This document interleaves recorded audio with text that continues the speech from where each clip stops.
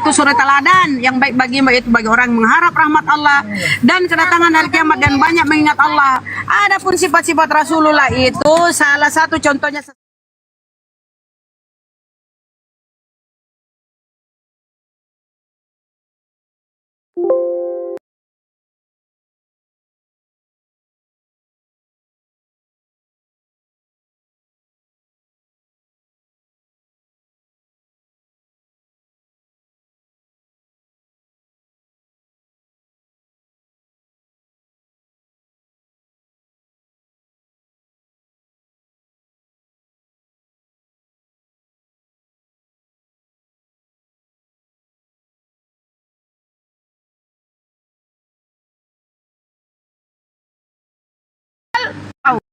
Kamu lari ke hadis. otakmu tuh nyantol tolol banyak lemak babi di otakmu kok tolol. Dibilang apa itu teladan? Teladan itu contoh. Dasar tolol. Bodoh. Aku tanya, Oh. Paro. Kau yang tolol menuhankan manusia yang lahir lewat selangkangan. Masa Tuhan lahir lewat selangkangan? Oh, dibilang teladan. Allah berfirman dalam Al-Quran bahwa Rasulullah itu adalah teladan. Contoh. Aku tanya di kitab sucimu di mana? Tolol sekali kau.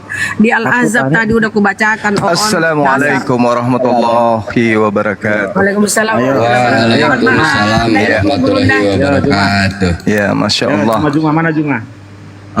Ini apa ini? Mau bertengkar atau mau berdiskusi? Yo, diskusi, jangan banyak bacot kamu Juma. Ayo, udah mulai. Siapa yang bacot? Saya baru naik. Kok dibilang banyak bacot dari tadi, kamu bernarasi. Ayo, kita berdua ayo. Narasi saya apa tadi? Ayo. Narasi saya tadi apa? Ayo, saya mengatakan bahwa Kristen menyembah setan. Kenapa Anda nggak bantai itu? Ayo. Kenapa nggak bantai itu? Paulus kedatangan setan. Kenapa nggak bantai itu? Yuk, tentukan topik. Ayo, jangan bernarasi sendiri. Tentukan topik pakai timer. Oke, silakan. Topik yang kamu kuasai, silakan. Ya. Maaf, saya baru makan. Yo, itu tadi. Apa itu? Udah, aku nggak dengar. Dulu cuma. Diam dulu. Apa temanya? Muhammad dengan akhlak Rasul Paulus. Oh, baik. Saya terima. Baik. Yo. Iya. Iya. Ya, baik. Oke, aku saya tentukan timer ya. Mana timernya? Mana timernya? Oh, butuh timer. Oke, baik. Yo, ya dong. 1 menit, 1 menit aja. Yo, mana waktunya? Ya tunggu dulu pelan-pelan, Mbak. Jangan kayak setan yang datang kepada Paulus itu. Kamu yang kesurupan. Kamu kenapa jangan kayak setan yang datang ke Paulus itu. Santai aja, santai. Pelan. Kamu ingin membahas tentang akhlak. Akhlak itu adanya di Islam. Tidak ada akhlak di Saya bicara dulu. Diam dulu cuma. Aduh, kamu ini ngomongnya. Udah, aku bicara dulu ya. Iya. Silakan. Bang Penta Nois. Ya. Waduh. Mana timernya, teman-teman? Mana timernya? Bunda Rahma timer, Bunda Rahma. Aku cari dulu baru masuk rumah. Mohon maaf sebentar. Oten sok pakai 2 menit aja, 2 menit. 2 menit. Udah. Kamu, janganlah kamu nangis kok kesurupan seperti jin kamu. Kau diamlah. Ya nangis tak ada, yang kesurupan pun tak ada. Kesurupan kamu yang kesurupan jin cuma. Kesurupan lagi. Ini kenapa orang ini? Udah cuma. Sambut ya Bang. Yang lain kamu narasi. Jangan kabur ya, jangan kabur ya, jangan kabur. Kamu yang kabur cuma. Ayo, kamu yang kabur, ayo. Ada biasa timer ada ini kok timernya mau. Jangan kabur ya. Bentar. Cuma kamu yang kabur. La ilaha illallah. Oke, gini gantian ya. Sebentar saya cari. Bentar. Aduh, kenapa ini ngomong semua? Sebentar saudaraku, sebentar. Mau diskusi atau mau apa ini kita? Sementara saya cari timernya, Gurunda mohon maaf. Silahkan bernarasi dulu kau Oten 1 menit, Gurunda 1 menit. Bernarasi dulu masing-masing menyampaikan teladan apakah yang kau mau angkat itu silakan. Silakan 1 menit dulu ya. Sebentar setelah itu Bang. Silakan. Ya, cuma diam dulu nih, cuma kamu sebut dulu cuma, kamu speakermu cuma. Oke, aku dulu ya. Oke, terima kasih ya teman-teman ya yang di seberang ya Umis ya. Nabimu ini Ya, bahas Nabi. bahas Oh, akhlak diam Paulus dulu. Nah, kamu itu Eh, dulu diam. Sit Ini up, pembukaan. diam. Nah, Ini pembukaan. Bahas akhlak Paulus dulu, Iya, dulu, baru nanti iya. dibandingkan dengan iya, pembahasan betul. saya Diam, gitu. Nah, Oke, diam. silakan. Aduh, ini Juma ini nggak bisa diam Juma ini. Udah diam Juma ya. Kamu kalau begini terus Oke, ucap ya, kamu itu jadi- orang gila ya. Nanti ku suruh turun Diam kau ya. dulu Juma. Aduh, banyak bacot kamu Juma. Itulah kamu kan. Kalau diskusi di timer, kamu buka dulu keyakinan Ya, kamu kalau- tentang Paulus. Nanti Bang Juma juga membuka keyakinan tentang baginda Rasulullah. Begitu kalau di timer. Jangan dulu membahas baginda Rasulullah, bahas dulu Diam, si diam. Paulus. Oh, aku diam. Aduh, ini gimana sih ini? Kayak suruh pas semua satu room nih. Udah bisa. Aku bernarasi. Udah bisa. Mana ini hostnya mana ini? Ya bernarasi lah kau 1 menit. Jangan dulu saling ini ya masing-masing Oh, bahas Teman-teman, keyakinan 1 teman-teman, menit. jangan terbawa suasana ya. Kelihatannya orang ini orang sakit ya. jiwa ya. Udah. Santai aja kita. Ya, kamu yang sakit jiwa Juma ketemu saya, kamu habis kamu nangis-nangis, kamu udah kencing celana ya. Oke, ya Udah, Juma ya clear ya. gunakan 1 menit. aduh, diam Gunakan dulu. 1 menitmu, gunakan. Ayo, Paulus sebutkan gimana tentang Paulus. Silakan. Ya, oke ya. Kita Artikan? berbicara akhlak nih ya. Nah, diam dulu cuma itulah nggak bisa ini orang kadrun ini diam kalau bernarasi. Itulah kan dia buat sendiri tapi dia melanggar sendiri. Nah, itulah. Kepler kalau sama Ayo saya 1 kamu menit teknik. gunakan Teknik. tunjukkan Teknik. kebaikan Ya. Paulus. Nggak Silakan. ada ilmumu. Silakan Sudah, 1 menit ya, dimulai kalau dari orang sekarang lain, kamu tunjukkan bisa kebaikan pelintir. Paulus. Kalau sama Silakan. saya, kamu nggak bisa pelintir ya. Aku raja debat saya. Oke, Kepler ya. Ya, kalau melihat narasi-narasi si Kepler ini ya, dia dalam menyerang kekristenan ini luar biasa ya. Kita sekarang bagaimana akhlak seorang nabi dan seorang rasul. Seorang rasul dan seorang nabi pantaskah bisa dan mau menikahi anak kecil? Rasul Paulus tidak pernah menikahi anak kecil. Rasul Paulus tidak pernah menikahi menantu. Rasul Paulus tidak pernah poligami. Kalau dia panutan dan menjadi teladan dari setiap akhlak dan perbuatan, seharusnya akhlak seorang rasul, akhlak seorang nabi, kita bisa implementasikan sampai saat ini. Nah, saudara-saudaraku yang umis nih, yang ada di room nih ya, lebih khusus si Kepler ini, ya, Rasul Paulus sebelum dia bertobat ketemu dengan Yesus, dia memang tidak sesuai dengan kehendak Tuhan. Dia banyak menganiaya anak-anak Tuhan dan gereja Tuhan. Tetapi setelah bertemu dengan Juru Selamat Yesus Kristus, dia bertobat dan meninggalkan jalan-jalan yang jahat.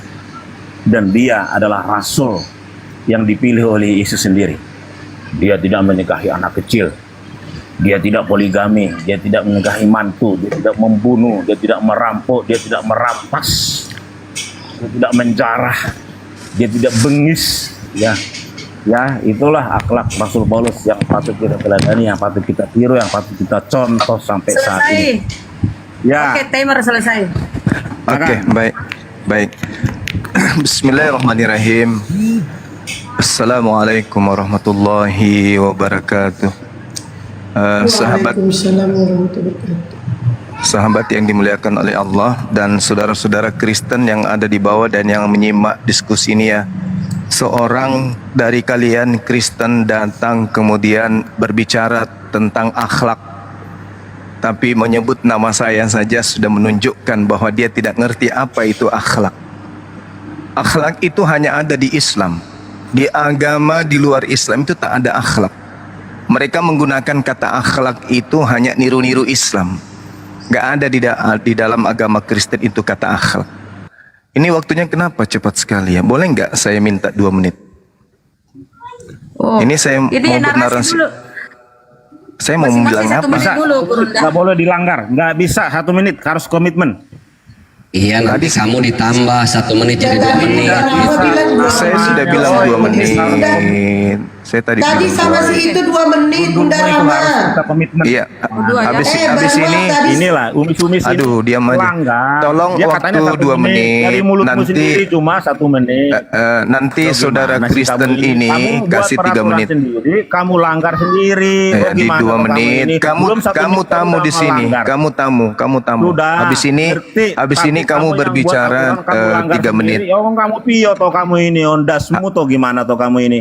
Sabar Habis- dulu, Oten. Habis ini Bukan kamu bicara sabar, 3 menit, Kamu yang buat oke ya? peraturan sendiri. Belum jalan 1 menit kamu Tunjukkan udah langgar. Ini sikap akhlakmu. dari kok. Tunjukkan Tadi akhlakmu. Bang Juma itu Apa ini Bunda mintanya Rahma? 2 Kenapa menit. susah sekali Bun? Akhlakmu yang tidak ada. 2 menit, Bun. Orang kamu Ini buat aku. sendiri, kamu langgar sendiri. Akhlak siapa yang nggak ada kamu? Gak ada Bang Juma tadi mintanya 2 menitan waktunya. 1 Kamu ini menit, ngawur. oh, putar tuh belakang. 2 menit, Putar tuh semuanya belakang minta tuh. 2 menit Bang Juma itu. Telingamu itu 1 menit tadi. Kamu kupingmu di mana Iya, tuh? di Udah, awalnya kamu tadi baru 1 menit, nanti dikasih 3 menit. Bang Juma sekarang 2 menit. Sebelum Bang Juma saya sekarang tahu 2 menit, semuanya. 3 menit. Komitmen kita orang kamu itulah kamu ini kadrun juga kamu ini onta gurun juga kamu.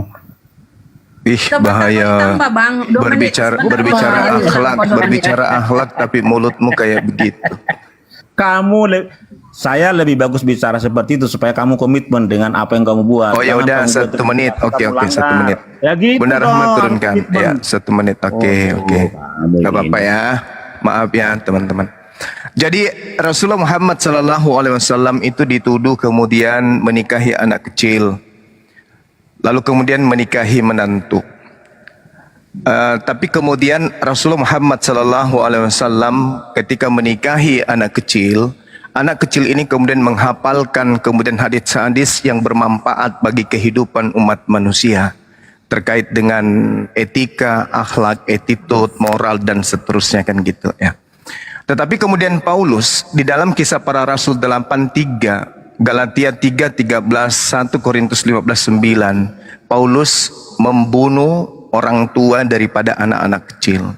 Sekarang pertanyaannya, Rasulullah Muhammad SAW Wah, menikah. udah habis 1 menit. Mana timernya ini? Aduh. Belum, Menik- jangan dulu. Kita, aduh, ini. Aduh, ya Allah, Mana ya Rabbi, narasi Oten, kamu? Oten. Aduh. Dulu, he, ini Kamu iklan. umis, onta turun kamu ini.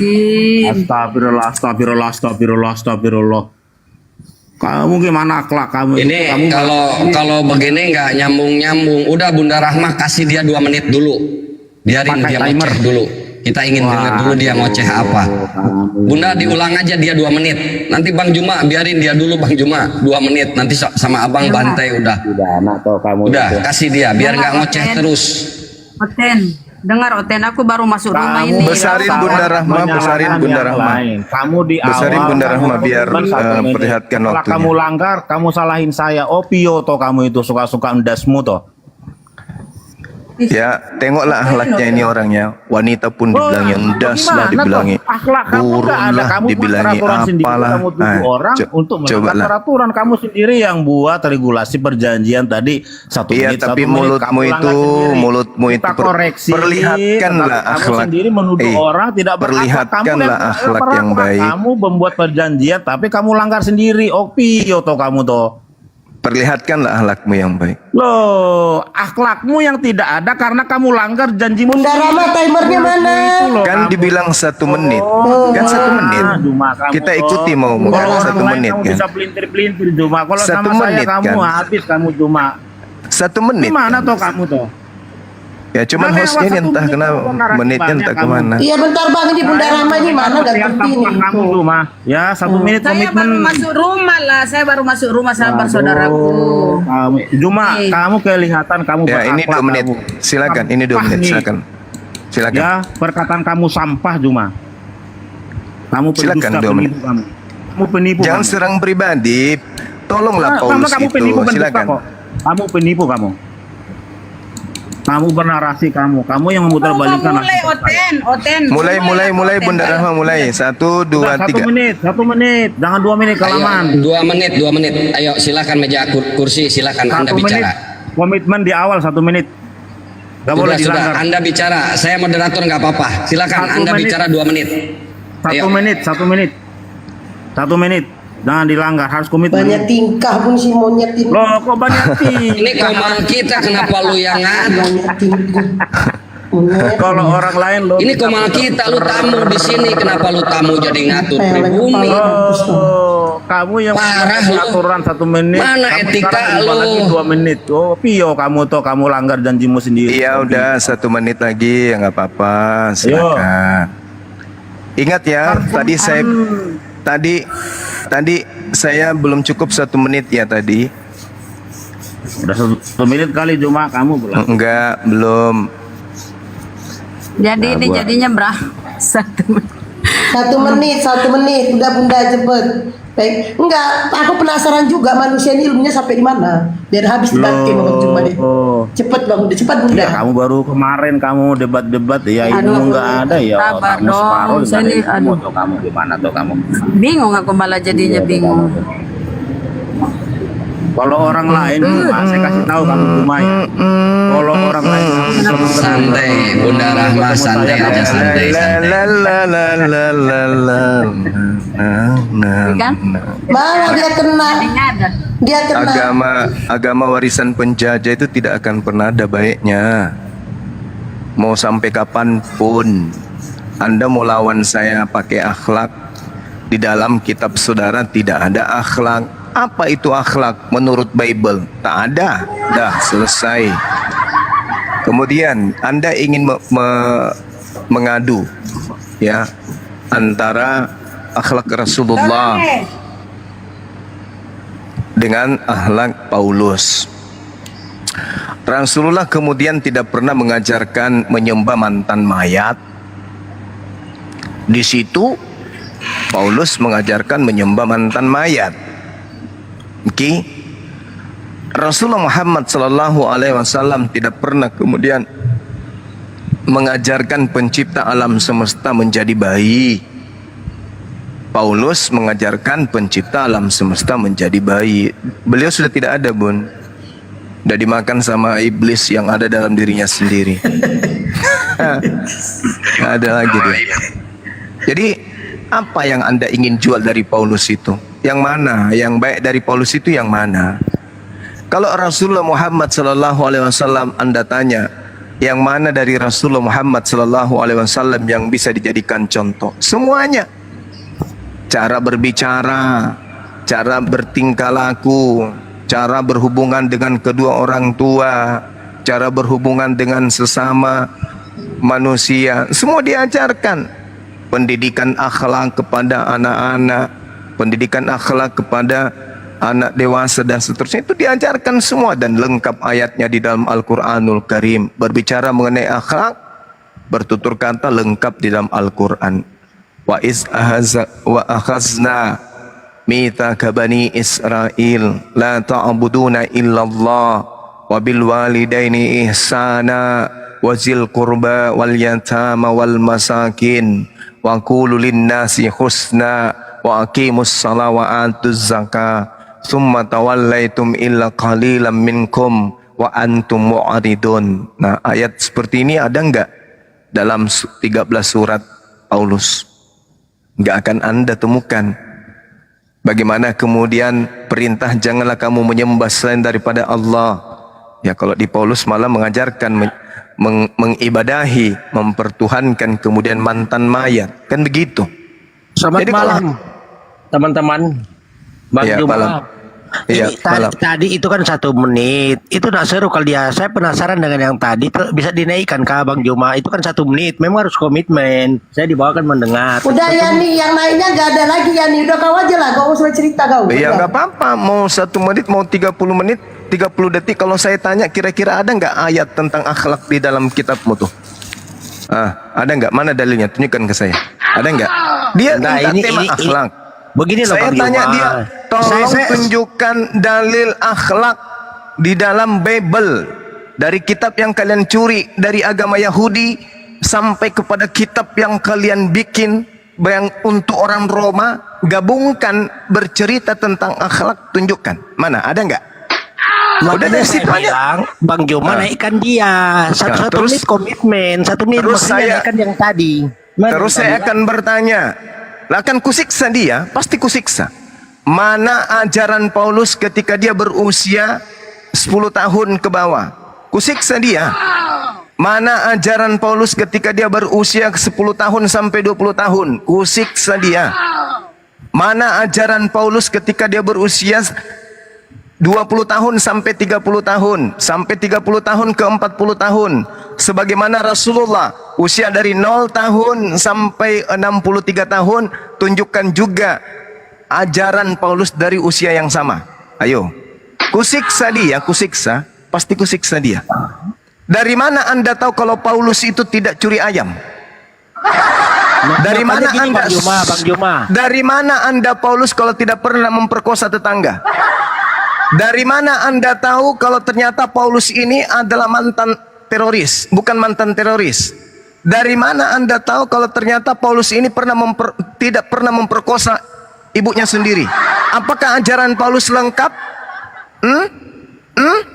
Lengkap. Kusiksa, aku bilang kusiksa. Makanya Rasulullah. gini, Bang Juma, Enggak usah, betul itu enggak Bang usah Juma ya. bilang. Enggak usah. Naikkan Satu dia. menit itu akan membuat dia menderita. Kubuat dia menderita. Baik-baik aja nya aku awal. Ku bilang, oh mampus kau nanti ini kubuat. Tunjukkan kalau kemudian Nabi Muhammad itu pernah memperkosa anak kecil atau mencabuli anak kecil. Tunjukkan kesaksian selama 1400 tahun dan sejazirah Arab, orang-orang Arab dan keturunan orang Arab yang hidup sesama dengan Rasulullah. Sekarang saya mengatakan Paulus ini, apakah ada orang Yahudi yang bersaksi bahwa dia tidak pernah kemudian memperkosa anak kecil? Tunjukkan kesaksian akhlak baiknya Paulus dari orang-orang yang hidup sesamanya dan orang-orang sebangsanya Yahudi. Ada? Kalau tidak ada, kemana kisah hidup Paulus ketika dia bersama dengan orang-orang Yahudi? Mana? Tunjukkan dalilnya. Enggak ada. Berarti dengan demikian, Paulus boleh saya tuduh pencuri ayam, boleh saya tuduh suka gauli kambing, boleh saya tuduh Paulus itu adalah pencuri kambing, boleh juga saya tuduh Paulus itu diusir dari rumah karena memperkosa neneknya yang sudah sekarat. Boleh. Boleh. Kenapa tidak? Tidak ada sejarah hidupnya, Cak Ayu. Paulus itu orang gelap. Paulus itu seperti setan. Gak ada sejarah hidupnya. Rasulullah sejak dia dikandung, sampai dia dilahirkan, sampai dia bayi, sampai dia kanak-kanak, sampai dia anak, remaja, dewasa, tua, meninggal, lengkap. Paulus mana ketika dia usia anak-anak? Mau bandingkan dengan Rasulku yang begitu mulia? Sebenua Arab mengimaninya sebagai orang suci, orang terpercaya, orang jujur, orang beriman. Mana tunjukkan kotoran yang bisa disandingkan kepada Rasulullah oleh orang sebangsanya? Ada. Generasi kedua, generasi ketiga, generasi keempat, generasi kelima, sampai sekarang ini. Ada. Tunjukkan. Akan kutunjukkan teriakan-teriakan orang Yahudi tentang Paulus dari Bible itu sendiri. Kalian tidak malu? Kalau aku buka aibnya Paulus, nggak malu? Nggak malu? Paulus itu ibarat setan. Bapaknya kita tidak tahu, ibunya kita tidak tahu, dia siapa anaknya siapa kita nggak tahu. Dia itu ibarat iblis yang nggak tahu siapa bapaknya, gelap. Masa kecilnya ngapain aja dia? Ada yang tahu, ada yang jamin kalau Paulus itu tidak perkosa kambing? Ada. Kalau Rasulullah dituduh seperti itu, ada kesaksian orang sesamanya? Mana? Tunjukkan dalilnya. Kalau saya mengatakan bisa jadi Paulus itu memperkosa mamanya sampai diusir, sampai sejarah kekeluarganya itu tidak ada. Siapa yang bisa membantah saya bahwa Paulus tidak memperkosa mamanya? Siapa? Bantah saya. Bantah. Mana dalilnya? Mana kesaksian orang-orang sesamanya bahwa dia adalah orang baik? Mana? Pada saat dia usia remaja, siapa yang bisa menjadi saksi bahwa dia tidak pernah curi ayam? Ada? Ada? Mana sejarah hidup Paulus pada saat itu sehingga kalian mensuci-sucikan manusia ini? Mana? Waktu kecil dia rajin apa? Dia senantiasa, dia kenapa? Sedangkan ke Galilea saja dia murtad, sedangkan terhadap ajaran Yahudi saja dia murtad, sedangkan firman Tuhan yang adalah Taurat aja dibilangi kotoran, dibilangi tai. Orang macam apa ini? Kalau Anda mengatakan dia baik, tunjukkan. Saya ingin tahu dong, pada saat usia Paulus 15 tahun ngapain aja? Sajikan ke saya. ku baca kisah hidupnya, baru kalian bisa jempol Paulus itu. Kalau tidak, maka dia sama dengan iblis yang tidak punya kisah hidup. Mana? Jangan coba-coba. Onde mande. Oten, bukan Oten namanya kalau nggak ini. Aduh, kena Bang Juma. Bukan Oten namanya kalau nggak gini. Mana ini Mbak Esti ini? Ayo kita makan bakso dulu. Capek saya. Tadi kau berdua muda kau dengarkan dulu Bang Juma itu bercerita kau. Gini maksud saya kan seru kalau ada yang tadi. Saya kan kopi ini perbicaraannya ini. Walaupun demikian. Jadi Yang gini jangan Bang lah Yani, gantinya Bang berdua. Yani, Bang Yani, gini Bang Yani. Tadi itu dia bukan ingin diskusi, tapi ingin membuat soal. Kalau diskusi, kita kan tuan rumah di sini, dibentuk untuk 2 menit juga Bang Juma mintanya 2 menit nggak apa-apa kan? Dia juga sama dikasih 2 menit, bahkan Bang Juma udah ngasih. Udah saya 2 menit, nanti dia kasih 3 menit, kurang gimana? Jadi memang dia kesini itu bukan untuk diskusi, hanya untuk mengolok-olok. Inilah, jadi memalukan sifat-sifat seperti itu. Datang-datang dia tanpa dalil, tanpa apa, sudah menjelek-jelekan. Silakan Bang Juma, dilanjutkan. Allah Tuhan yang dibawa dan diajarkan oleh Rasulullah. Apa kata Allah? Bismillahirrahmanirrahim. Wa innaka la'ala khuluqin azim. Sesungguhnya engkau wahai Nabi Muhammad benar-benar berbudi pekerti yang luhur. Nah, mana sanjungan Yesus Tuhan yang dijual oleh Paulus ke Roma ini menyanjung Paulus? Mana? Tunjukkan ke kita. Ada? Gak ada. Jadi apa yang mau dibandingkan Paulus dengan Yesus, dengan Nabi Muhammad ini apa? Yang mananya, bagian mananya?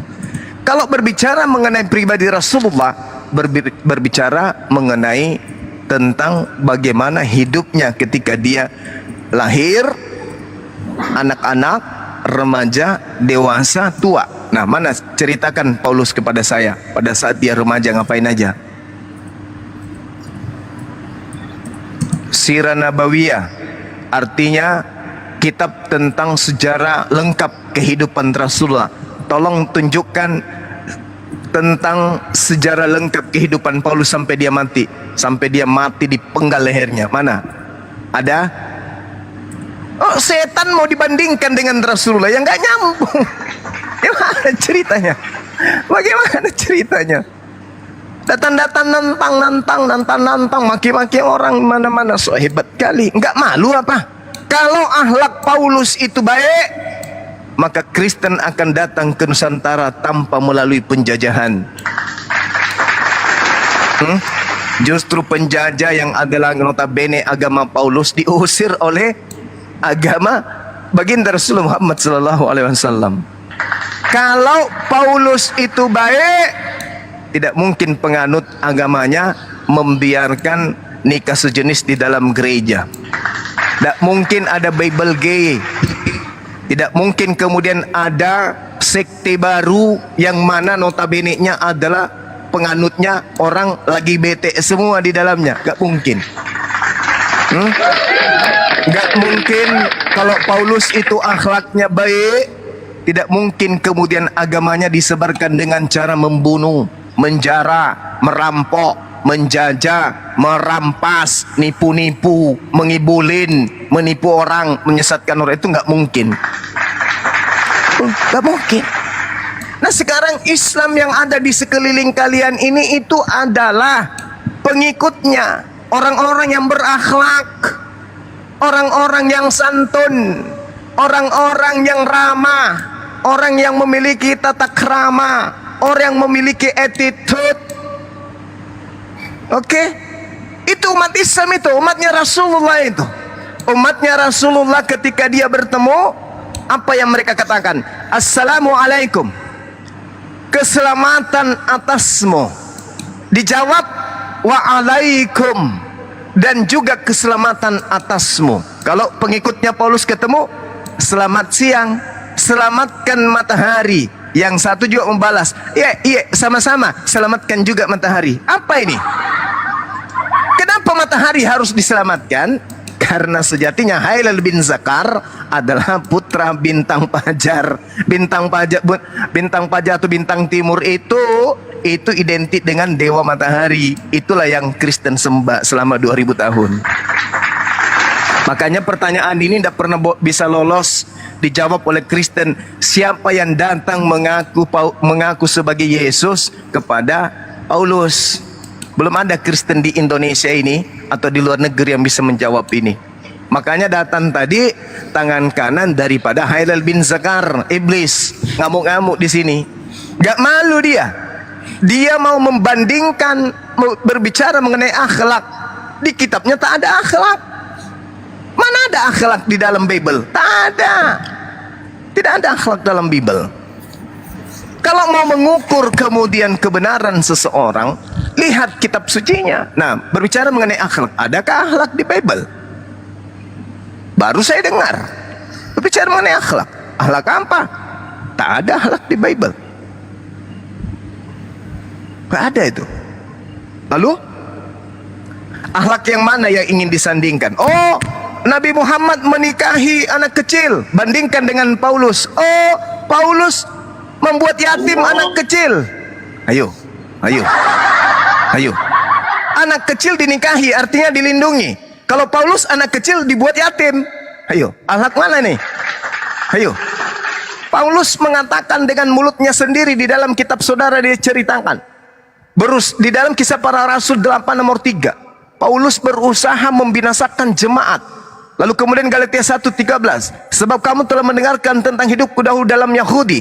Tanpa batas aku menganiaya jemaat dan berusaha membunuhnya. Ayo. Paulus berusaha membuat anak-anak kecil kehilangan orang tua. Ayo. Rasulullah berusaha melindungi satu orang saja, yaitu Siti Aisyah. Ayo. Bukankah menikahi wanita itu tujuannya adalah melindungi wanita? Ayo.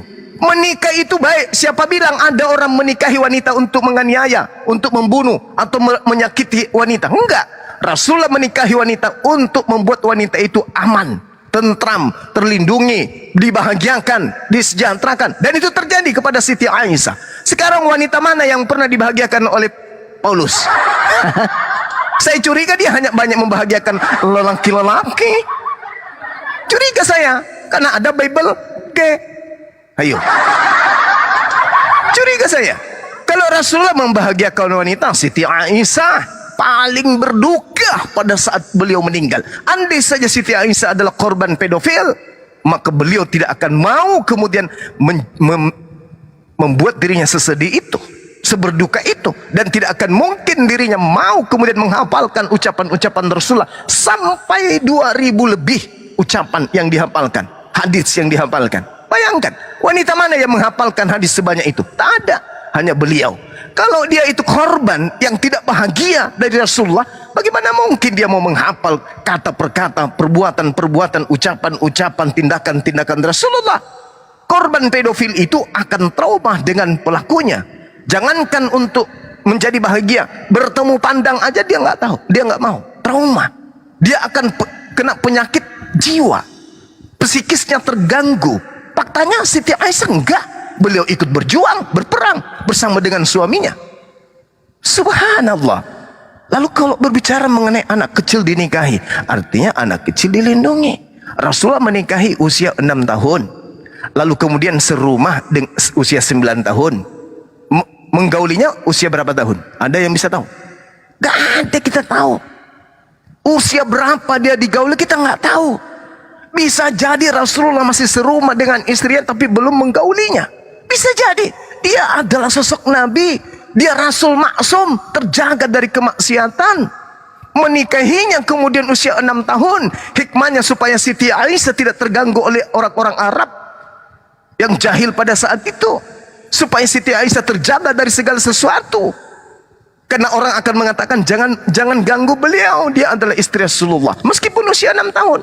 Toh dia serumah usia 9 tahun. Pada saat serumah 9 tahun, apakah dia langsung digauli? Mana informasinya? Mana kabarnya? Mana hadisnya? Siapa yang mengatakan itu? Tak ada. Jadi ini hanya fitnah orang-orang penyembah tuyul.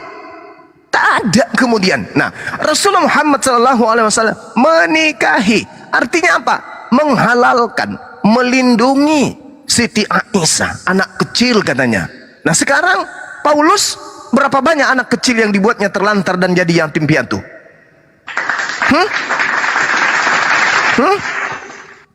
Pilih mana? Anak kita dinikahi oleh seorang rasul, pemimpin umat di atas muka bumi ini, wakil Tuhan di atas muka bumi ini, daripada anak kita menjadi yatim piatu. Pilih mana? Ayo, pilih mana? Pilih mana anak kita ini dinikahi oleh pemimpin manusia di atas muka bumi, daripada anak kita ini kita tinggalkan menjadi yatim piatu. Pilih mana? Paulus datang membuat anak-anak kecil menjadi yatim piatu. Itu akhlak yang bagus. Rasulullah malah melindungi anak kecil. Begitu ada hubungan silaturahmi kekerabatan dengan Siti Aisyah, maka kelompok suku Arab dan suku Arab lainnya bersatu padu. Rasulullah menikahi dari suku yang lain, bersatu padu. Rasulullah menikahi wanita lagi yang janda tua dari suku lain, bersatu padu. Suku-suku yang tadinya saling bertentangan, suku-suku yang tadinya saling bersinggungan, suku-suku yang tadinya saling serang satu sama lain, Rasulullah satu orang menyatukan suku-suku sejazirah Arab sehingga mereka menjadi rahmatan lil alamin. Itu fakta. Paulus menyatukan Yahudi dengan Roma enggak? Menyatukan enggak? Katolik dengan Protestan bersatu enggak oleh Paulus? Kucakar juga lama-lama matanya orang tadi itu. Jadi kalau ada penghujat-penghujat kayak begitu, harusnya sadarilah Anda memfitnah Rasulullah menikahi anak kecil dan konotasinya buruk. Oke, silakan aja dengan iman saudara. Tapi tolong tunjukkan di mana dasar Anda berpikir bahwa Nabi Muhammad SAW menggauli beliau di usia 9 tahun. Bukankah 1400 tahun silam Jazirah Arab, orang-orang yang hidup di padang pasir itu ibarat onta. Kenapa onta itu adanya di gurun pasir seperti di Arab? Karena onta itu adalah makhluk binatang terkuat. Begitulah juga manusia-manusia di padang pasir yang ada di Arab. Usia 9 tahun, maaf, itu sudah sama seperti usia 20 tahun kalau manusia di Asia ini. Paham? Mereka bertahan hidup dengan tulang-tulang yang kuat, dengan tubuh-tubuh yang kokoh, dengan pola pikir yang hebat, dengan kaki yang begitu kuat, dengan tulang betis yang begitu kuat, rahim yang begitu kokoh. Lihat aja sampai sekarang keturunan baginda Rasulullah Muhammad SAW yang ada di Indonesia ini. Lihat aja mereka tuh, bagaimana badan mereka tuh. Lihat itu, mereka baru usia 7 tahun, 8 tahun, 9 tahun sudah seperti anak gadis. Itu sekarang yang sudah makan makanan yang instan. Mereka yang masih makan makanan yang super alami, gimana kehidupan mereka? Lagian jangan terlalu jauh 1400 tahun silam. Tanya pada nenek-nenek kalian. Nenek kalian itu baru kelas 6 SD sudah nikah kok. Ada yang baru kelas 5 belum tumbuh juga bulunya udah nikah. Tanya sama nenek-nenek kalian tuh. Apalagi waktu datang Belanda, dia cari yang belia-belia. Waktu penjajah masuk, dia cari yang belia-belia. Tanya. Banyak orang yang baru kelas 6 SD sudah pada menikah. Itu sekarang. Gimana? 1400 tahun silam. Dan yang melakukan itu adalah seorang pemimpin bumi. Bukan pemimpin negara, pemimpin bumi. La haula wala quwata illa billah. Baca bagaimana sejarahnya Nabi Ishak menikahi istrinya Ribka usia 3 tahun. La haula wala quwata illa billah. Dan tanya pada diri saudara-saudara Kristen, di dalam Bible usia menikahi wanita itu standarnya berapa tahun? Ada dalilnya? Tak ada. Nggak ada. Gak ada. Jadi nggak usah sosokan bicara hak Rasulullah. Janganlah kayak gitu menghina kali ya. Sadarilah kalian itu bahwa agama yang diwariskan penjajah di negara ini bukan Islam. Oke, rumah ibadah yang diwariskan oleh penjajah di Indonesia ini bukan masjid. Kitab yang diwariskan oleh penjajah di negara ini bukan Al-Quran. Dan Tuhan yang diwariskan oleh penjajah itu bukan Allah. Tanya sama diri kalian tuh, penjajah mewariskan apa aja di negara ini dan siapa pewarisnya? Punyalah muka sedikit, milikilah wajah sedikit, punyalah wajah sedikit. Gak bagus itu. Kalau orang hidup tanpa wajah gak bagus. Kamu punya Bible, di dalamnya ada Ishak, di dalamnya ada Ismail. Ismail keturunannya Nabi Muhammad, Ishak keturunannya Nabi Isa. Paulus keturunannya siapa? Ishak keturunannya membawa agama Yahudi, Nasrani. Ismail keturunannya membawa agama Islam. Katolik, Kristen, Protestan, Apeng, itu keturunan siapa yang bawa? Nabi Ishak, Nabi Isa, Nabi Ismail, Nabi Daud, Nabi Salomo, Yesus, Nabi Muhammad, siapa lagi? Semua punya silsilah. Giliran Paulus silsilahnya bicara Yesus silsilah lengkap. Bicara Nabi Musa silsilah lengkap. Abraham silsilah. Semua punya silsilah. Paulus silsilahnya Baluak. jadi janganlah nantang-nantang kayak gitu-gitu kali, janganlah ya. Janganlah, Bung. Kalau agama Islam itu adalah agama, bukan agama yang hak, maka umat Islam di Indonesia ini tuh mayoritas, Bung. Bukan mayoritas ece-ece. 90, hampir 90% umat Islam di Indonesia ini. Bang Juma, ini saya mau tanya ini. Coba tolong jelaskan surat Al-An'am 108 itu. Itu gimana itu? Sudah sejauh mana ilmu Anda dengan Al-Quran? Nah, saya tanya dulu, itu kan tertulis begitu demikian. Ini makanya saya kan apa saya yang tertulis? bertanya ini. Iya, apa yang ada di dalam Al-Quran yang Anda bahas itu, yang Anda pertanyakan? Ya, itu saya tanya, jelaskan maksudnya begitu. Enggak, Kan paling tidak kalau Anda membaca terjemahan, ada makna yang Anda ketahui di situ kan. Sama seperti saya mendalami Bible, ada makna yang tertulis di sana maknanya yang kemudian apa saya itu? jelaskan. Ya. Apa itu? Apa? Dan janganlah kamu memaki sesembahan mereka, sesembahan Oke. mereka kan itu kan, karena mereka nanti akan memaki Allah dengan Oke. melampaui batas tanpa dasar pengetahuan. Bisa jelaskan kah? Itu kan yang Oke. menulis ayat ini siapa, Bang Juma? Iya, saya tahu, saya ngerti. Mereka di sini siapa? Ya, Sekarang jelaskan. mereka ini siapa? Ya jelaskan. Ini surat ini kan di surat Al-An'am ini 108 ini itu maksudnya apa itu? Kan disuruh Allah mengatakan jangan memaki sesembahan lain. Itu bagaimana Iya. bisa jelaskan? Memang nggak boleh kita memaki.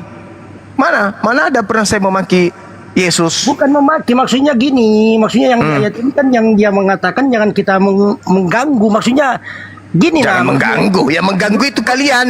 Begini Bang Juma, begini maksud Kalian saya. itu yang mau mengganggu. Begini Bukan loh, kami Bang yang Juma. mengganggu kalian. Kalian mengganggu kami. Gak sadar-sadar juga kalian. Bang Kalian Juma, tuh- kalian Anda tuh itu agama berbicara dengan perampas. saya tidak pernah mengganggu Bang Juma ya, saya tidak pernah mengganggu. Ya sama, bertanya saya juga ini. tidak pernah mengganggu Anda kan. Saya bertanya aja ini, jelaskan karena ayat ini mengatakan. Jadi begini, kalau Islam ya Islam, sudah jangan ganggu agama lain, itu ayat ini mengatakan demikian Bang Juma. Kalau saya benar saya. Yang mengganggu agama lain selain Islam itu siapa, Cak Ayu? Kapan kami ganggu kalian? Bukan ganggu, lain ganggu, bukan ganggu. Ini kan ini apa maksudnya ini? Maksudnya jelaskan aja itu ayat itu. Ya, bilang dong. Jangan Ya. kamu seakan-akan saudara ini menuduh Islam itu mengganggu. Hei, kutanya sama Tidak. kamu, Saudara Bung. Maksudnya begini, Bang Agama Juma. yang paling usil, yang paling jahat di atas muka bumi itu agamamu. Paham itu dulu. Tidak. Gini Bang Juma, jelaskan Itu aja kan dulu. tadi Anda kan menuduh. Tadi kan Jelaskan menuduh aja, saya Anda tidak itu. menuduh. Saya tanya jelaskan, saya tidak menuduh Bang Juma, jelaskan dulu Iya, ini. baik, saya jelaskan. Ya, oke, Bismillahirrahmanirrahim. Surah apa tadi? Al-An'am 6:8. ayat 6:108. 108. Saya bacakan, Bismillahirrahmanirrahim. janganlah kamu memaki sesembahan yang mereka sembah selain Allah, karena mereka nanti akan memaki Allah dengan melampaui batas tanpa dasar. Begitu Bang Juma, silakan. Oke, wala tasubbul ladina yad'una min dunillah wa yasubbullah adwan bighairi ilmi. Kami umat Islam tak pernah kemudian memaki sembahan orang Kristen, tak pernah. Yang memaki sembahannya sendiri itu adalah Kristen itu sendiri. Justru umat Islam itu datang untuk menghentikan Kristen laknatullah ini agar jangan memaki Yesus sembahannya. Siapa yang memaki bahwa Yesus itu mati terkutuk di atas tiang salib? Islam atau Kristen? Bible. Siapa sih? Siang malam saya 24 jam membuat keadaan di mana memperlihatkan umat Islam hadir untuk mempertontonkan bagaimana umat Islam menginginkan yang mati digantung terkutuk, yang ditampar, yang diludahin, yang ditelanjangin itu bukan Yesus. Tapi ente pada berusaha dengan mati-matian supaya yang mati ditelanjangi, yang diludahin, yang ditampar, yang ditombak itu adalah Yesus yang kalian sembah sendiri. Jadi siapa yang mau memaki Bang Tuhan Juma, kamu? Bang Juma, Itu kamu Bang sendiri Juma. yang memakinya, bukan kami. Bang Juma, itu yang Bang Juma bicarakan, maksud saya itu yang sesuai ayat ini seharusnya nak boleh mengurus agama orang lain gitu loh. Siapa Itu bilang maksud nggak saya. boleh? Siapa? Anda itu kurang ilmu. Izin Bang Juma boleh ya. Silakan. Nih, kita simak dulu ya isinya ya Nitan. Di dalam Al-An'am 108 isinya adalah terjemahan, karena kalau bahasa Arabnya Anda nggak ngerti ya. Janganlah kamu memaki sesembahan yang mereka sembah selain Allah. Nah, Anda itu kan nyembah Yesus, ya kan? Kemudian karena mereka Bang nanti Riki akan bisa Bang memaki. Juma aja yang jelasin Bang Biar Riki. enggak apa-apa. Oke, silakan. Enggak apa-apa Bang Riki, Ya. lanjut. Siap. Karena mereka nanti akan memaki Allah dengan melampaui batas tanpa dasar pengetahuan. Nah, berbalik kepada Bang Yani, Bang Juma ketika bicara itu tanpa pengetahuan atau dengan pengetahuan, itu yang Anda harus tahu. Yang Bang Juma bacakan itu semua Bible Anda. Jadi ini yang memaki itu Bang Juma atau Bible Anda. Itu yang Anda harus pahami. Kami itu justru Nabi Isa alaihissalam itu dimuliakan oleh kami. Tapi kalianlah yang memaki Yesus, bukan Bang Juma. Bang Juma dengan pengetahuan. Itu yang harus Anda pahami Bang Yanit. Silakan Bang Juma lanjutkan, monggo. Tar, saya bilang, yang memaki itu siapa? Yang memaki yang bagaimana? Itu saya nggak paham saya. Yang memaki siapa? Kalau begitu silakan tunjukkan. Tidak. Ada nggak di kami yang memaki?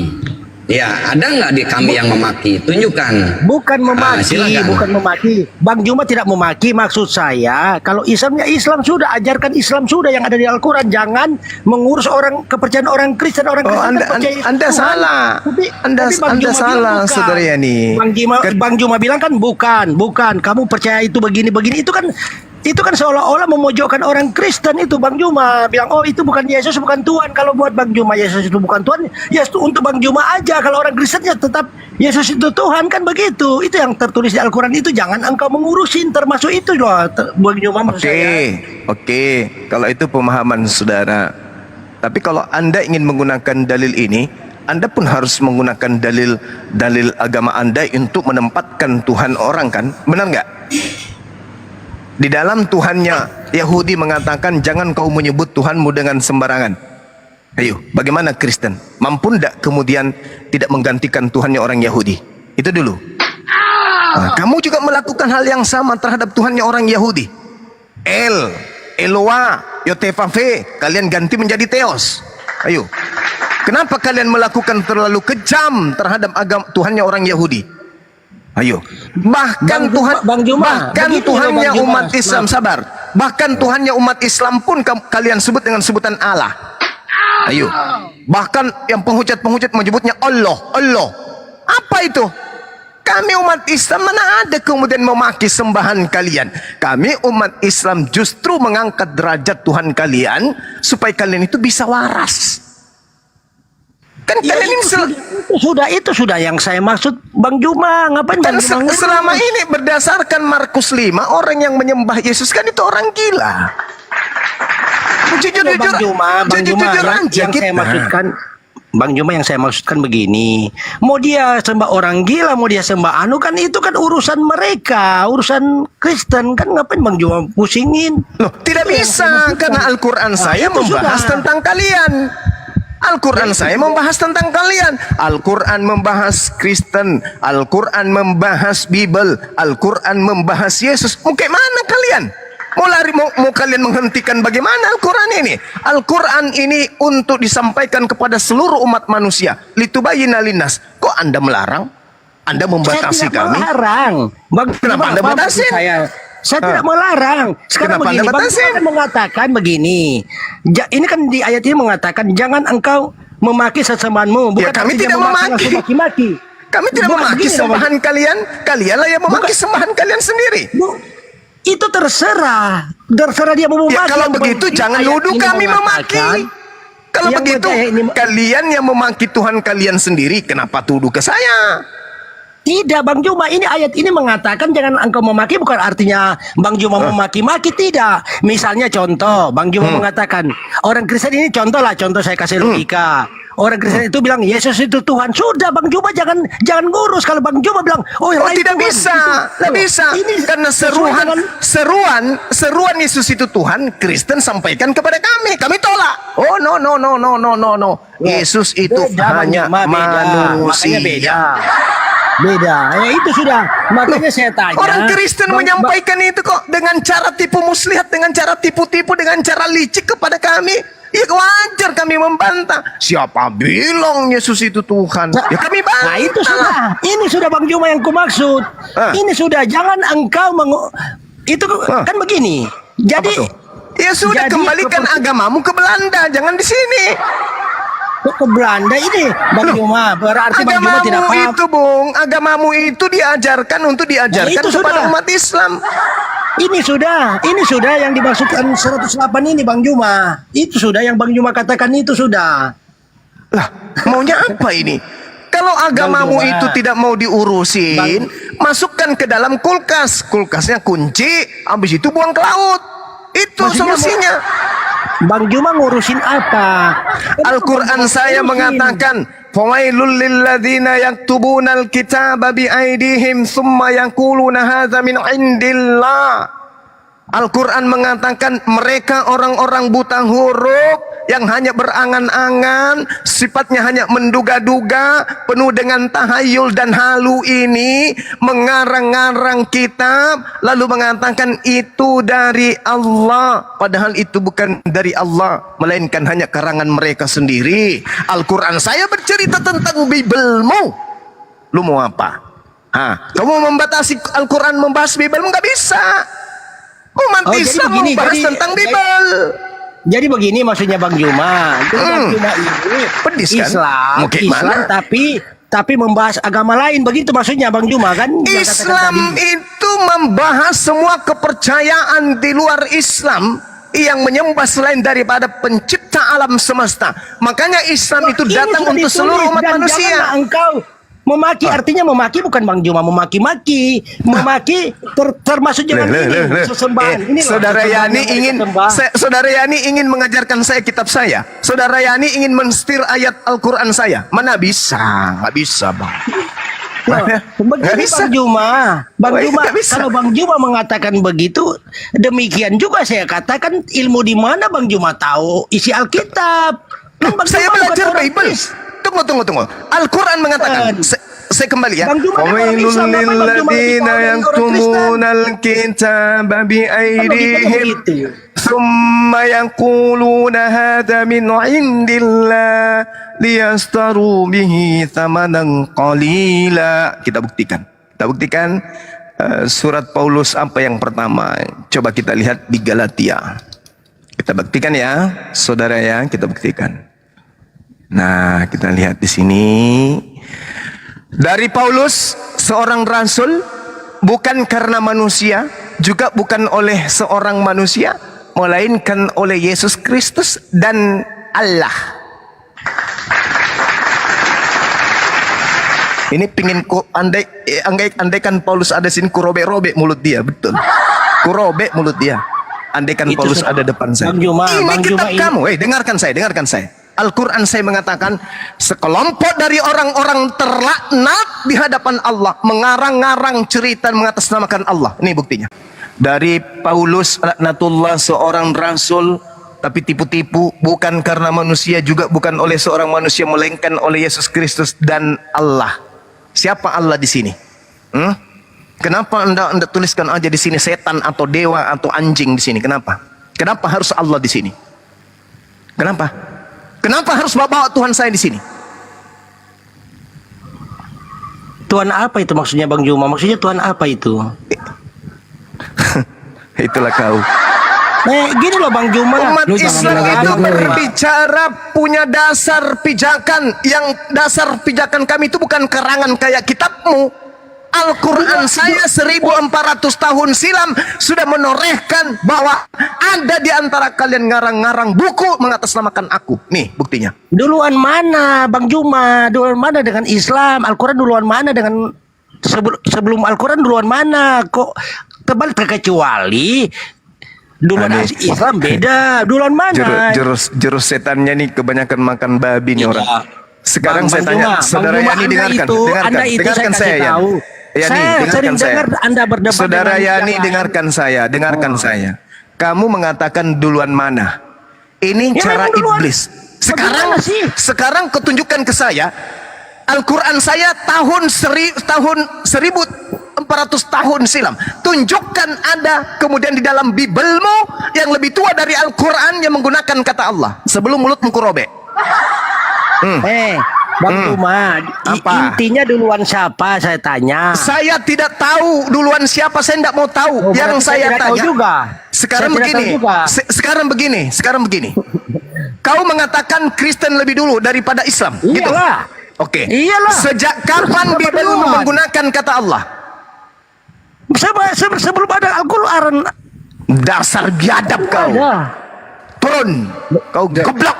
Kau talal. Kau anak anjing Kamu jadi yang manusia. goblok. Turun. Jangan terpancing banyak, jangan Turun. terpancing. Asu turun. Asu turun. Udah bang, udah. Jadi turunin. Dasar bego. Makan babi. Manusia laknat. Iya. Mereka itu Kristen itu memakai kalimat Allah itu tahun 1511 ketika Katolik masuk ke Indonesia. Itu Dasar baru bergulir bahlul. kata Allah. Jadi lucu kalau Jancok. mengatakan seperti itu. Masih mau kau datang besok. Belum kau rasakan. Kau orang berdiskusi, sok-sokan kau naik ke sini, sok pintar mengejarin kita di sini.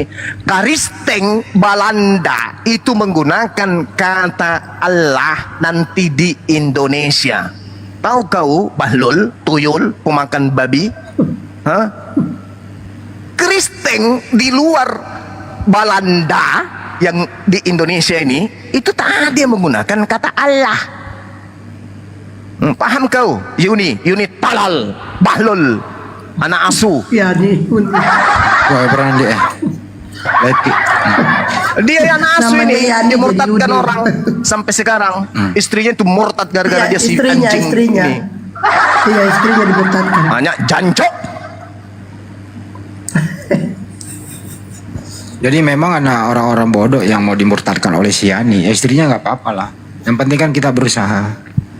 Yang jelas penggunaan kata Allah itu Belanda yang roba-roba di Indonesia. Itu nggak ada itu.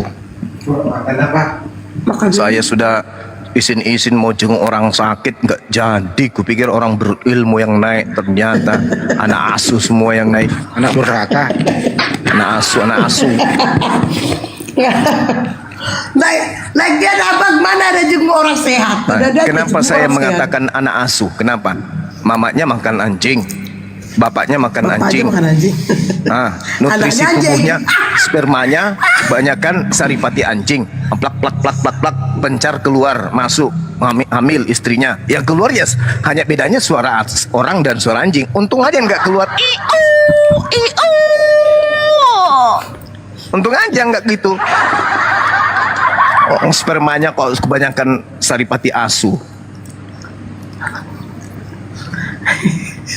Mama Biadab. anjing bapak emang Duluan keren. mana? Duluan mana Kristen? Tuyul. Andai saja ada toko jualan otak, kukumpulkan uang, ku belikan kau otak, ganti otak kau itu. Rusak otakmu itu, parah itu ya nih otakmu. Otakmu itu rusak. Kristen mana yang menggunakan kata Allah? Gak ada Kristen menggunakan kata Allah, gak ada. Cuman Indonesia, Kristen warisan penjajah menggunakan kata Allah. Paham kau ya nih? Yang jelas di Bible itu nggak ada istilah itu. Di Bible itu di PB Theos. Udah itu aja Theos. Jadi kita tuh maunya Kristen yang ada di Indonesia ini gitu loh ya. Ya tampillah apa adanya, nggak usah ke Islam-Islaman. Ini yang membuat kami marah tiap hari loh. Kau udah nyolong, nggak sadar-sadar gitu loh. Kembalilah kepada Kristen yang sebenarnya. Kan asik tuh. Oh, Tuhannya panggilannya Theos gitu. Nggak usah ada Allah. Allah dipakai disalahgunakan pula lagi. Ya wajarlah kita meluruskan. Itu ya. Enggak, Jangan masalahnya- suka mancing-mancing. Bang Handi masalahnya dia mau bengkokkan arti Al-Quran. Itu kan tadi Ya, di bawah Al-Quran tuh surah apa tadi? Al-An'am ya, ayat Ya. 100 berapa tadi itu. Ya. Dia mau belokkan artinya. Dia seenak perutnya aja dia mau ngajarkan isi Al-Quran, dia mau dikte kita. Belum lagi kata Allah, dia mau dikte kita juga. Kan so cantik, so hebat. Sudahnya dia kitabnya antah berantah, terjemahan direvisi setiap revisian, episodenya selalu ada. Ya so cantik. Izin ya bang nyapa. Coba siapa dulu itu yang baru naik tuh? Siapa? Itu. Iya. Enggak. 100 selamat malam agama apa 100? Oh namanya 100 ya? 100 dalam nama akunnya. Ya agama apa? Oh, saya Kristen. Agama? Oh Kristen. Oh, Kristen aja yang naik ya guys. Kristen tuh ada temanya udah dibikin. Kristen aja yang naik. Jadi yang Islam jangan minta naik dulu ya teman-teman ya. Mohon dimengerti ya. Silakan mau bertanya apa Cepek? Bang Bejo, thank you bang. Juga sih tadi saya mau naik itu waktu masih ada Bang Yani di atas. Ya. Saya Apa Cepek? mau bilang saja bahwa di dalam kitab kami itu banyak sekali perkataan Tuhan Yesus yang bilang, lihat aku mengutus kamu seperti domba ke tengah-tengah serigala. Sebab itu hendakkah kamu cerdik seperti ular dan tulus seperti merpati. Itu yang pertama. Terus dia juga Jujur kali ku Cepek. memang penyesatan itu memang ada dan celakalah orang-orang yang mengadakannya. Jadi yang Kristen-Kristen yang menonton di sini harap keluar roket. Terima kasih, Shalom. Ya Cepek. Kamu kok Cepek?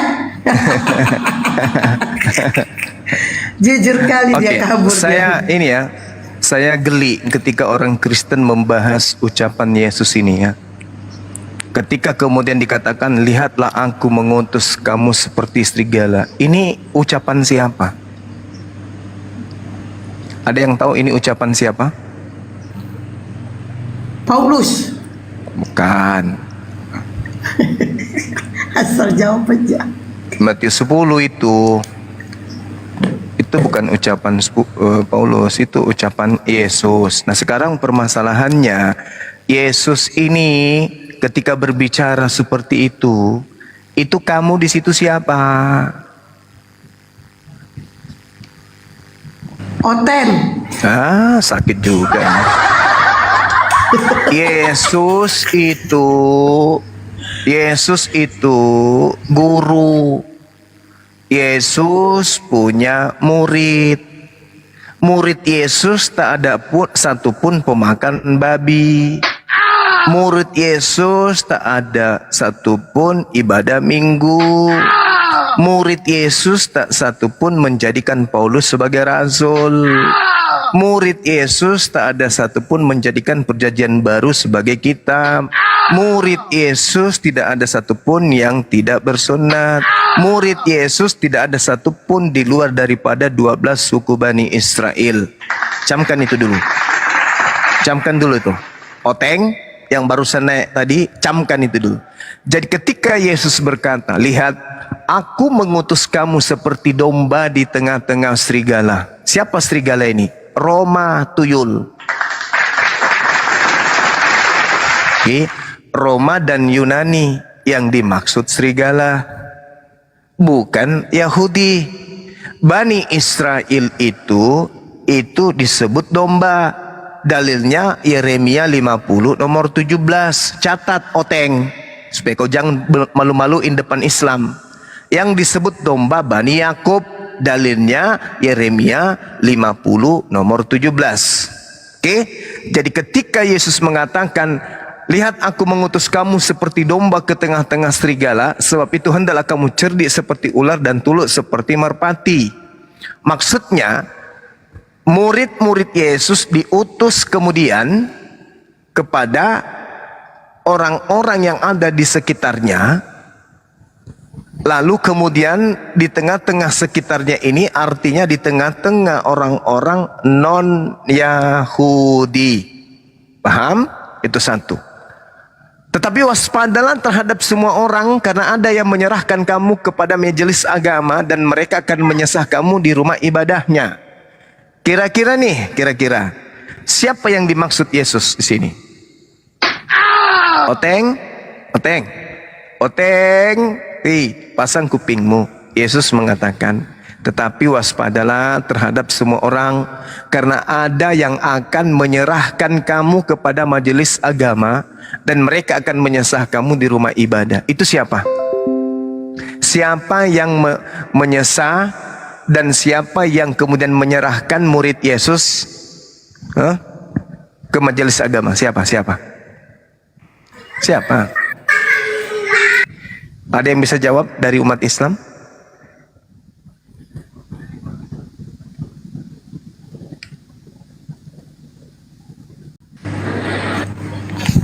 Yudas. Aku lagi sibuk juga nih.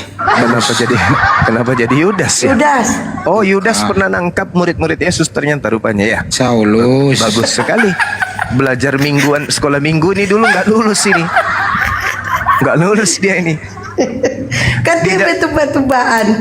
Di dalam Kisah Para Rasul 8 nomor 3, tetapi Saulus berusaha membinasakan jemaat itu dan ia memasuki rumah demi rumah dan menyeret laki-laki, perempuan dan laki-laki untuk menyerahkan mereka untuk dimasukkan ke dalam penjara. Lalu 1 Korintus 15:9, karena aku adalah yang paling hina dari semua rasul, bahkan tidak layak disebut sebab aku telah menganiaya jemaat Tuhan. Kemudian diterangkan juga di dalam Galatia 1:13. Bagaimana kemudian Paulus ini adalah orang yang kemudian selalu menangkap, menganiaya murid Yesus dan kemudian membawa murid-murid Yesus ini ke majelis agama lalu disesahnya di penjara-penjara.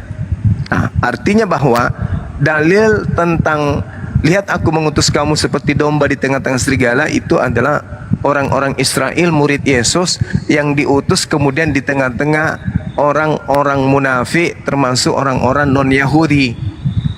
Waspadalah terhadap semua orang yang karena ada yang akan menyerahkan kamu kepada majelis agama dan mereka akan menyesah kamu di rumah ibadatnya. Dan karena aku, kamu akan digiring ke muka penguasa-penguasa dan raja-raja sebagai suatu kesaksian bagi mereka dan bagi orang-orang yang tidak mengenal Elohim. Oke. Jadi yang dimaksud di sini adalah murid Yesus yang asli yang ditangkap oleh Paulus. Di mana nulisnya ini ya? Yang ditangkap oleh Paulus dan Paulus serahkan kemudian kepada penjara-penjara. Jadi yang Kristen tadi itu belajar lagi dek ya, jangan lupa sikat gigi. Saya lihat kamu sikat gigi setahun sekali. Makanya kuman-kuman gigimu itu menyerang otak kiri sampai kamu itu nggak pernah belajar Bible. Kamu hanya percaya kepada gerejamu saja ya. Makanya rajin-rajin sikat gigi ya, kalau perlu ya 2 kali 6 bulan lah. Kalau nggak bisa 3 kali sehari. Oke?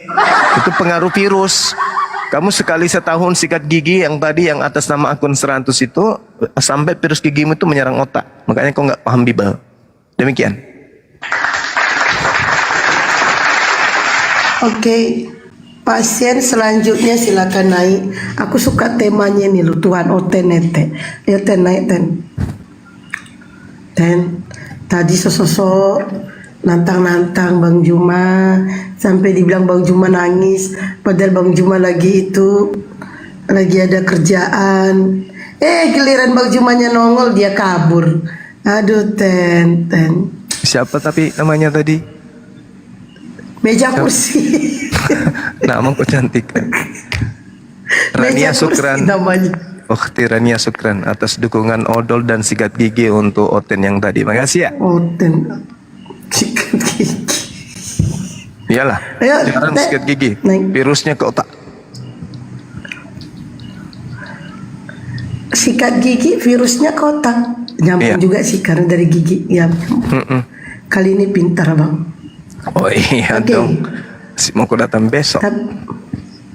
Tapi gimana ceritanya sikat gigi 6 bulan sekali Bang? Itu giginya busuk. Gimana kalau dia punya pasangan? Udah selesai itu. Pokoknya intinya yang tadi tuh jarang sikat gigi, makanya virusnya ke otak. Oke, pemuda hijrah selamat malam. Agama apa?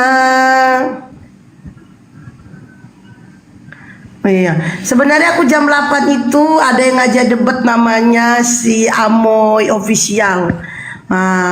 Kini udah jam 8 lewat dia nggak nongol-nongol. Emang Oten bahlul.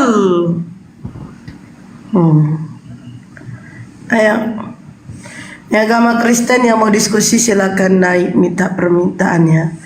Yo Ten naiklah Ten. Yang mau diterapi otaknya, soalnya otak lain itu agak lari dikit. Sarul Ayadi selamat malam, agama apa? Assalamualaikum warahmatullahi wabarakatuh. Waalaikumsalam warahmatullahi wabarakatuh. Bang Juma, host, saya ada ganjelan sedikit tadi mengenai Siani itu ya, mengenai adanya kata Allah atau Islam itu lebih dulu mana. Ini Ya, silakan, Siani ini nggak paham gitu bahwa di Indonesia, kita bicara Indonesia karena dia Indonesia, yang dipakai kata Allah itu adalah di Indonesia. Dia nggak paham bahwa Katolik itu masuk pertama ke Indonesia itu di Maluku dari Portugis ya, yang pada awalnya mencari rempah-rempah, kemudian perwakilannya Santo Franciscus Saparius itu kembali lagi untuk minta izin ke Vatikan menyebarkan agama Kristen pada tahun 1915. Nah, dari sana kemudian di Belanda baru ini KJP itu diterjemahkan ke bahasa Belanda dengan agamanya Protestan. Kemudian LAI ini pada tahun 1954 LAI resmi aktenya. Itu resmi aktenya. 1954, dan itu terjemahannya itu oleh Abdul Qadir bin Al-Munshi. Nah, kemudian barulah terbit di TB1 yaitu 1974. Nah, disitulah baru muncul kata Allah. Ini kalau dia Siani ini bilang duluan mana Islam dengan Kristen, tidak ngaruh karena mereka itu kitabnya itu adalah bahasa Koine Greek, yaitu bahasa Yunani. Nah, sementara di Indonesia yang menggunakan menyandangkan kata Allah ini adalah adanya di Indonesia semenjak adanya LAI tahun 1954, kemudian terbit TB1 1974. Begitu barangkali Bang Juma. Lanjut, jadi saya untuk edukasi yang di bawah silahkan lanjut. Oh iya, Masya Allah. Siap. Terima kasih Bang kabarnya. Sama-sama Bang.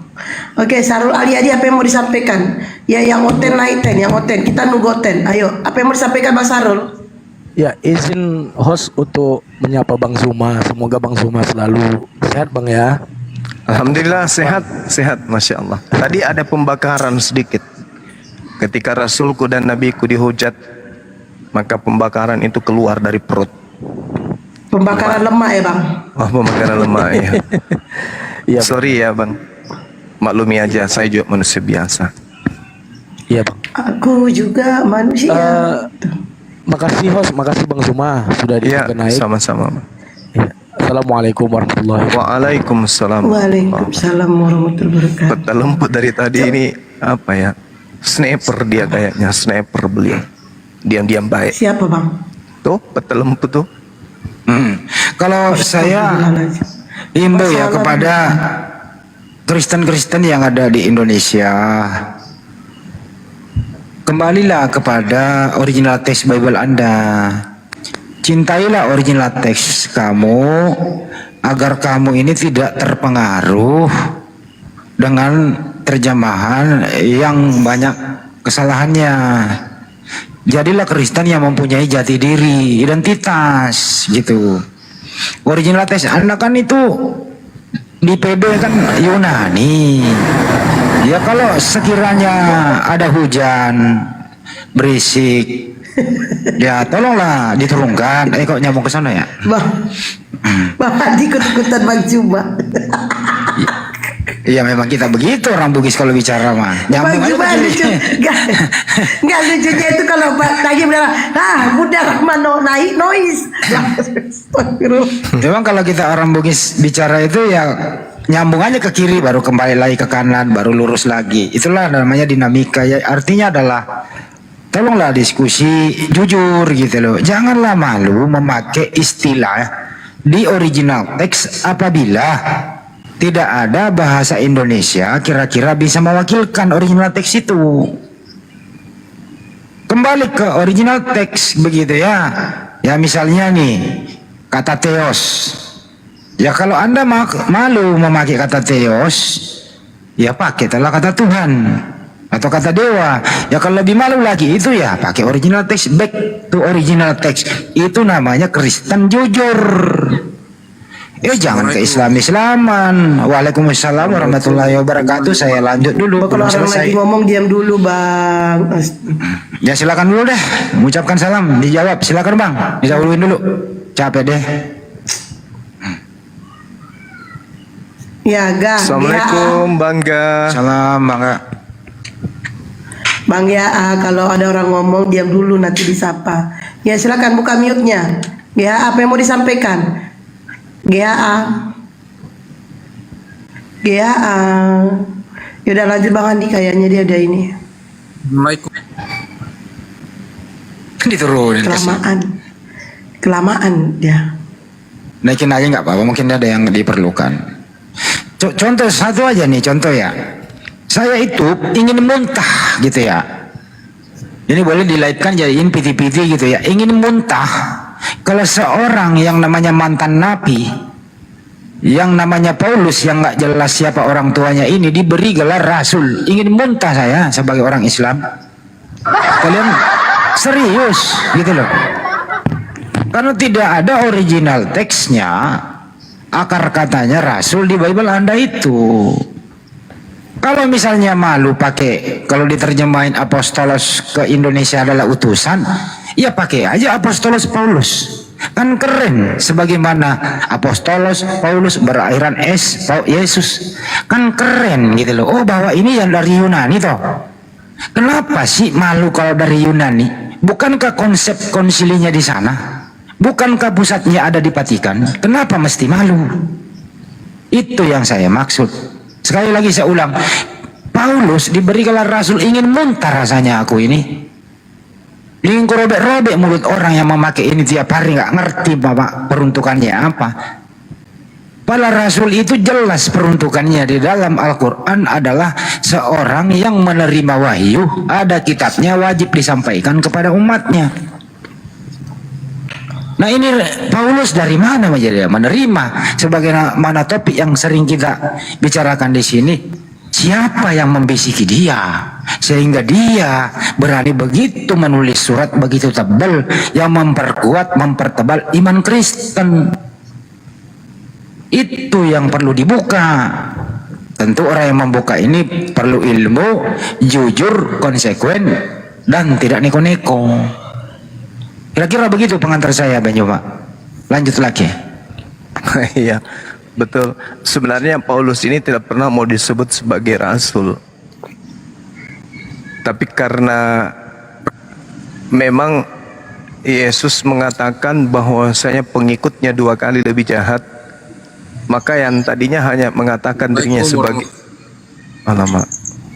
Assalamualaikum warahmatullahi wabarakatuh, Bang Zuma. Waalaikumsalam. Waalaikumsalam. Maaf bang, mau disampaikan Bang buruan. Maaf bang, yang punya rumah nggak ada. Lain kali kalau minta sumbangan. Iya Bang, saya ikuti Bang Juma dari 2018 Bang. Baru ini saya masuk ini dari 2018. Masya Allah. Saya dari Ternate, Maluku Utara. Wis mantap. Masya Allah. Bela kamen Juma. Berapa Baru jam kali dari ini, Bang, Bandung? saya jumpa sama Bang Juma, Masya sama Allah. Bang Iya, Flores, iya. Iya, sama iya. Bang Handi Selebes. Oh, alah, iya. Masya Allah. Rindu bukan main, luar biasa, Wah, luar biasa. Subhanallah. Masya Allah. Masya Allah. Terima kasih. Iya. Iya. Ya, Masya Allah. penyampaian luar biasa, luar biasa. Iya, iya, iya. Iya. Makasih, Bang. Boleh dikirimkan, boleh. Ya, jangan dulu bang, jauh di mata, dekat di hati. Tapi Masya apatah Allah. kata, hati Selebes tetap. juga seperti hakim-hakim. Ya, Iya betul, betul bang. jago. Ya. Jalan-jalan ke Maluku, jangan lupa bawa ongkos. Ya. 2018 Bang, rindunya. Kalau tidak bawa ongkos, ya nggak bisa nyampe. Kan gitu. Ini tumben. Ya udah makasih bang. Iya Bang. Oke. bicara betul lempu. Bicara. Mau bicara nih. Telah coba dempai. Galak kasih naas begitu. Sebagaimana Ya lanjut. sebagaimana dalam kitab Matius, ya, bahwa pengikutnya akan 2 kali lebih jahat.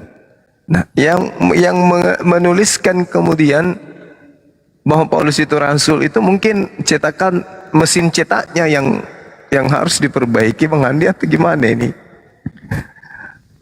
Mesin cetak peninggalan Belanda soalnya.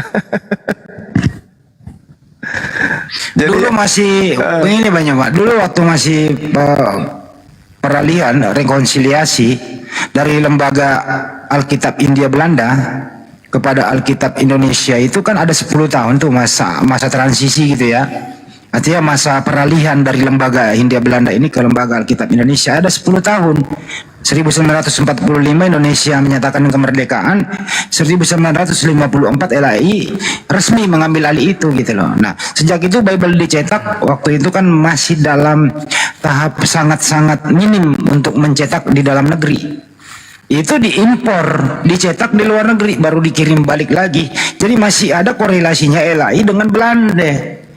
Gitu loh, masih berhubungan rekonsiliasi selama 10 tahun dalam mencetak Bible kembali. Jadi Belanda memang ini udah keluar dari Republik, tapi mereka masih berhubungan dengan LAI.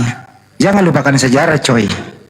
Itu harus dibongkar juga tiap hari supaya mereka paham bahwa memang Belanda yang membawa Bible Anda itu dengan konsep 3G-nya itu. Jadi tahun 45 sampai 54 10 tahun rekonsiliasi. Masa peralihan dari lembaga Alkitab Hindia Belanda menjadi lembaga Alkitab Indonesia. Nah, kalau sekarang 2024 ini mohon dikembalikan saja menjadi LAI jadi LBI, Lembaga Bible Indonesia, lebih keren. Betul? Setuju semua LBI diganti LAI diganti menjadi LBI. Keren. betul. Karena Benar. tidak ada akar kata Alkitab di Bible mereka. Ada nggak Bang Juma? Gimana, Bang Andi? Alkitab itu di Bible mereka ada nggak sih original teksnya? Nggak ada. Ya udah, kembali lagi terbungkus yang sebagaimana yang dibawa Belanda itu aja yang dipakai. Kenapa mesti dirubah-rubah pakai nama lain Al-Quran kan gitu? Andi, kalau dirubah Alkitab jadi Bible Apostolos, Rasul jadi Apostolos, Allah jadi Theos, nggak laku mereka Bang Andi, nggak laku lah. Siapa yang mau beli? Ya laku nggak laku itu resiko bang. Bukan Allah lagi, dia sebut Theos, gitu, Theos. Kemarin ini bang ya, ada satu pendeta, namanya pendeta Yakub Sulistyo itu. Dia memutar videonya Bang Juma mengenai penggunaan kata Allah ini. Diputar di dalam gedung. Terus kemudian pendeta Yakub memperdengarkan kepada jemaatnya. Nah, terus ada suara-suara yang tidak setuju. Bang Juma bicara, ada suara-suara mengaung-ngaung dari belakang. Kesimpulan pendeta Yakub Sulistyo, inilah Kristen di Indonesia ini. Sepanjang masih mempergunakan LAI, diskusi dengan Banyuma siapapun itu selalu kalah, ngotot, memalukan. Kata Pendeta Yakob Sulistyo. Kenapa? Karena berdasarkan terjemahan yang salah. Itu diputar di gereja. Banyuma mungkin belum monitor gitu. Nanti saya kirim videonya teman-teman yang lain ya. Itu. Oke, izin Bang Andi. Ya, silakan. Laude, selamat malam, agama apa?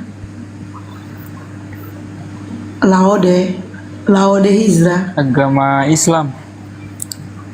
Ya, apa yang mau disampaikan? Buruan Bang, apa yang mau disampaikan Bang? Kita nunggu Oten Bang. Kalau Islam ucapin salam dulu Bang, silahkan. Kalau Laude itu kalau nggak salah suku Mandar ya Bang? Suku Muna. Ya dari Kendari, Sulawesi Tenggara lah. Anu Bang, dari Mengkoka. Tadi saya tanya. Ya silakan, Buton. Ya, apa yang mau disampaikan Bang? Bang, yaudah dibawa aja ya Bang ya. Nah.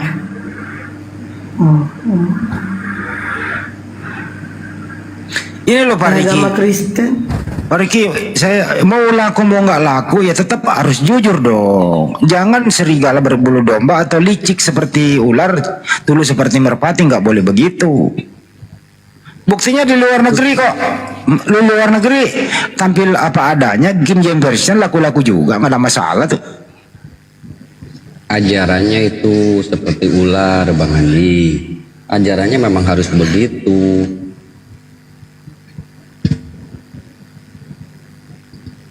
Ya kenapa ya mereka nggak mau jujur apa adanya? Tapi sudah beberapa kok sinode-sinode bapak-bapak pendeta-pendeta itu sudah ingin mengembalikan kembali ke terjemahan yang jujur gitu.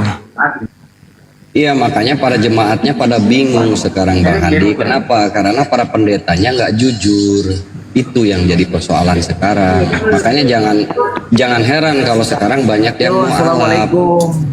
Waalaikumsalam warahmatullahi wabarakatuh. Satu. Nama saya Adi Bang, saya asli Madura Bang. Halo? Ya. Iya Bang, apa yang mau disampaikan? Ya, khususnya buat tim Apologet API Indonesia, semoga terus jaya ya Bang ya. Dan terus menyuarakan apa itu? Syiar Islam gitu Bang. Siap Bang, semangat Bang, harus wajib. Terutama untuk Bang Suma, sehat selalu ya Bang ya. Salam dari Madura ya Bang ya. Ya udah Bang, selamat malam Bang. Assalamualaikum. Waalaikumsalam warahmatullahi wabarakatuh. Waalaikumsalam warahmatullahi Bisa nggak sih yang naik itu Oten ya, agama Kristen yang mau diskusi silakan naik. Yang Kristen aja, yang Muslim jangan. Ya agama Kristen yang mau diskusi silakan naik. Yuk yang Kristen ya naik Ten. Itu temanya Tuhan Oten. Bang Juma perlu juga ini diluruskan bahwa kita sebagai umat Islam itu wajib, apabila kita punya ilmunya, wajib menyampaikan apa itu perintahnya itu amar ma'ruf nahi mungkar. Ini harus diterangin dulu kepada mereka supaya kita nggak disangka mengada-ngada gitu loh. Kita harus dijelaskan dulu Bang Juma. Apa Kewajiban kita sebagai umat Islam amar ma'ruf nahi mungkar, mencegah kamu kepada kemungkaran, itu wajib hukumnya bagi umat Islam, seorang muslim. Iya. Itu. Benar sekali. Jadi jangan mencegah kami kalau ingin meluruskan yang salah itu. Itu loh. Mestinya ada yang bersyukur dong, ada yang mengingatkan. Buktinya banyak Kristen kok yang kembali bahwa iya ya, salah juga ya. Kok pakai ya sembahan umat Islam ya? Itu loh. Banyak kok yang sudah kembali ke jalan yang benar, mempergunakan istilah-istilah mereka. Kan Banyuma kita semua udah janji, kalau sekiranya kalian udah menerjemah jujur, tidak berbau ke Islam-Islaman lagi begitu, sebagaimana Hindu dan Buddha, tidak plagiat dengan kitabnya agama lain, ya paling ada diskusi lagi sama Yahudi. Ya kami mundur, ya paling nyantai diskusi sama Anda gitu loh. Nggak ada lagi yang gesekan yang begitu signifikan. Kan itu intinya di sana. Itu host, silakan. Itu ada yang baru naik, kayaknya ada tempat kosong dinaikkan. Mungkin ada yang mau diskusi lagi.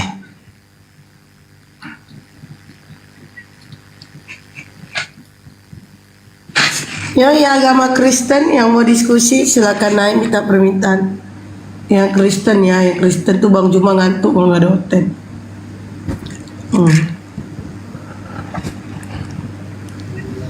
Iklan dulu host, Bang, males gue iklan nih. Ya Kim Jaya, selamat malam. Jangan lupa ke Kota Padang Sedimpuan, Kota Salak. Assalamualaikum teman-teman, jangan lupa bersalawat. Waalaikumsalam warahmatullahi wabarakatuh. Assalamualaikum untuk Bang Zuma. Ada yang mau saya tanyakan nih Bang, sama buat kawan-kawan Bang Zuma yang lain. Kayak kata Bang Andi tadi, amal makruf nahi mungkar, gitu, ya kan? Iya. Ini ada Bang nih, pernah ada seorang memang Muslim juga, namun saya bikin pertanyaannya gimana gitu, bahas soal ars gitu loh, ya kan? Nah jadi kalau itu Allah kan esa, tidak bergantung pada apapun. Jadi ars Allah itu apakah Tuhan itu duduk atau bagaimana? Walau a'lam. Coba berbagi ilmu Bang Zuma. Saya juga kadang gimana ya, hasutan-hasutan dari oten-oten itu kadang bisa masuk kayak gitu loh. Ya, Allah dikatakan itu bertahta. Bertahta itu artinya merajai segala sesuatu apapun. Merajai di situ tidak digambarkan dia duduk, dia berdiri, tetapi dia diajarkan dia bertahta, artinya dia berkuasa. Jadi tidak mensifati sifat makhluk. Iya. Tidak ada kemudian data di dalam kitab suci Al-Quran yang bisa mengarahkan kita kepada identitas Allah itu, bahwa Allah itu sama seperti makhluknya, nggak ada. Berbeda kalau berbicara mengenai Kristen, memang Tuhannya manusia. Nah, kalau dia duduk di samping kanan Bapa, ya duduk beneran karena dia layaknya manusia. Tapi kalau Allah bertakhta itu nggak bisa kemudian dipikirkan atau dihayalkan selaksa makhluk raksasa, karena kalau makhluk raksasa jatuhnya ke makhluk. Kalau dia duduk jatuhnya makhluk, kan gitu ya. Tapi dikatakan bertakhta, dia bertakhta, kemudian dia berada di atas tahtanya. Artinya kalau dia dikatakan demikian, artinya Allah ini, sedangkan kalau dikatakan arsh itu adalah semacam tahta. Nah ibarat, ibarat kemudian memiliki seorang raja yang memiliki pijakan kaki. Arsh itu hanya seperti itu bagi Allah. Kekuasaan atau kedudukannya dia sebagai hakikat pencipta alam semesta. Laisa kamitslihi syai', tidak serupa dengan makhluk. Jadi kalau Allah berkata, tidak seperti dengan perkataan manusia, dan tidak sama seperti manusia berkata. Kalau dia kemudian memberi, tidak sama seperti manusia memberi, dan tidak disifati seperti sifatnya manusia memberi, gitu. Begitulah Allah. Iya Bang, thank you Bang, cukup puas dengan jawabannya Bang. Makanya kadang menghadapi oten-oten ini kadang bisa oleng otak awak, oleng si kita ya, nanti mampus awak nanti kan. Iya, oke Bang, karena thank you Bang. Oke, karena Kristen itu kalau berbicara mengenai agama Islam, mereka itu kritik menggunakan otak. Tapi kalau membahas agamanya sendiri dia nggak pakai otak. Cuman membahas Islam, dia paling hebat pakai otaknya. Tapi kalau giliran agamanya nggak pernah pakai otak, dia pakai bahas agamanya. Siap Bang. Thank you Bang Zuma, thank you Bang. Thank you host semuanya, makasih atas jawabannya. Assalamualaikum warahmatullahi wabarakatuh. Salam sehat. Waalaikumsalam. Apalagi kan Banyuma kita ini kan tentang hal yang goib itu hanya diberi pengetahuan hanya sedikit. Iya. Jadi kita nggak boleh terlalu bertanya Allah Subhanahu Wa Taala lagi ngapain. Itu kan pertanyaan orang yang tidak mensyukuri keterbatasan akal kita tentang hal yang goib kan gitu ya. Iya. Nah itu kira-kira. Allah tidak ditanya tentang apa yang dikerjakan, tetapi makhluklah yang ditanya apa yang telah kalian kerjakan. Masya Allah, itu maksudnya. Ada Pak Desa, kepala desa kayaknya. Waalaikumsalam warahmatullahi wabarakatuh. Ya. Boleh saya tanya dengan Bang Zuma? Iya, Pak. Halo. Sebelum nanya, Bapak profesinya apa, Bang? Profesi. Iya. Muslim, saya Muslim. Mau nanya. Ya, silakan. Bapak rapat Bang Songkoy kasih. Ya, silakan, Bang. Saya ini penasaran dari debat antara Anandar dengan RK. Jadi RK itu menyerang Nandar dengan mengatakan bahwa Nabi Muhammad itu matinya, meninggalnya karena racun. Tertuang di hadis Bukhari Muslim. Saya pernah dengar itu. Di saat Nabi mau meninggal, kan Nabi mengatakan bahwa sakit. Sementara Nandar menjawab jarak antara Nabi Muhammad meninggal dengan minum racun itu jauh jaraknya. Jadi kata Nandar, itu bukan karena penyebabnya racun, tapi saya berkesimpulan dua-dua ini sebenarnya betul, dua-duanya. Si Nandar menjawab secara medis betul, si RK menjawab secara hadis. Jadi medis dengan hadis. Kira-kira bagaimana itu pandangan Bang Zuma ini? Iya, kalau saya menyikapi hal tersebut ya, bahwasanya tuduhan baginda Rasulullah Muhammad SAW itu mati karena diracun, itu adalah satu fitnahan yang keji, gitu ya.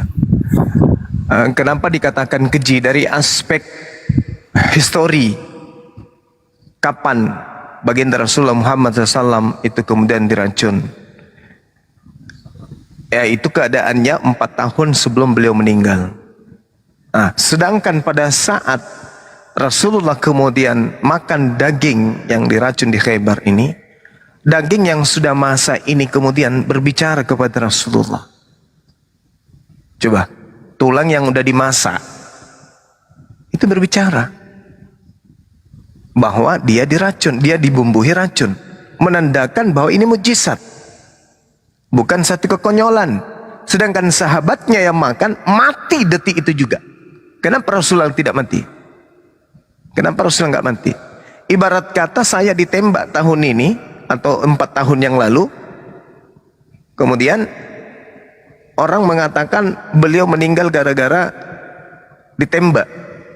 Wah, kayak mana ceritanya orang ditembak 4 tahun lalu meninggal hari ini kemudian? Hanya gara-gara ada bekas peluru. Itu nggak rasional. Nah, sebenarnya mereka itu hanya memotong hadits. Mereka hanya ingin menunjukkan bahwasanya Rasul Muhammad SAW itu mati diracun karena mengada-adakan. Di dalam surah surah Al-Haqqah ya. Dalam surah Al-Haqqah ayat 44. Di situ dikatakan bahwasanya Bismillahirrahmanirrahim, walau taqawwala alaina ba'dal aqawil la akhazna minhu bil yamin, kata Allah. Dan sekiranya Nabi Muhammad mengada-adakan sebagian perkataan atas kami Al-Qur'an, maka pasti kami akan pegang dia pada tangannya, lalu kemudian thumma naqata'na minhul watin, kami potong pembuluh jantungnya. Nah, ini kemudian dihubung-hubungkan dengan hadis itu. Aku merasakan seperti ini diracun sehingga nadiku putus. Nah, itu dihubung-hubungkan oleh orang-orang yang bahlul. terhadap Rasul. Padahal Al-Quran itu sendiri yang menjawab bahwa Rasulullah tidak mengada-adakan Al-Quran itu. Al-Quran ini Rasulullah Muhammad SAW dibela oleh Al-Quran itu sendiri bahwa Al-Quran itu bukan karangan beliau. Al-Quran itu sungguh dari Allah. Wa innahu lahaqqul yaqin. Dan sungguh Al-Quran itu kebenaran yang meyakinkan. Fasabbih bismi rabbikal azim, maka bertasbihlah dengan menyebut nama Tuhanmu yang maha agung. Sedangkan tuduhan mereka bahwa Rasulullah itu mengada-adakan Al-Quran sampai dia kemudian mati diracun, sehingga kemudian nadinya terputus, kemudian sehingga apa yang ada dalam Al-Quran itu pasti kami akan memegang tangan kanannya dan kemudian pembuluh jantungnya dipotong dan seterusnya. Itu mereka mengada-adakan. Padahal, Bung, ucapan Rasulullah yang mengatakan kepada istri, aku seakan-akan merasakan racun yang aku makan pada saat aku di Khaybar. Nah, apa maknanya tuh? Ketika Rasulullah Muhammad sallallahu alaihi wasallam makan daging yang diracun, masuk, benar-benar masuk, minimal ke mulutnya kan, lalu dimuntahkan. Nah, saking hebatnya racun itu, sahabatnya langsung meninggal. Apa yang dirasakan oleh Rasulullah? Sekaratul maut. Sebenarnya pada saat Rasulullah makan daging itu, Rasulullah sempat mengalami itu. Sempat mengalami keadaan seperti orang yang mau mati, meninggal. Tapi belum benar-benar meninggal, belum sampai final. Sehingga ketika kematian itu datang kembali, perasaan ingin mati pada saat dia di Khaybar dengan pada saat kemudian dia meninggal beneran, perasaan itu sama. Jadi orang yang mati kemudian itu rasanya semuanya sama. Perasaan yang dirasakan Rasulullah pada saat menjelang ajalnya itu pernah dirasakan pada saat dia makan racun tadi. Sama. Maka dia mengatakan, perasaan ini kok pernah saya rasakan ya. Pada saat aku diracun, aku pernah merasakan rasa ini. Tapi saat itu bukan ajal, nggak mati dia. Nanti pada saat benar-benar ajalnya, maka rasa yang pernah dirasakan itu betul-betul menjadi bukti kematian. Itu sederhananya. Gak ada masalah di situ. Pernah enggak kita mendengarkan, aduh saya hampir mati. Tuh. Saya hampir mati. Artinya ada kondisi di mana orang itu pernah dalam keadaan kena masalah, kena keadaan di mana dia terancam. Aku hampir aja mati loh. Saya sudah merasakan apa saya tersengal-sengal loh. Nah, pada saat orang mau meninggal, perasaan itu datang lagi. Tapi pada saat hampir mati itu belum mati. Perasaan pada saat mati itu baru merasakan benar-benar mati. Makanya dia mengatakan kepada Siti Aisyah istrinya, aku kembali merasakan seperti apa yang kurasakan pada saat saya makan daging yang diracun itu. Memang betul. Tapi bukan dia mati karena makan racun. Bukan. Perasaan diracun, mati diracun, dan mati dalam keadaan baik-baik saja itu sama. Pencetusnya aja yang berbeda. Ada orang mati karena kena panu, ada orang mati karena kena diare, ada orang mati karena kaget, ada orang mati karena digilas mobil. Pencetusnya sama, rasanya sama, cabut nyawa itu sama. Gak ada bedanya, sama-sama sekaratul maut. Ada yang lama, ada yang singkat, ada yang cepat, ada yang tiba-tiba dan seterusnya. Jadi ya kita umat Islam itu harus memahami bahwa yang datang menarasikan itu adalah pengikut setan. Maka dia akan membolak-balikkan keadaan supaya kita itu bisa tertipu. Namanya juga pengikut setan. Begitu Bang. Ada nggak di antara kita yang pernah hampir merasakan kematian? Sampai ada. Iya, sampai ada yang mengatakan mati suri kan? Nah, itulah. Nanti orang yang mati suri atau ada orang yang tercebur ke laut, di situ sudah detik-detik kematian, dia rasakan betul itu. Aku hampir mati loh. Nanti di saat dia mau mati beneran, kalau dia orang yang diberi keramah seperti mukjizat kepada Rasul yang bisa mengetahui tentang kematiannya, kemudian maka dia 30 menit atau 3 detik atau 3 menit sebelum dia meninggal, anakku, berikan saya air, aku ingin wudhu. Sama seperti ibu saya. Ibu saya itu wallahi, ibu saya itu mengatakan apa sebelum beliau meninggal? Malam terakhir, maaf. Malam kedua sebelum beliau meninggal, subuh ketiga sebelum beliau meninggal, apa dia katakan kepada kami semua? Anakku, tolong galikan saya kubur. Demi Allah, lillahi ta'ala. Itu tahun 2000 pas ibu saya meninggal dunia. Ini keluarga saya pasti ada dengar. Apa dia katakan? Anakku, tolong galikan saya kubur, jangan terlalu jauh dari pemakaman keluarga. Itu ibu saya. Ma, jangan ngomong kayak gitu. Siang ngomong lagi. Begitu keluarganya pada datang membesuk, apa kata anak-anakku? Nggak ada yang percaya. Bolehkah kalian galikan aku kubur? Malam kedua, subuh kedua sebelum subuh, kan dia meninggal subuh. Dia katakan apa sama kami dalam kamar itu? Di rumah sakit, ya, di rumah sakit Bone-Bone, ya, Kecamatan Bone-Bone. Dia katakan gini, kalau kalian merasa berat untuk menggalikan mama kubur jauh dari sini, tolong belikan saya tanah di samping rumah sakit ini aja. Demi Allah, lillahi ta'ala, kalau mama saya tidak mengatakan itu. Jadi ada orang yang diberi karamah untuk tahu dia. Detik-detik mereka mau meninggal itu mereka tahu. Coba.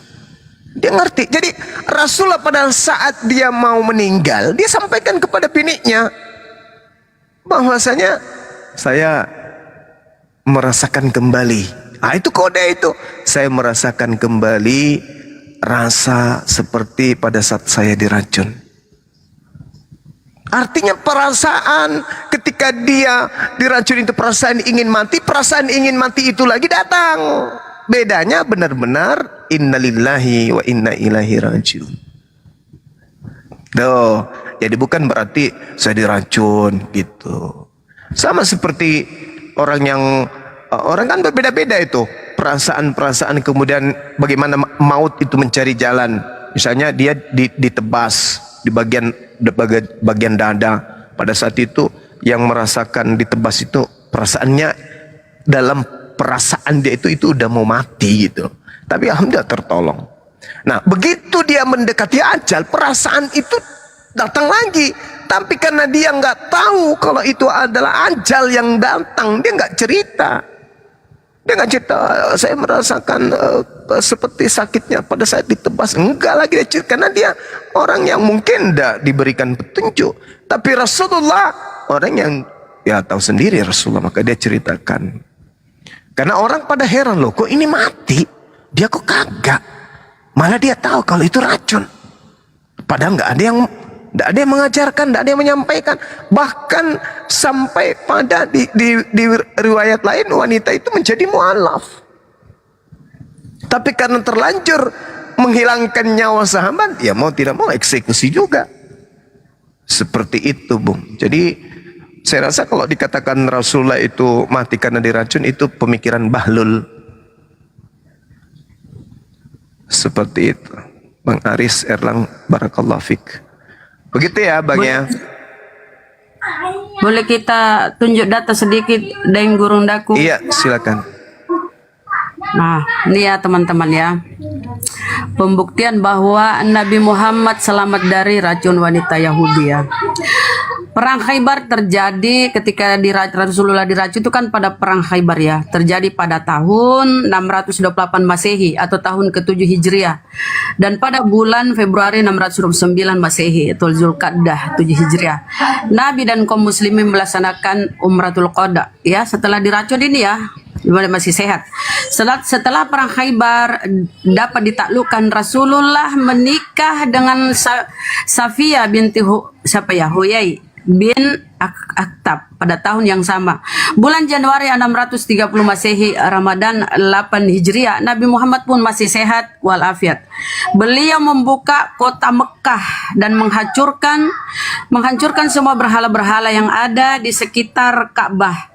Peristiwa ini dikenal dengan Fathul Makkah. 4 tahun sejak dari peristiwa Khaybar, Rasulullah tetap hidup. Dan pada bulan Maret 632 Masehi atau tepatnya Zulhijjah 10 Hijriah, Rasulullah melaksanakan Haji Wada bersama dengan kira-kira 14.000 orang kaum muslimin untuk menunaikan ibadah haji.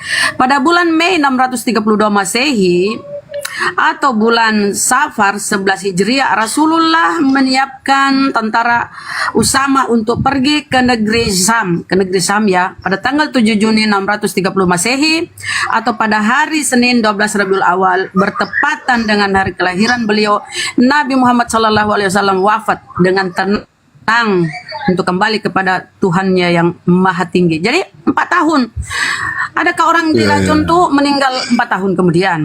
Ini sejarah ya, sejarah Rasulullah perjalanannya. Jadi dia nggak langsung kayak sahabatnya yang meninggal seketika ya, karena daging atau tulang itu berbicara bahwa dia diracun. Gitu ya teman-teman ya. Jadi jangan kalian mau. Dan ada di sini diterangkan bahwa hadis yang disampaikan itu palsu loh. Nih, sebentar. Iya, betul. Masakan ada satu hadis perawinya 2 di dalam tertulis. Ya ada, sebentar ya. Cuman kan kita nggak mau terlalu ini. Ya, dalam ya Deng ya. Nih, hadis palsu ya ini. Dia gabungkan ya 2 hadis. Iya. Gak apa-apa saya ini atau udah. Iya, nggak apa-apa. Lanjut. Dikisahkan oleh Aisyah, Rasulullah dalam keadaan sakit yang menyebabkan kematiannya biasa berkata, "Oh Aisyah, aku masih merasakan ini kan, aku merasakan sakit akibat makanan yang aku makan di Khaybar dan saat ini aku merasa seolah-olah urat nadiku terputus." Nah ini adalah hadis palsu. Sedangkan hadis sahih sebenarnya begini, ini hadis sahihnya nih ya. Ini hadis sahihnya. Cari ini ya 44, 427, 40, 81. Telah menceritakan, ini lengkap periwayatannya ini ya. Telah menceritakan kepadaku Muhammad bin Bashar, telah menceritakan kepadaku gini. Kemudian dan Aisyah berkata, aku pernah mendengar bahwa seorang rasul tidak akan meninggal hingga dia disuruh memilih antara dunia dan akhirat.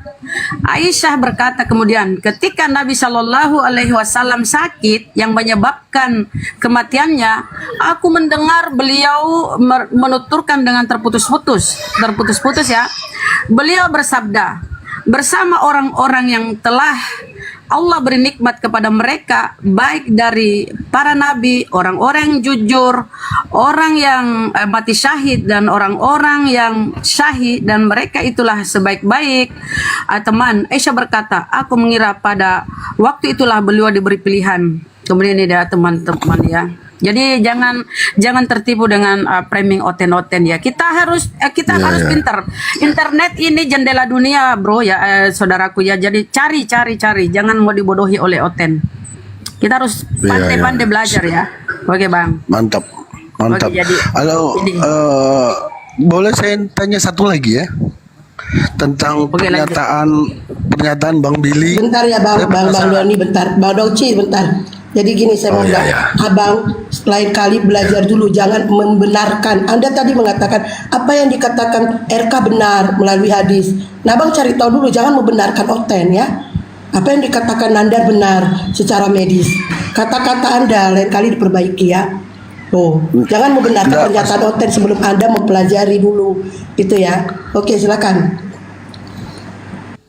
Saya luruskan dulu ya, itu saya menyimpulkan kayak gitu karena pernah disampaikan oleh Ustadz Dasar Latif, Ustadz siapa lagi, Somad pernah nyampaikan. Tapi kalau memang realnya palsu ya alhamdulillah kan.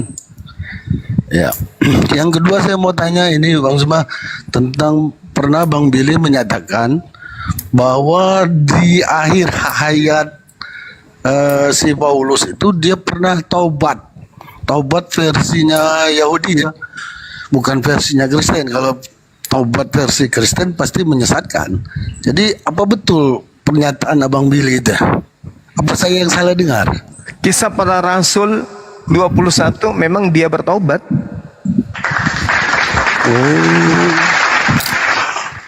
Baca lengkap di Kisah Para Rasul 21 mulai dari data nomor 15-nya. Paulus bertobat dari mengajarkan ajaran Kristen. Betul. Tapi tobatnya menggunakan akal. Iya.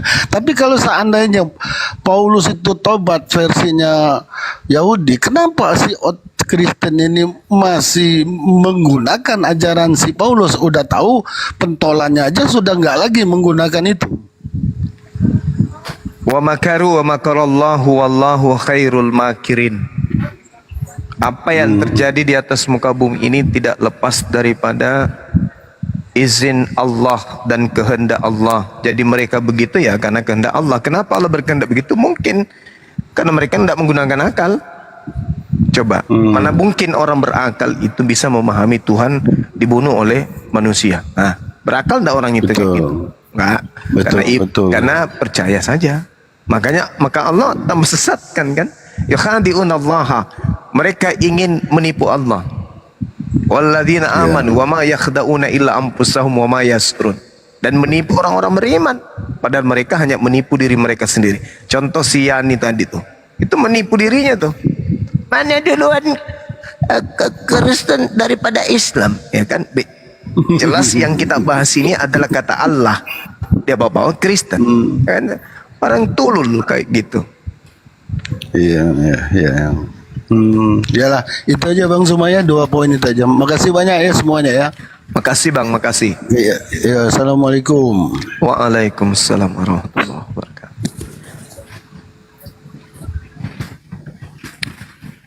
Assalamualaikum warahmatullahi wabarakatuh.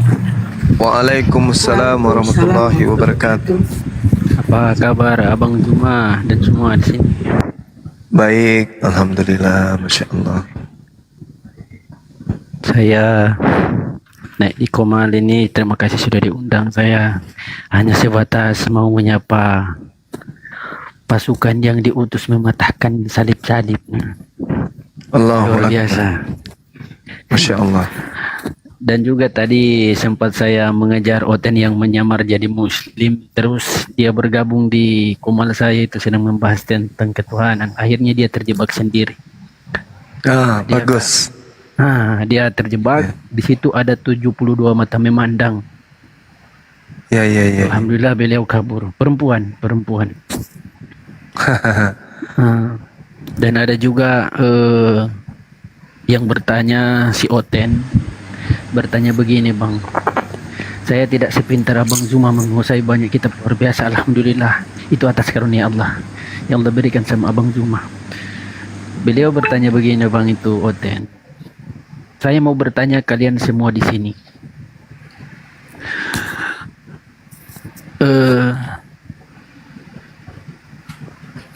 Apa ya? Bang Siani tadi minta naik lagi dia Bang. Sebab akibat Tuhan itu ada. Coba tolong dijawab dengan secara logik. Sebab akibat Tuhan itu ada.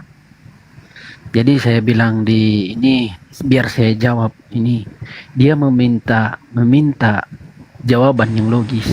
Jadi saya bilang ke Oten itu, kamu meminta jawaban yang logis sedangkan pertanyaanmu saja tidak logis. Nah, jadi dia bertanya, maksudnya tidak logis pertanyaanku di mana? Kubilang, masa kamu bertanya bagaimana asbab musabab Tuhan itu ada, sedangkan asbab musabab ini hanya dinisbahkan kepada makhluk, bukan kepada pencipta. Itu pertanyaan cocok untuk Kristen.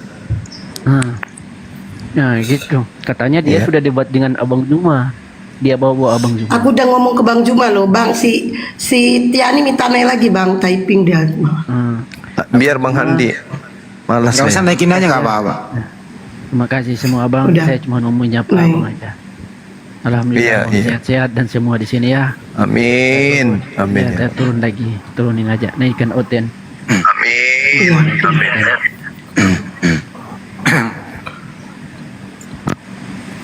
Kenapa ya nih? Usap. Nah, ini Bang Juma ini Kita sering dulu, dewasa hei. semua. Ntar dulu dengerin dulu orang ngomong. Masa langsung diturun-turunkan Bang Juma? Saya yang turunkan bukan Bang Juma. Saya yang turunkan. Oh, Saya yang turunkan tadi. Saya bukan host di sini. Saya yang turunkan. Saya itu yang berkuasa di setiap komal. Saya bisa menaikkan orang, menurunkan orang, kerangkeng orang, ikat orang. Saya orangnya. Gitu loh ya. berarti gaib kalau begitu gaib. Iya. Nah, sekarang gini ya nih. Apa itu? Ya, itu Allah itu yang ada di terjemahan Biblemu itu siapa? Tuhan. Dari mana dasarnya Allah itu ada di Biblemu? Siapa yang naruh di situ? Ya memang sudah dari dulu, dari zaman dulu. Zaman dulu. Ngambilnya dari mana akar katanya di Bible? Maksudnya gimana itu? Kan Biblemu bahasa apa? Bahasa Indonesia lah. Ini originalnya. Itu kan terjemahan. Yunani. Yunani sama? Ya, Ibrani. itu aja kok nggak ngerti. Gimana ini Kristen original teks Bible-nya kok dijauhi gitu loh. Begini loh kalau Bang.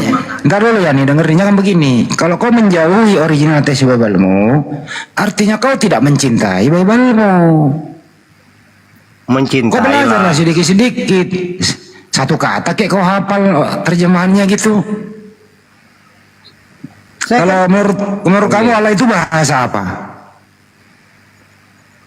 Maksudnya bahasa gimana? Allah itu bahasa apa?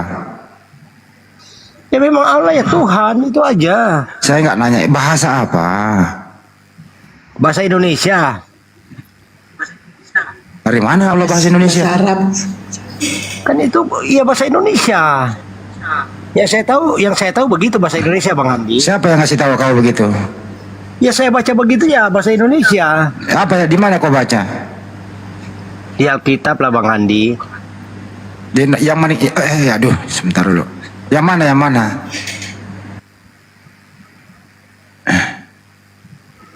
Alkitab yang mana kau baca? Alkitab ada berapa sih? Yang mana yang kau baca? Yang mana coba? Yang mana kau baca? Alkitab satu aja Bang Andi, nada beda, nada lebih daripada itu, satu itu aja. Jadi gini ya. Izin menjawab.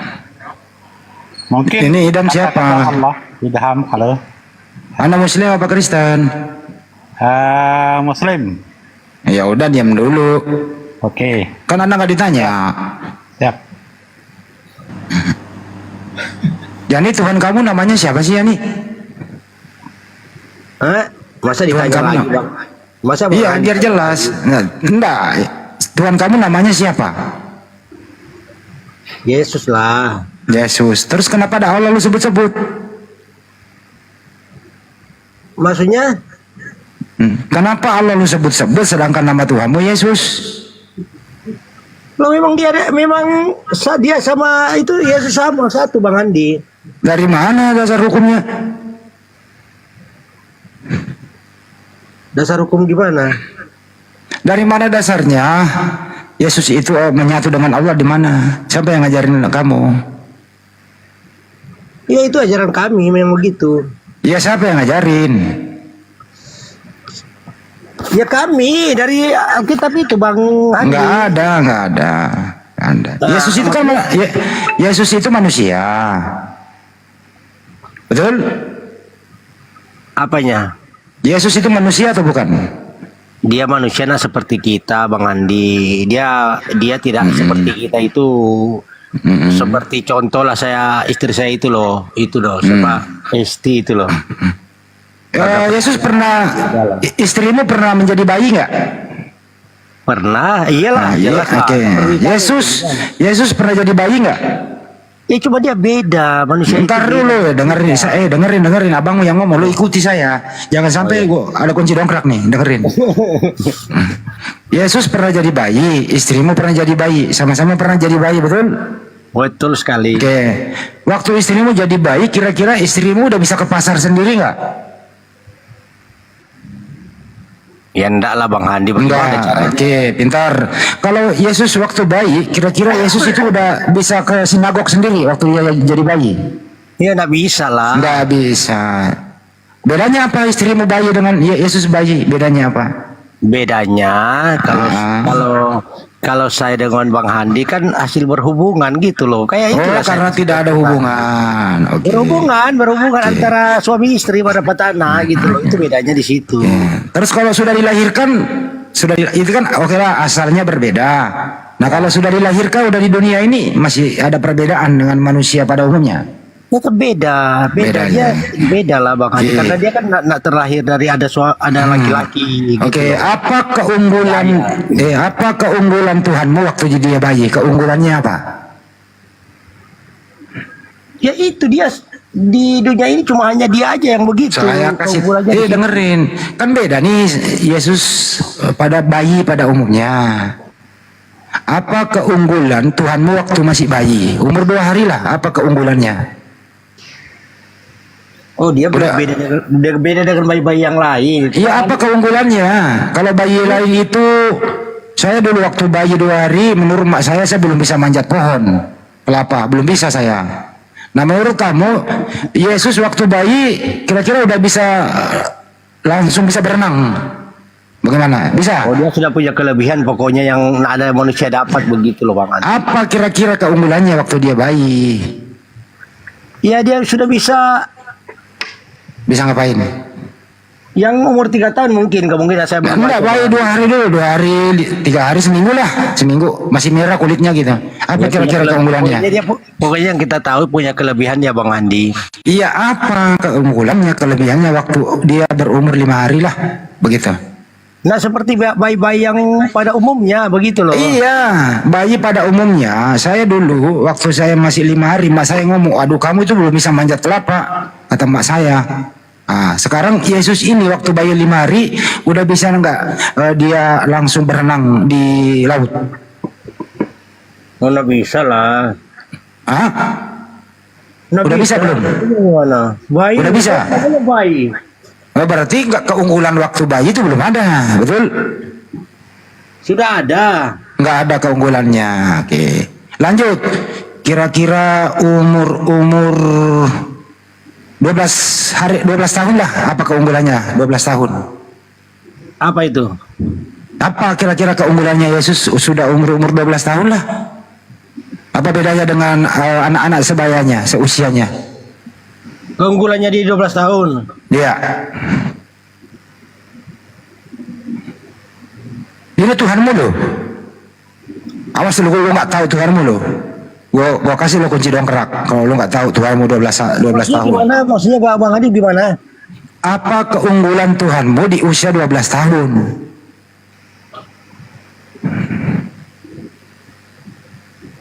Ini Tuhanmu loh ya. Masa lo nggak tahu? Tuhan lo ini. Ya di umur 12 tahun dia ke Yerusalem, mereka sama orang tuanya itu loh. Ngapain ke sana dia? Di jalan-jalan Bang Andi. Jalan-jalan. Udah bisa jalan sendiri, Ya sudah lah, 12 tahun. Iya. Apa kira-kira kelebihan Yesus waktu 12 tahun dibanding 12 tahun manusia sebaya dia waktu itu? Apa keunggulan dia? Tuhan ini dia keunggulan dia banyak, menyembuhkan orang sakit, semua mengusir. Ya itu masih usia 30 itu, 30 tahun, 12 tahun belum. Baru 12 tahun ini dulu. Maksudnya? Ya pokoknya dia beda lah Bang Hadi, itu aja beda. Ya bedanya apa yang signifikan gitu loh, bedanya apa? Ya misalnya nih saya dulu waktu 12 tahun itu saya udah bisa naik sepeda. Karena ke 12 tahun itu saya udah mau masuk kelas 1 SMP. Waduh, saya udah bisa main bola. Saya udah disunat gitu. Saya udah bisa naik sepeda. Bahkan udah bisa naik motor waktu itu saya kelas 1 SMP gitu loh ya.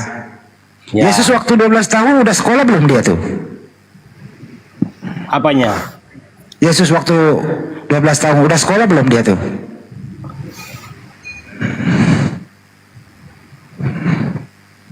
Jangan-jangan dia nggak sekolah? Nah, kalah sama gua itu. Saya bisa sekolah. Hah? Gimana? Jangan-jangan dia nggak sekolah? Sekolah lah, tapi tidak tahu sekolah apa dulu. Mana ngerti saya sekolah. Oke. Jadi Tuhan mau sekolah ya? Hah? Jadi Tuhan mau sekolah? Tidak ada tertulis di situ di Alkitab. Ya, tadi lu ngomong. Jadi ke 12 tahun ngapain? Ada kelebihannya. Yang saya tahu dia ke Bait Allah ngapain pada waktu itu saya udah lupa juga Bang Andi. Masa 12 tahun di Bait Allah duduk, 12 tahun sampai 29 tahun di sana. Berapa tahun itu? Taruh dulu gitu loh. Bang Andi. Taruh dulu. Ya coba ingat-ingat dulu. Coba ingat-ingat dulu. Ngapain di usia-usia produktif? 12 tahun, 13 tahun, 14 tahun, umur-umur SMP, SMA gitu loh. Umur-umur kuliah gitu. Ngapain kira-kira? Apa kelebihannya itu loh dibanding manusia pada umumnya? Dia Tuhan loh itu. Tuhan loh itu. Ya dia punya kelebihan banyak Bang Andi, beda dengan kita. Ya kira-kira apa? Tar Bang Andi, tar dulu. Ya coba mikir dulu. Nggak mikir, saya buka data dulu. Ya buka data dulu. Iya sambil mikir dong. Sambil mikir gitu. Coba. Tar Bang Andi ya. Yang jelas waktu itu belum bisa naik sepeda karena belum ada sepeda gitu. Paling kan dulu mengendarai paling kalau iya, zaman kita aja Bang Andi masih naik pelepah kelapa itu kok. Itu dia, makanya belum bisa naik sepeda. Karena nggak ada sepeda. Paling mengendarai keledai boleh lah ya. Gimana? Ini Tuhan loh ini. Ini kok kamu penulis Bible itu nggak menulis aktivitas Tuhanmu waktu bayi. Waktu umur remaja atau SMP remaja gitu. Pokoknya begini Bang Andi. Gimana? Begini, Bang Andi. Dia itu beda dengan kita Bang Andi. Iya bedanya apa? Jangan-jangan saya lebih unggul daripada Tuhanmu gitu loh. Bedanya begini Bang Andi. Kita apa kan, itu? Dia kan itu tidak punya ayah seperti kita kan punya orang. Iya paham, nggak punya ayah. Itu bedanya di situ. Itu bedanya di situ aja. Satu. Iya. Terus perbedaan yang lain waktu dia hidup aktivitasnya apa? Contohnya, saya dulu di umur-umur itu saya udah bisa naik sepeda, saya udah bisa main bola, gitu ya. Saya juara kelas gitu. Nah jangan-jangan saya unggul dari banding Tuhanmu gitu loh. Kenapa penulis nggak nulis? Ini Tuhan loh ini. Kita mau buktiin bener nggak sih dia Tuhan itu? Bener loh. Coba kau pikir, kenapa misal los kontak, los transmisi, los sejarah hilang? Penjelasannya dia di usia 13 sampai 29. Kenapa kok bisa hilang? Dia ngapain gitu loh? Tuhan loh ini. Benar nggak Pak Riki? Terusin Pak Riki. Iya, kalau Yesus itu ke Bait Allah, Bang Yani, itu dalam Lukas 2:46 Yesus mendengar ceramah para alim ulama. Nah itu benar ada. Tapi kalau kelebihan Yesus usia sekian itu nggak ada dituliskan. Kalau Yesus mendengar ceramah para alim ulama itu ada di Lukas 2 nomor 46. Itu Bang Yani. Belum tahu ya Yesus belajar. Makanya hasilnya itu dalam Matius 6 nomor 2. Yesus mengajari sedekah. Dalam Matius 6:16 Yesus menyuruh puasa. Itu hasil dari ceramah para alim ulama.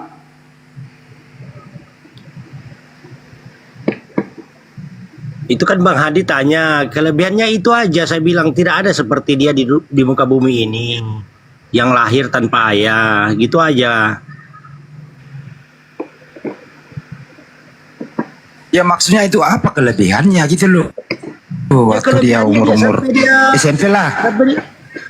Ya maksudnya kelebihannya kan banyak. Bang Hadi dia membangkitkan orang mati. Dia termasuk Itu baru 30 tahun itu, saya nanya di bawah 30 tahun. Usia-usia SMP, SMA gitu loh. Saya kan berbicara Bang Hadi yang tertulis kalau tertulis saya nak bicarakan itu. Oh, berarti Tuhanmu ini kehilangan aktivitas di usia produktif gitu ya? Entah dia kemana saya tidak kopi itu karena tidak tertulis Bang Handi begitu. Aku Oke. Saya maklumi. Oke, di waktu dia bermukjizat itu menghidupkan orang mati di usia-usia berapa dia itu? Ya di usia-usia 30 tahun lah. 30 tahun. Jadi nanti terlihat dia Tuhan sewaktu 30 tahun. 30 tahun ke bawah, ntar dulu dengerin dulu. Nanti kelihatan dia Tuhan setelah 30 tahun. 30 tahun ke bawah belum kelihatan dia adalah Tuhan, begitu? Tidak begitu. Saya tidak bilang mengatakan begitu. Bang Handi tadi mengatakan. Yang saya bilang, intinya dia punya mujizat tidak ada seperti dia. Itu yang maksud saya. Kalau ada, saya ikuti dia juga. Apa yang dilakukan Yesus yang paling kau gemari, yang paling menonjol sehingga dia adalah Tuhan? Apa yang dia lakukan? Apa itu? Yang gimana Bang Handi? Tadi ada yang ngobrol. Gimana? Apa yang Yesus lakukan selama hidupnya yang paling menonjol, yang paling heboh sehingga kamu menganggap dia Tuhan? Apa yang dia lakukan? Yang membangkitkan orang mati juga termasuk itu. Makanya kita, adakah manusia biasa seperti dia? Dia ada kan? Waktu dia membangkitkan Lazarus itu, Yesus mengaku Tuhan atau mengaku utusan Tuhan?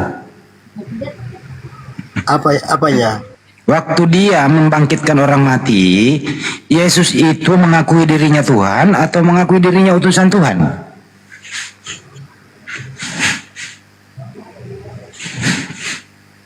Begini loh Bang Handi. Jangan begini, jawab dulu. Begini Bang Handi. Awas, kunci dongkrak.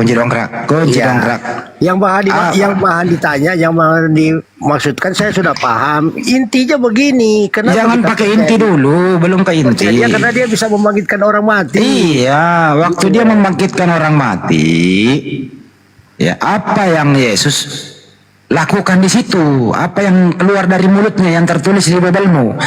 Di kamu saya ajarin sedikit. Baca Yohanes 11 41 sampai 43 deh. Lu ada Bible nggak di situ ya nih? Ntar aku buka HP dulu. Buka ya, buka HP dulu. Jangan buka celana, HP aja. Yohanes 11 nomor 41 sampai 43 deh. Kau baca kencang-kencang. Dia mengaku Tuhan atau Yohanes 11 41 ayat nomor 41 sampai 43. Kencangin suaranya ya. Jangan sampai kunci dongkrak yang mau bicara nih. Ntar ya, saya bacakan ini. Bunda Esti siapin, nanti Bunda Esti bacain ya. Yohanes 11 41 sampai 43 siapin datanya. Bacakan Mbak Esti. Ya lu dulu. Yohanes 11 nomor berapa Bang Andi? 41 43. 41 sampai 43 lah.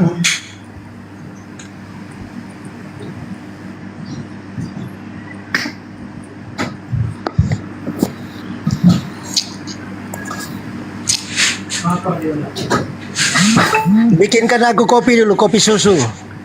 Gak sampai cerita kau disuruh baca kau.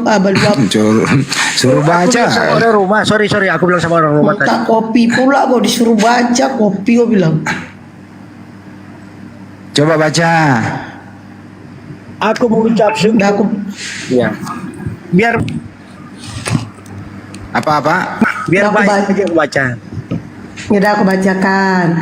Maka mereka mengangkat batu itu, lalu Yesus menghadap ke atas dan berkata, Bapa, aku mengucap syukur kepadamu karena engkau telah mendengarkan aku. Aku tahu bahwa engkau selalu mendengarkan aku. Tetapi oleh karena orang banyak yang berdiri di sini mengelilingi aku mengatakannya, supaya mereka percaya bahwa engkaulah yang telah mengutus aku. Dan sesudah berkata demikian, berseru ia dengan suara keras, Lazarus, marilah keluar. Oke. Yesus di situ mengaku dia Tuhan atau utusan Tuhan? Utusan. Ya nih, kunci dongkrak. Iya Bang Andi, itu kan dia manusia, makanya dia mengatakan begitu. Berarti dia bukan Tuhan dong kalau gitu. Itu saya bilang dia beda dengan kita, makanya dia mengatakan begitu. Mulai ngeles lagi, benar-benar kunci dongkrak gue pakai nih. memang demikian Bang Andi, karena kenapa saya bilang begitu? Kalau seandainya ada manusia seperti dia lagi, saya ikuti dia juga, gitu loh maksudnya Bang Andi. Tadi kan lah kamu bilang. Oke lah, gini lah, maksudnya dia itu Bang, dengerin dulu. Dia itu Tuhan karena dia bisa membangkitkan orang mati. Ternyata Yesus waktu membangkitkan orang mati, dia mengakui dirinya utusan Tuhan. Kenapa kamu mengatakan dia Tuhan? Lebih pintar mana Yesus daripada kamu? Oke lah, beginilah gimana? Bang Andi. Oke Gimana? lah. Gimana? Saya sudahlah. Saya nak anggap dia Tuhan atau apa? Sudah, saya anggaplah dia. Saya anggaplah anulah dia. Yang Bang Andi bilang. Anggap apa? Saya Anggap anggap remeh. dia itu yang betul, yang paling sempurna di muka bumi ini. Itu yang kuikuti itu aja sudah. Logikanya. Enggak, kau tadi mengatakan dia Tuhan waktu bermujizat kok. Atau Karena dicabut siapa? dulu? Dicabut. Karena siapa lagi yang dapat membangkitkan orang mati selain dia? Siapa? Tapi dia berkata, dia Yesus berkata, mengucapkan syukur kepada Bapaknya dan mengatakan supaya orang banyak yang mengelilingi dia paham bahwa Yesus bermujizat karena dia utusan Tuhan, bukan Tuhan yang bermujizat. Utusan Tuhan. Oh, maksudnya Bang Handi itu gini nah maksudnya. Iya. Iya kan begini Bang Handi, sudah membangkitkan orang mati. Dia kan posisinya dia mencontohkan cara mengucap syukur gitu loh Bang Handi, kalau menurut saya sih. Oke. Menurut kamu waktu Yesus bermujizat, dia mengucapkan syukur kepada Bapaknya di surga. Yang mana yang Tuhan? Bapak di surga atau Yesus yang di bumi?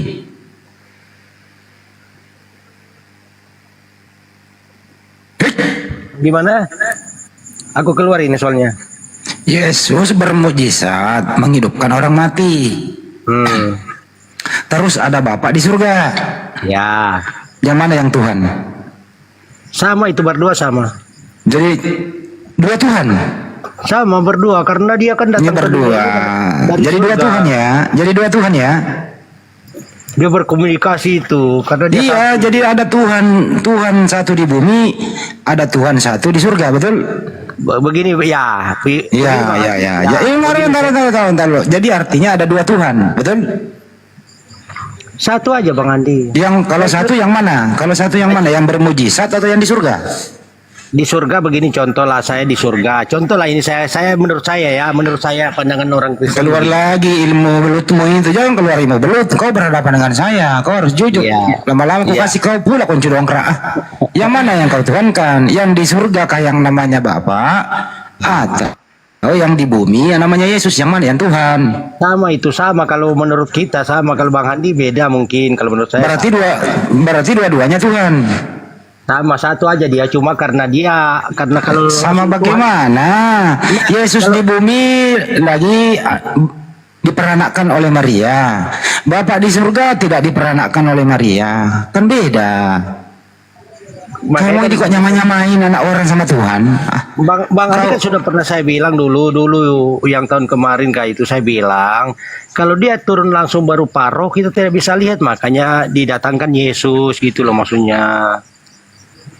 Menurut kamu Yesus dan Bapak itu sama atau beda? Sama Bang Handi, karena dia dari surga. Apanya yang sama? Dia dari surga Bang Handi. Langsung. Apanya yang saya nggak nanya dari mana? Ada lagi orang kayak dinaikkan nih. Berisik pula Bang lagi. Rasmi di mute dulu. Bang Yani, katanya Bang Yani kalau ada yang bisa menghidupkan orang mati seperti Yesus, Bang Yani mau menuhankan dia. Bagaimana dengan Elisa? Bang Yani mau menuhankan Elisa saya Elisa. percaya juga. Elisa percaya Iya. juga. Berarti Elisa juga Tuhan dong. Tidak, saya percaya dia. Gimana Bang Yani kok pilih-pilih gitu? Yesus bisa menghidupkan orang mati, Bang Yani menganggap Tuhan. Tapi kenapa kalau Elisa tidak? Jangan pilih-pilih, nggak adil itu. Oke lah, Benar nggak Bang Handi? Nggak ada keadilan kan? Kasihan Elisa, nggak dianggap Tuhan. Bang Riki begini maksud saya. Ini saya di dalam Al-Quran aja kan dia terkemuka di bumi dan akhirat itu sampai sekarang juga. Banyak itu wajihan itu Musa juga sama, para nabi itu terkemuka semuanya. Yang kita bicarakan itu Bang Yani tadi bilang katanya kalau ada yang sama dengan Yesus bisa menghidupkan orang mati, saya akan ikut gitu. Karena sekarang kalau Yesus bisa menghidupkan orang mati dituhankan oleh Bang Yani, kenapa Elisa tidak? Dua raja-raja nomor 8, raja 8 nomor punggung 5. Nah itu kenapa Elisa tidak dituhankan juga oleh Bang Yani? Yang adil dong Bang Yani. Karena Elisa dari surga, dia dari dunia. Bedanya aja. Siapa aja yang dari surga? Murid-muridnya juga sama, dari atas bukan dari bawah. Sama murid Yesus juga. Semua kalau yang manusia itu kan dari tanah dia. Baru ditiupkan roh. Itu bedanya. Nah, kalau Yesus dari mana? Dari ibunya Maryam atau langsung jelek dari langit? Dari langit lah, dari langit. Oh, dari langit. Gimana? Kan dilahirkan oleh Bunda Maryam. Gimana? Bang Yani itu lupa ya? Iya, maksudnya Bang Riki dari langit. Dia itu bedanya. Kalau kita kan dari tanah, kalau dia kan dari sama. langit. Beda. Sama. Rohnya itu kita itu dari langit semua. Dari Allah rohnya. Cuma penciptaan prosesnya aja yang dikandung oleh ibu.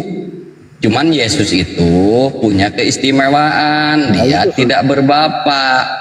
Begitu. Tapi ada juga nabi yang lain yang tidak punya bapak, tidak punya ibu. Siapa itu tidak punya bapak? Baru ku dengar ini. Nabi Adam. Melkisedek. Nabi Adam juga. Nabi Adam dari tanah, diciptakan dari tanah, bukan dari tidak punya ibu, tidak punya bapak. Kalau Yesus itu melalui ibu. Tapi kalau Nabi Adam tidak. Bang Yani lupa ya? Iya, Nabi Adam dari tanah yang saya tahu begitu. Dari betul, tanah. Tapi tidak punya ibu, kasih tidak punya bapak kan? Kasih Melkisedek. Melkisedek aja udah itu. Wah, luar biasa Melkisedek itu tidak beribu, tidak berbapak, tidak bertanah. Ayo, gimana itu? Tapi intinya demikian aja sebenarnya begitu. Intinya Bang Handi. Silakan Bang Handi lanjut. Kalau akal udah mati ya begini. Memang Paulus ini mematikan akal orang. Jadi dengarkan dulu ini kunci dongkrak aku pegang nih. Petrus pun. Sedikit Bang Handi. Iya. Petrus pun bisa membangkitkan Tabita. Kalau Petrus itu bisa membangkitkan Tabita, Tuhan kan juga si Petrus tuh Tabita dibangkitkan. Gitu ya, kalau banyak lah yang bisa membangkitkan tuh. Kalau kita baca di Korintus ya, roh dia yang membangkitkan Yesus dari antara orang mati akan menghidupkan juga tubuhmu yang fana oleh roh yang diam di dalam kamu. Jadi sama lah kita ini dengan Yesus Bang. Roh Tuhan di dalam tubuh kita. Bukan berarti Tuhan itu sendiri, tapi roh milik Tuhan. Karena di Zakaria 1:16 ya, 16:1 atau 1:16 ya, terbalik. Allah yang menciptakan roh di dalam tubuh manusia. Jadi roh di dalam tubuh kita, roh Allah, milik Allah. Bukan berarti Allah itu sendiri, tapi milik Allah. Barnabas pun orang yang dipenuhi roh Allah. Banyaklah di dalam Bible itu ya, orang dipenuhi roh Allah itu. Bukan berarti dia adalah Allah itu sendiri. Lanjut. Dek, kalau begitu Bang Yani ini maksa gitu biar Yesus itu jadi Tuhan, betul ya Bang Yani ya? Gak apa-apa deh, kita bahasa Bang Yani aja yang kita pakai ya. Yesus itu jadi Tuhan. Nah, saya ingin ada pertanyaan ini di Lukas 2 nomor 46. Kalau Yesus itu Tuhan, kenapa Yesus mendengar ceramah para alim ulama? Dia kan hanya mendengarkan, bukan dia mendengarkan biasa kan mendengarkan. Maksudnya gimana? Tapi ajarannya sama yang diajarkan oleh para alim ulama. Matius 6 nomor 2, Yesus mengajari sedekah. Matius 6 nomor 16, Yesus juga menyuruh puasa. Berarti beliau juga menyampaikan pengajaran dari para alim ulama. Kira-kira ketika Tuhan itu harusnya kan Tuhan yang berceramah kepada para alim ulama, bukan para alim ulama yang ceramah kepada Tuhan. Ayo, logikanya di mana itu Bang Yani? Logikanya kan dia kan kalau misalnya itu benar kan dia mendengar, kan begitu logikanya begitu. Kalau salah kan dia tegur, mungkin demikian. Ya, Kan ini kalau yang benar ceramah kan- itu para alim ulama. Mungkin ceramahnya Yesus waktu itu itu benar. mendengarkan. Baca Ya, dulu ayatnya. Yesus itu mendengarkan. Harusnya kan Yesus yang ceramah, para alim ulama mendengarkan. Dia mendengarkan berarti kalau bagus ya dengar lah. Mungkin kalau dia salah-salah pasti kan dia kasih tahu karena dia merasa betul mungkin didengar ya sudah diam aja dia. Allah itu memberi kita pikiran, akal, otak. Manfaatkan itu. Jadi jangan imani saja. Iman itu harus didasari dengan akal. Setelah kita mendapatkan sebuah pengajaran atau kitab, maka kitab itu kita koreksi dengan akal. Iya. Nah, paham Bible saya. Abang ini sudah belum dikoreksi dengan akal Bang Yani? Kira-kira Sudah. masuk akal enggak? Masuk akalnya begini, kenapa orang Kristen itu percaya Yesus itu Tuhan? Karena dia akan menjemput manusia di pada hari kiamat. Itu yang tertulis di Alkitab. Makanya itu orang percaya di situ. Itu kuat sekali orang Kristen percaya karena dia akan menjemput manusia pada hari kiamat. Dan Siapa yang dipercayainya? Dari mana Bang Yani itu bahwa Yesus itu Tuhan? Dari mana percayanya? Dari siapa? karena dia menjemput manusia pada hari kiamat. Ya itu sudah. Iya, dari siapa bahwa Yesus itu adalah Tuhan yang harus disembah, pencipta alam semesta. Nah, Bang Yani ini dasar pondasinya dari mana dapat itu? Sehingga Yesus dituhankan sebagai pencipta alam semesta dan harus disembah. Dari mana itu? Dari Alkitab. Ajaran lah, siapa Bang. itu? Ada dalilnya bahwa Yesus itu menyatakan Tuhan yang harus disembah, pencipta alam semesta. Ada nggak? Maksudnya gimana? Gini, dalam Islam Allah itu mengakui, ya kan, yang harus disembah, bahkan kita disuruh sholat, ada ayatnya, ya kan, semua ada, bahkan Muslim juga disebut Islam, Muslim, kan. Nah, di Bang Yani ini di Bible ini ada nggak Yesus menyatakan dia itu sebagai Tuhan pencipta alam semesta yang harus disembah? Kemudian agama Kristen yang ditunjuk oleh Yesus, ada nggak?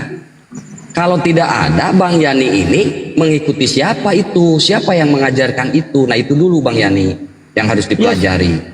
Iya, saya pelajari itu mujizat dia, dan dia akan menjemput manusia pada hari kiamat. Itu kepercayaan orang Semua Kristen. mujizat Nabi itu dapat mujizat, mempunyai mujizat, tapi mujizat Yesus tidak ada yang bisa dibuktikan sekarang. Tapi baginda Rasulullah bukti mujizatnya sampai saat ini ada. Ada nggak Yesus mujizatnya sekarang? Bisa dibuktikan sekarang mujizat Yesus? Mujizat Yesus maksudnya dibuktikan sekarang. Ini fakta logika ya, yang saya bawa fakta logika bukan fakta iman ya.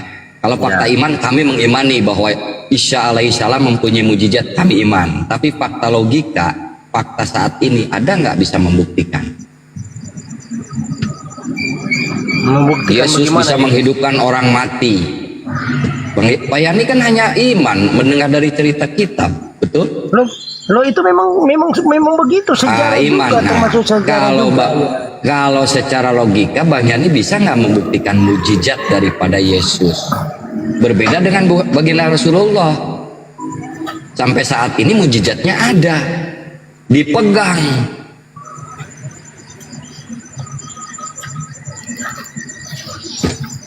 Ya, tidak. Ya, betul. Dirasakan bahkan oleh umat muslim, mujizatnya dirasakan, diamalkan. Ketinggian dia nggak nyampe itu. Oh iya Bang Adi, mangga saya standby betul. Dia udah mumet. Kalau ini mana anak-anak ini anak sakit kok. Yani.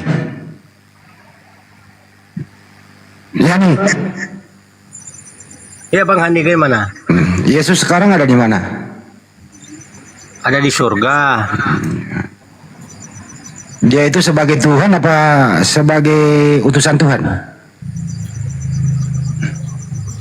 Dia diutus juga, termasuk begitu juga sama itu. Yesus di surga itu Tuhan atau utusan Tuhan?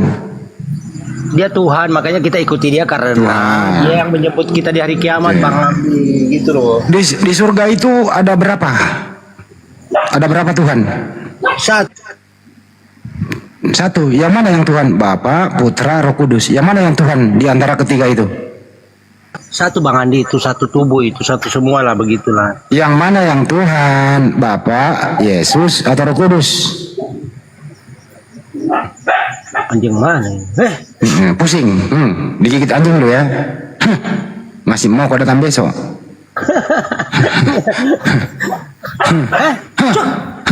Usir, nggak usir.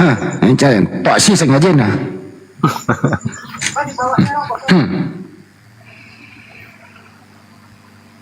Yang mana? Yesus itu ya nih. Yesus itu itu anjingmu kau itu. Ikat dulu itu atau kasih tulang lah. Kau habis potong babi kan itu. Motor itu loh samping itu Bang Andi. Kan Kau kan habis motong. Habis beli daging babi kasihlah sepotong. Kau jitu kau bagi-bagi ya. Nah juga makan daging babi saya Bang Handi. Nah makan daging babi juga kan, nah semua orang makan daging babi. Usir.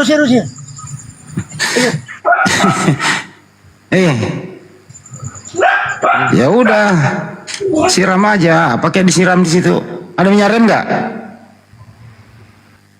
Duh ini bahaya ini diskusi dengan Yani bahaya ini diskusi. Ketika kita sedang diskusi Yani digigit gogong, wah bahaya ini. Ini di sini kan banyak, di sini kan di Kalimantan kan banyak anu. Yang penting kan kita tidak makan. Nah, awas amankan kakinya Yani, amankan kakinya nanti digigit loh, digigit anjing baru rasa loh.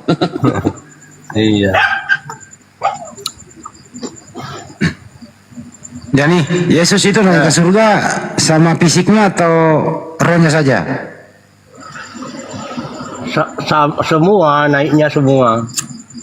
Oh, berarti dia masih di surga itu masih laki-laki dia? Iyalah, laki-laki. Dia kan dia naik ke surga itu di usia berapa? Di usia berapa menurut Bang Handi, berapa? 30 kah? 30. Sudah berapa tahun dia naiknya? Nak ingat sudah Bang Handi, sedangkan anu saya mantan saya aja dulu saya lupa tahun berapa. Jadi kurang lebih 2000 tahun ya. Jadi umurnya Yesus sekarang di surga itu sudah 2000 tahun, 32.000 tahun lah ya. 2024 sekarang. Iya. 2024 tahun. Ya 2024 tahun sudah ya. Jadi kira-kira rambutnya itu sudah ubanan. Nak kopi saya Bang Handi itu Bang Handi. Ya kan naik masih muda loh naiknya itu. mungkin sudah ubanan mungkin. Ya itu kamu udah. Jadi kamu sudah jadi nenek-nenek, kakek-kakek gitu. Ya mungkin. Bayangkan aja 2000 tahun 4 ini 2000. Beda dengan itu Mbak Esti itu berubanan kan. Tuhan kok kemakan usia gitu loh. Tuhannya ubanan ya. Tuhannya ubanan. Kopi juga kalau tanya situ, sampai situ juga saya. Yang saya tahu dia di anu ngapain di sana nggak ngerti juga saya. Yang tahu di atas sudah. Itu masih anaknya Maria itu ya? Maria kan dipinjam titip aja Bang Andi. Oh dipinjam titip. Oh jadi anak Maria nggak punya anak? Maria juga tahu bah dia cuma dititip aja, pinjam lah ibaratnya. Oh Bang Andi saya mau ada ya gitu. Bang Andi tahu. Bang Andi kan jadi bahan itu. Jadi Yesus sih cuma numpang lewat di rahim. Iya, mungkin begitu. Dia kan kalau Allah kan Itu nanya juga Bang. Masa Tuhan bisa pinjam pakai begitu, aduh. Itu nanya. Iya silakan. Kan Bunda Maryam itu kan ibunya Yesus kan. Sementara Yesusnya kan udah di surga 2024 umur ya 24 tahun ya di surga. Nah ketika bundanya meninggal gimana Yesusnya ikut menguburkan atau gimana? Atau tega Yesusnya itu nyabut nyawa ibunya tuh? Tega sekali ya. Loh, yang nyabut nyawa itu sebenarnya siapa sih? Yang nyabut Ya, nyawa itu siapa? setan, iblis. Siapa yang coba nyabut ya nih? Iblis. Iblis. Nggak dihalangi oleh anaknya. Kan anaknya Tuhan. Yesus kan Tuhan. Anaknya Maria. Jangan dicabut, Nah, itu ibu aku. Bilang aja gitu. Kan memang sudah waktunya dan terangkat ke surga juga. Maria itu kan dia termasuk Bang orang Andi, surga. aku mau cari makan dulu, izin turun dulu Bang Andi Jadi ya. Maria di surga Bunda sama blokir. Yesus ketemu ya. Mau cari makan dulu, saya izin turun dulu ya. Iya. Ketemu di surga. Katanya tadi Yesus itu di surga karena dia Tuhan. Di surga, asal di surga. Berarti bundanya juga Tuhan juga karena di surga. Enggak, dia masuk surga, maksudnya saya begitu. Kalau orang beriman kan masuk surga. Maria itu masuk surga. Pilihan, dia kan orang pilihan. Nah sembarang loh itu pinjam rahim dia itu, nah sembarang berarti Tuhan kan sudah tahu bahwa dia orang suci juga, Maria itulah. Jadi gini ya nih, Yesus itu orang pilihan juga sebenarnya. Orang pilihan juga sama kayak Bunda Maria, masuk surga dia karena pilihan itu, orang baik, dikasih mujizat oleh Tuhan. Makanya Yesus itu bukan Tuhan tapi orang pilihan. Sama kayak Sebenarnya Maria. begini, ya paham saya maksudnya. Maksudnya begini. Kenapa kita ikuti dia? Karena dia dari sana, yang mengetahui surga dia kan tahu kan, makanya kita ikuti dia. Karena Ya dia ikuti adalah aja, nggak usah diikuti aja, nggak usah dituhankan. Orang manusia mikir lah ya nih. Sana, halo, ini ada truk ikuti, dia kan memang utusan tadi. Sudah dibilang Iya. oleh kitamu itu bahwa dia ada utusan. Iya. Kalau utusan itu kita contoh, itu kita ikuti. Nggak usah Iya. jadikan Tuhan. Gitu. Pokoknya kita percaya sudah dialah, percaya bahwa dia akan menjemput kita di hari kiamat itu. Parkir sini Oke, aja, Kak. Pak Rusli. Ya nggak apa-apa, dia akan menjemput. Tapi artinya bukan Tuhan gitu. Ini berangkat mau berangkat sana. Ya. Ya, ini dosa loh. Ya nih. Eh. Ya ini dosa. Orang Yesus bilang utusan, kamu bilang Tuhan. Berdosa, nggak ikut berarti sama Yesus. Iya. Tadi bilang aku utusan, kamu bilang Tuhan. Tuhan dia udah ada, Tuhan Bapa. Iya, dia kan begitu. Itu kan dari kepercayaannya begitu. Itu sih sebenarnya kepercayaan siapa tuh? Kepercayaan orang Kristen. Kan dia memang orang Kristen percaya dia bahwa dia terkemuka di bumi dan akhirat dan menjemput orang di hari kiamat. Iya, nggak ada lagi orang yang jemput. Kalau yang menjemput itu kan nggak sembarang. Setidaknya sudah yang Maha Kuasa yang menjemput orang di hari kiamat itu dipercayakan orang Kristen. Terus mundur aja sini. Mundur. Ini truk saya masuk. Bentar ya. Ya lanjutkan Bang Andi. Terima kasih. Ya Daeng, ini Daeng juga yang bawa mobil. Sambil bawa Orang mobil Boni. juga nih Ani. Enggak, truk suruh masuk di workshop. Ini di workshop soalnya. Oh gitu. Orang satu kampung dengan ini, Bang Handi ini, nggak tahu apa Bugis mana ini. Lama-lama gua ambil kunci dongkrak gitu ya nih ya. Ada kunci dongkrak situ. Kunci dongkrak ada kata ini Bang Handi. Mana siapa namanya? Panggil dulu di sopirnya, siapa namanya? Jangan ya. Bone ini. Panggil siapa namanya? Bilang ada orang Palaka cari. Rusli. Pak Rusli ini orang Bone dia. Rusli, itu ambil kunci dongkrak itu. Cepol-pol aja nah.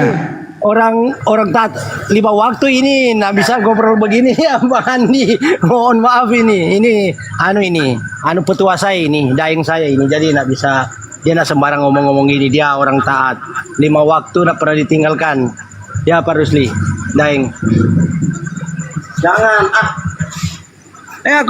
aku dulu Bang Handi, nanti Bang Handi aku mau ada ini dulu, mau ngobrol. Ya udah. Makasih banyak Bang Handi. Bang Handi mau cerdas. Minta maaf kau dulu sama Bang Juma. Minta maaf kau sama Bang Juma dulu. Saya baru mau bahas Yesus. Kalau Bang Juma itu Kirain Bang Baru Juma. Ibaratnya kayak gimana? Sudah kayak saudara saya juga. Cuma Bang Juma aja yang anu. Kalau saya biasa aja sebenarnya. Untuk apa saya minta maaf? Saya ada anu dengan Bang Juma.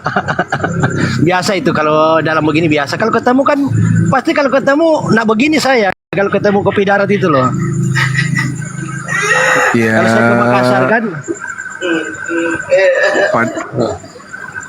Padahal saya baru mau bahas ini. Ini ada anu. Kirain abang tidur. Anu. Bang Juma nantilah Bang Juma nyambung lagi ya Bang Juma Bang Andi Bang. Oke, kalau begitu. Anu apa? Mbak Hesti. Iya. Bagus lah. Yoi. Ternyata Bang ada Pak Haris, selamat. Ternyata ada Pak Rusli di sana bawa mobil. Pulang kampung ya. Kampung. Aduh. Panggil dulu Oke, Pak Haris. Oke, Bang Haris, selamat malam agama apa? Bang Idam di bawah aja ya. Bang Haris, selamat malam agama apa? Assalamualaikum warahmatullahi wabarakatuh. Saya Muslim. Waalaikumsalam warahmatullahi wabarakatuh. Waalaikumsalam warahmatullahi wabarakatuh. Ya Bang, apa yang mau disampaikan?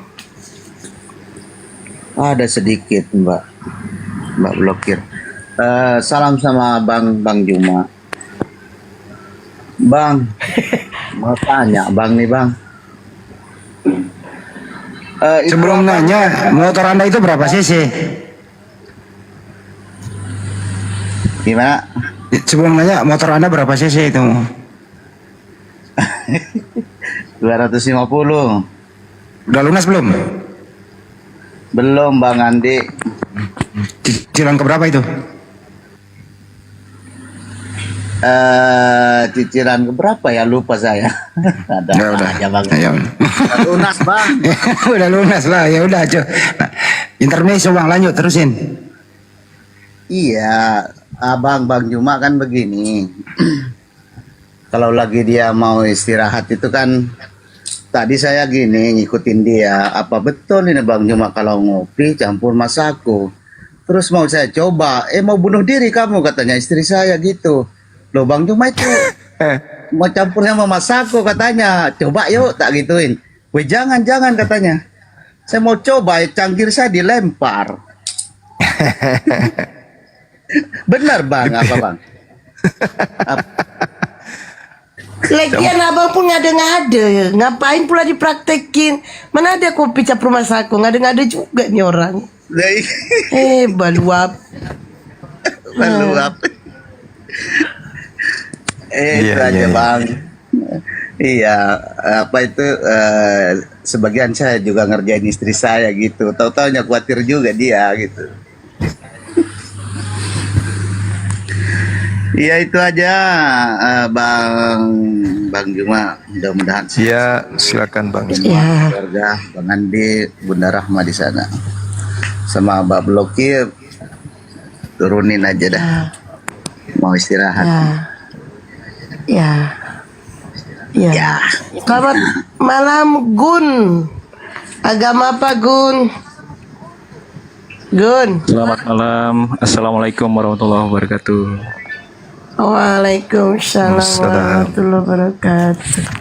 Apa yang mau disampaikan Bang? Ya, selamat malam Bang Zuma, Bang Hendi, dan Bunda Handi Bang. Bunda Handi. Rahma. Ya. Handi bukan Hendi. Ya. Saya penggemar Bang Zuma ini, yang utama apologet. Salam dari Lampung ya Bang ya. Iya Bang. Salam kembali. Terima kasih Abang. Ya. Abang mohon ini sembari menunggu Oten ya, ada sedikit hal yang mau saya tanyakan, mohon dibantu dikasih penjabaran begitu Bang.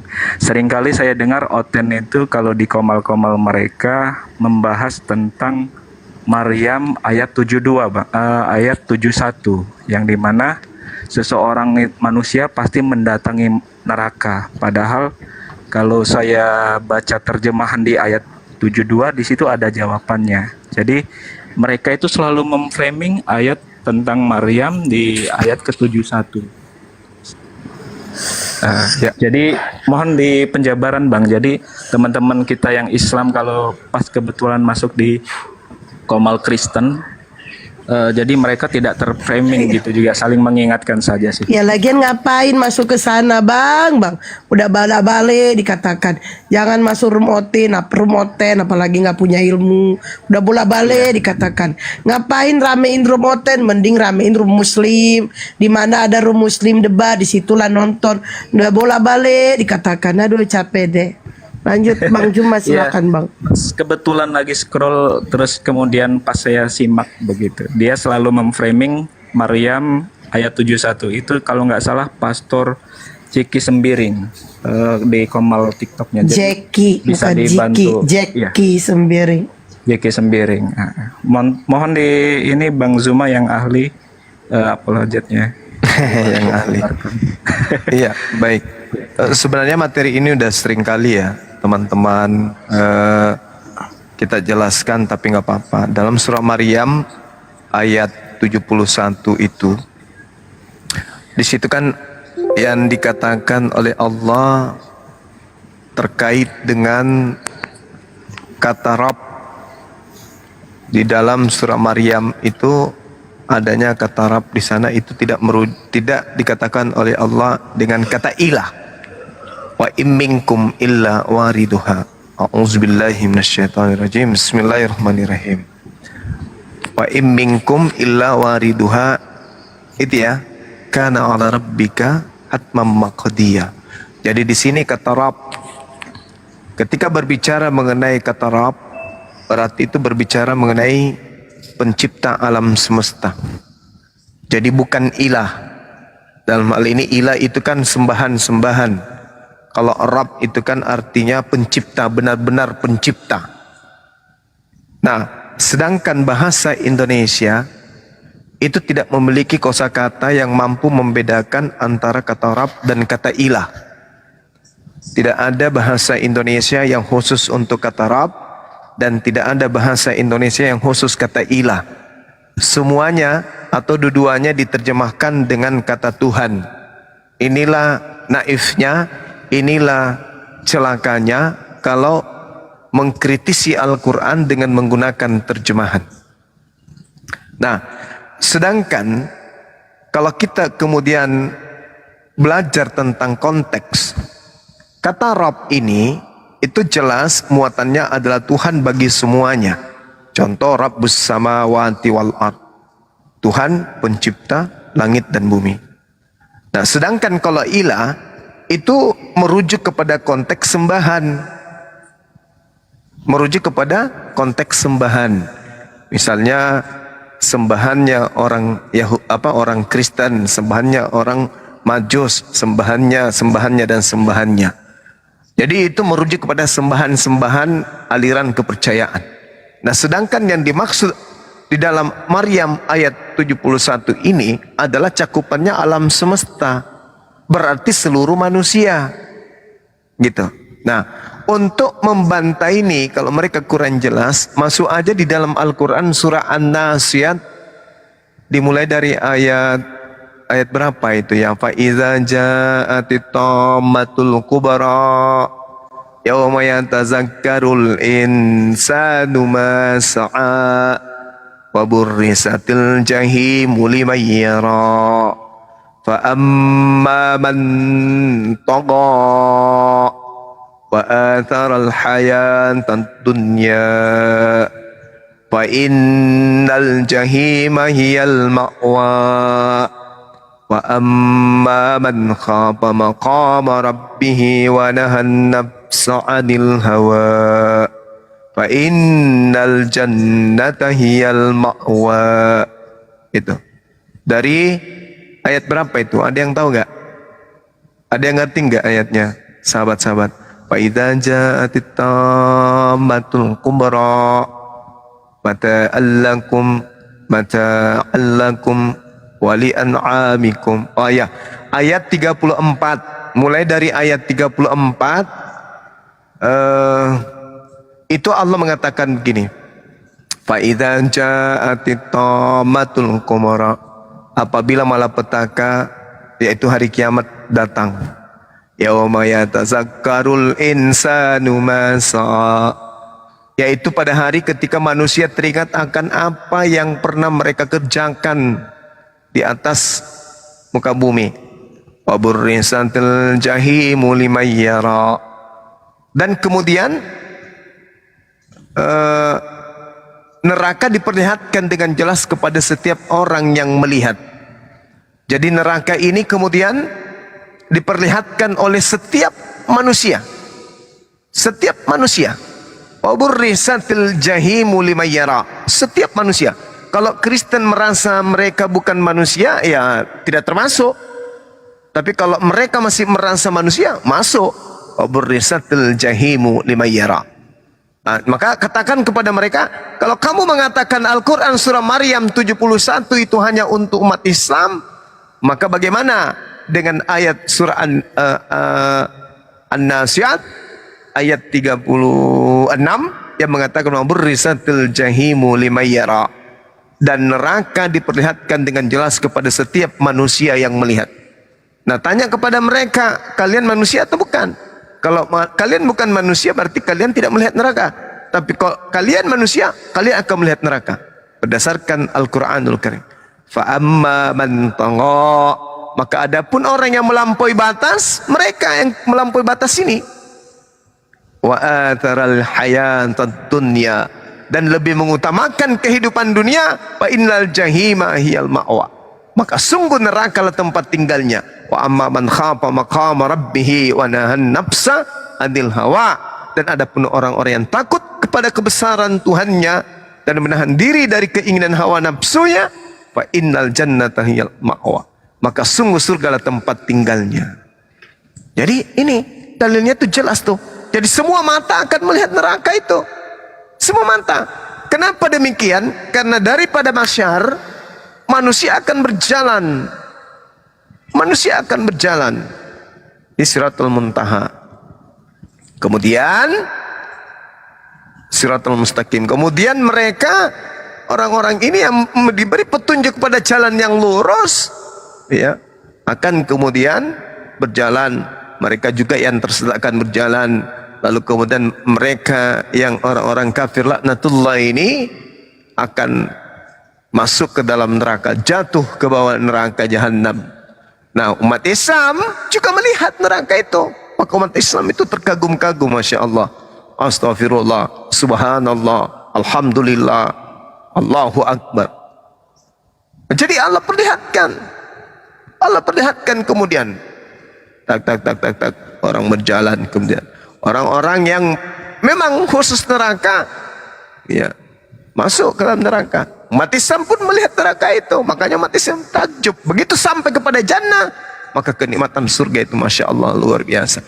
Bagaimana kemudian orang bisa merasakan nikmatnya kenyang kalau tidak merasakan lapar? Bagaimanapun nikmatnya makanan itu kalau orang dalam keadaan kenyang, oh itu tidak akan pernah merasa nikmat apapun. Ayolah makan, enak lu. Gimana mau enak orang lagi kenyang? Nah, artinya apa? Orang yang merasakan siksaan dan melihat siksaan begitu dahsyatnya neraka itu akan merasakan nikmatnya surga. Jadi kita melihat neraka itu, tapi hanya sekedar melihat. Sama seperti ketika kita melihat orang sakit, hanya sekedar melihat orang sakit. Sama ketika kita ke pemakaman mengantar orang yang mati, orang mau dikuburkan, kita hanya masuk ke pemakaman, tapi kita tidak ikut dikubur. Sama seperti ketika kita masuk ke rumah sakit menjenguk orang sakit, kita hanya sekedar menjenguk, tapi kita bukan pasien. Begitu. Kita sama ketika kita mengantar anak sekolah kita ke sekolah. Kita masuk ke sekolah, tapi kita bukan siswa. Kita mendatangi, tapi bukan penghuni. Seperti itu adanya. Jadi ketika kita di padang mahsyar, bahkan sebelum kepada mahsyar, orang di dalam kubur pun sudah diperlihatkan nerakanya. Dan orang yang dalam kubur pun sudah diperlihatkan surganya. Tak ada masalah itu. Nah, kalau kemudian mereka, kita mau bantah berdasarkan Bible, perlihatkan kemudian pertama, Matius 23 nomor 15. Pengikut Paulus akan menjadi dikatakan pengikut ahli Taurat pengikut orang Farisi itu akan menjadi orang neraka. Itu satu. Kemudian yang kedua, di dalam Matius 7 nomor 22 nomor 23, orang Kristen masuk neraka, memanggil Yesus Tuhan kan Kristen, masuk neraka. Yang ketiga, Markus 9 nomor 49, semua orang Kristen akan digarami dengan api neraka. Udah selesai. Nah, minta dalilnya. Mana dalilnya orang yang ibadah minggu masuk surga? Nah, minta dalilnya. Ada nggak? Nggak ada. Mana dalilnya orang yang sholat masuk surga? Tunjukkan Al-Quran surah Al-Mu'minun. Jelas sekali diterangkan di sana. Kada aflahal mu'minun alladzina hum fi sholatihim khashi'un. Beruntunglah orang beriman, yaitu orang yang mendirikan sholat. Kenapa bisa beruntung? Baca kemudian di data ayat 10 dan ayat 11. Ulaika humul warithun. Mereka orang salat ini adalah orang yang mewarisi alladzina yarisunal firdaus hum fiha khalidun. Yakni orang yang mewarisi surga firdaus, mereka kekal di dalamnya. Subhanallah. Orang salat mewarisi surga firdaus. Dalilnya ada. Di mana? Al-Quran surah Al-Mu'minun dari ayat pertama sampai ayat ke-11. Itu. Saya ulang lagi. Orang-orang sholat, orang Islam mewarisi Firdaus, surga Firdaus. Dalilnya Al-Quran surah Al-Mu'minun ayat 1 sampai ayat 11. Itu dalilnya orang Islam memiliki warisan. Bukan hanya sekedar masuk surga, tapi memiliki warisan surga. Nah, itu diterangkan di Al-Quran surah Al-Mu'minun. Orang yang sholat, orang yang zakat, orang yang berpuasa, tidak berzina, menjaga amanah, itu di Islam semua tuh. Ternyata mereka umat Islam memiliki warisan surga Firdaus. Hum fiha khalidun, mereka kekal di dalamnya. Nah, tanya ke mereka, mana dalilnya di dalam Bible orang yang bernyanyi di hari Minggu dijamin masuk surga? Mana dalilnya? Nah, menangis dia nanti tuh. Nggak ada dalilnya itu, nggak ada. Mau sampai kapanpun nggak ada dalil, kecuali 2024 mereka buat lagi Bible baru. Nah, gitu Bang. Kasih.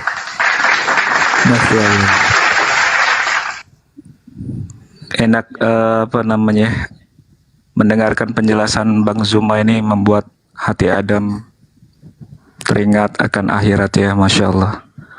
Alhamdulillah Bang. Boleh lanjut lagi nggak Bang? Ada satu hal lagi yang saya agak penasaran Bang Nah, Zuma. nanti dilanjut Bang, udah ada Oten Bang, itu Oten itu si Oten. Oh ya, ada Oten ya. Ya, kita kasih kesempatan ke Oten ya.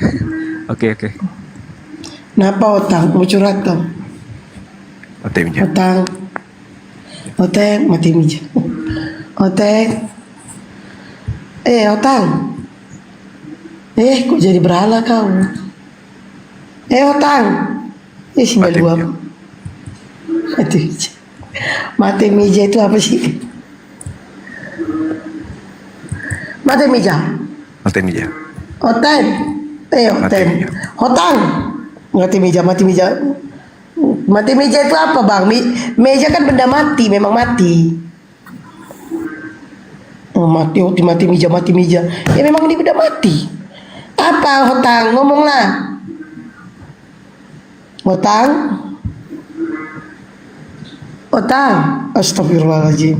Otang kekenyangan, makan, belum bisa napas dia.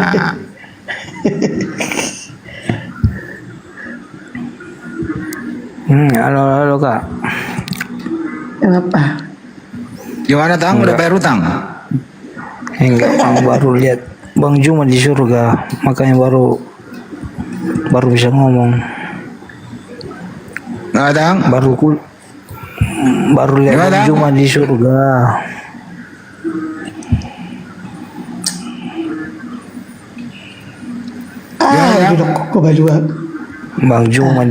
Bang Juma di surga. Iya, Bang Juma di surga di sebelah kanan bapakmu. Bapakmu, iya. Tuhanmu. Bapakmu lah. Bapakku belum.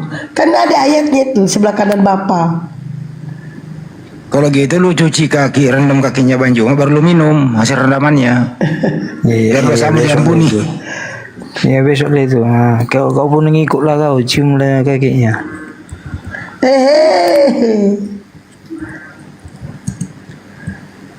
Esmos ini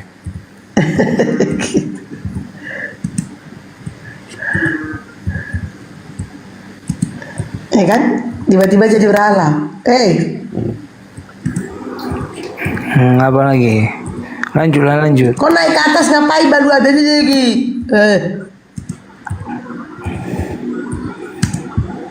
Lanjutlah ceramahnya. Kenapa? Panasan kau. Kok lagi mabuk tua kau ya? Lagi mabuk tua kau? Berapa botol kau minum? Mabuk kok tua cuma 3.000. Mabuk kok tua cuma 3.000. Aduh, berkelas dikit lah kamu. Berkelas dikit. Mabuk Bang Juma gitu.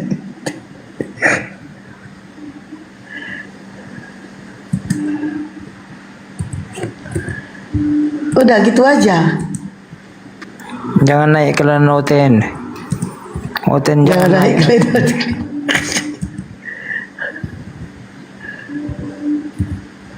Jangan naik ke Oten. Kenapa kamu larang temanmu naik? Gak mau apa jual stinker. Daripada di gereja perpuluhan ngemis. Ya kan ada yang mau jual skincare itu. Kemarin ada itu kulihat itu. Aku jalan skincare. Dan yang beli juga umat Islam, bukan mamamu, bukan bapakmu. Bapakmu gak ada duit untuk beli skincareku. Mau beli tapi belum ada uangnya. Nah kan udah kupikir. Jujur dia belum ada uangnya.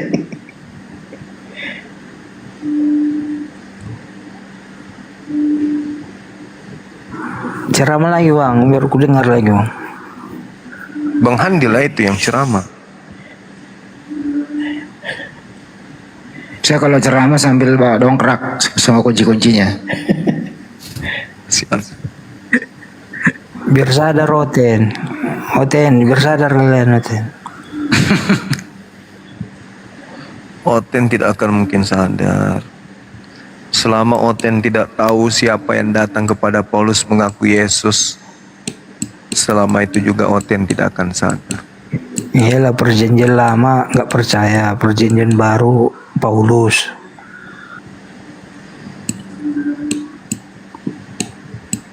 Paulus itu orang mana, Tang?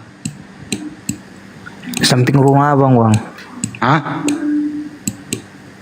Samping rumah abang. Oh, tetanggamu. Kerjanya samping apa? Rumah abang gue bilang, bukan tetanggamu, tetanggamu. Tetanggamu. Samping rumah abang gue bilang, Samping rumah saya kuburan. Bisa jadi di situ tuh. Oh, Paulus di situ. Oh ya udah, kalau Paulus di situ. Ya, bersenang abang.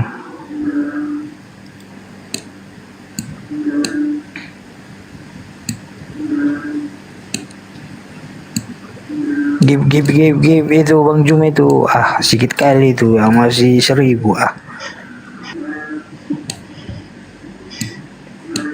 Kok minum tua itu otak tambulmu babi apa anjing? Kok minum tua tambulmu babi apa anjing? Aili. Babi, ya gaya mang. Babi mana kau makan? Bukan babi, Aili. Aili itu apa baluap? Kau pun orang Batak, kau nggak tahu kau Aili baluap. Ya Aili itu babi baluap, babi hutan. Dari mana pula kau ambil babi hutan baluap? Sosok kau bahasa Aili. Ya Aili itu babi hutan. Gak mungkin kau ke hutan kau ngambil babi malam-malam baluap. Minum tua pun cuma harga 3.000 aja belagu kau. Biasanya makan babinya emosi, ini udah emosi. Diam kau. Aili. Gak mungkin kau malam-malam kau ke hutan ngambil babi. Tinggal beli, adanya itu jual.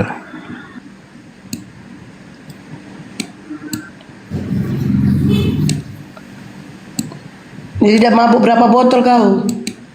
Kau beli yang agak berkelas lah, jangan harga 3.000. Ada tuh si Boya tuh, Bayo, samperin dulu. Siapa itu? Boyo, selamat malam. Selamat malam. Agama apa? Agama Islam. Apa? Islam. Apa yang mau disampaikan?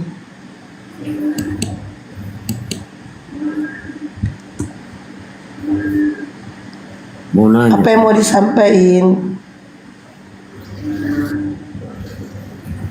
Mau nanya sama Bang Juma, Kak. Silakan, saya yang jawab. Nanya di kantor polisi, Bang. Kalau nanya di kantor polisi. Apa kau hutang? Diam kau. Marahi. Aku yang bicara, kau yang heboh.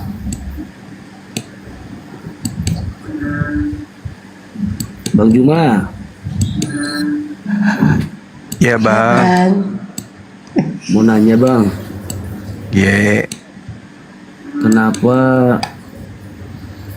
di Islam itu babi itu diharamkan? Dan karena itu perintah Allah. Iya.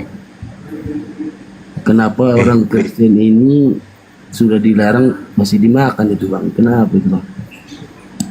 Karena ada uangnya, makanya dibeli. Kau pun lucu kau. Kamu kau hutang, aku yang cakap, ya kau yang heboh. Karena orang Kristen ini bukan pengikut para nabi.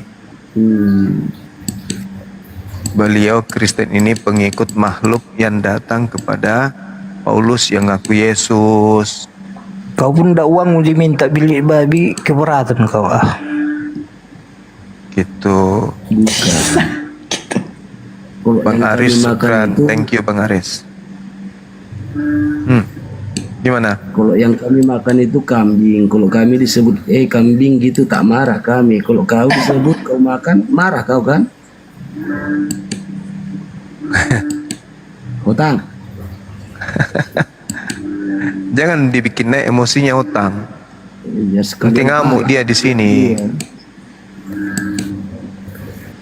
Nggak ada rantai. Kalau Bang dia perapati anjing bang. Wah, udah lama pun makanya nggak ada. Kalau kayak kau kacang-kacang lagi. Di kampungku banyak ternak babi hutang. KSD. Iya. Tahu Eda? Apa? Eda. Eda siapa? Kan di kampungku sebelahan sama orang Oten kan. Jadi ada yang Eda. Tahu? Bang, abang aja apa yang mau disampaikan bang? Nanti jangan ditertawain si Otang bang. Kalau nggak tahu bang, Eda itu apa? Apa yang mau disampaikan? Enggak mau cerita. Nanti diketawain si Otang, Eda itu apa? Kalau mau cerita Eda, yang ada yang dia lihat yang bawa B2. Otang, mau dengar kau ceritanya Otang?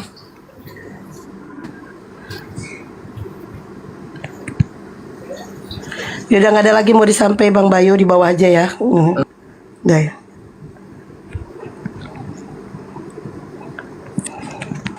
Yo ya agama Kristen yang mau diskusi silakan naik minta permintaan. Ya. Ya agamanya si Otang ini minta naik dari tadi. Awak kira le. Abi Rohim selamat malam, agama apa?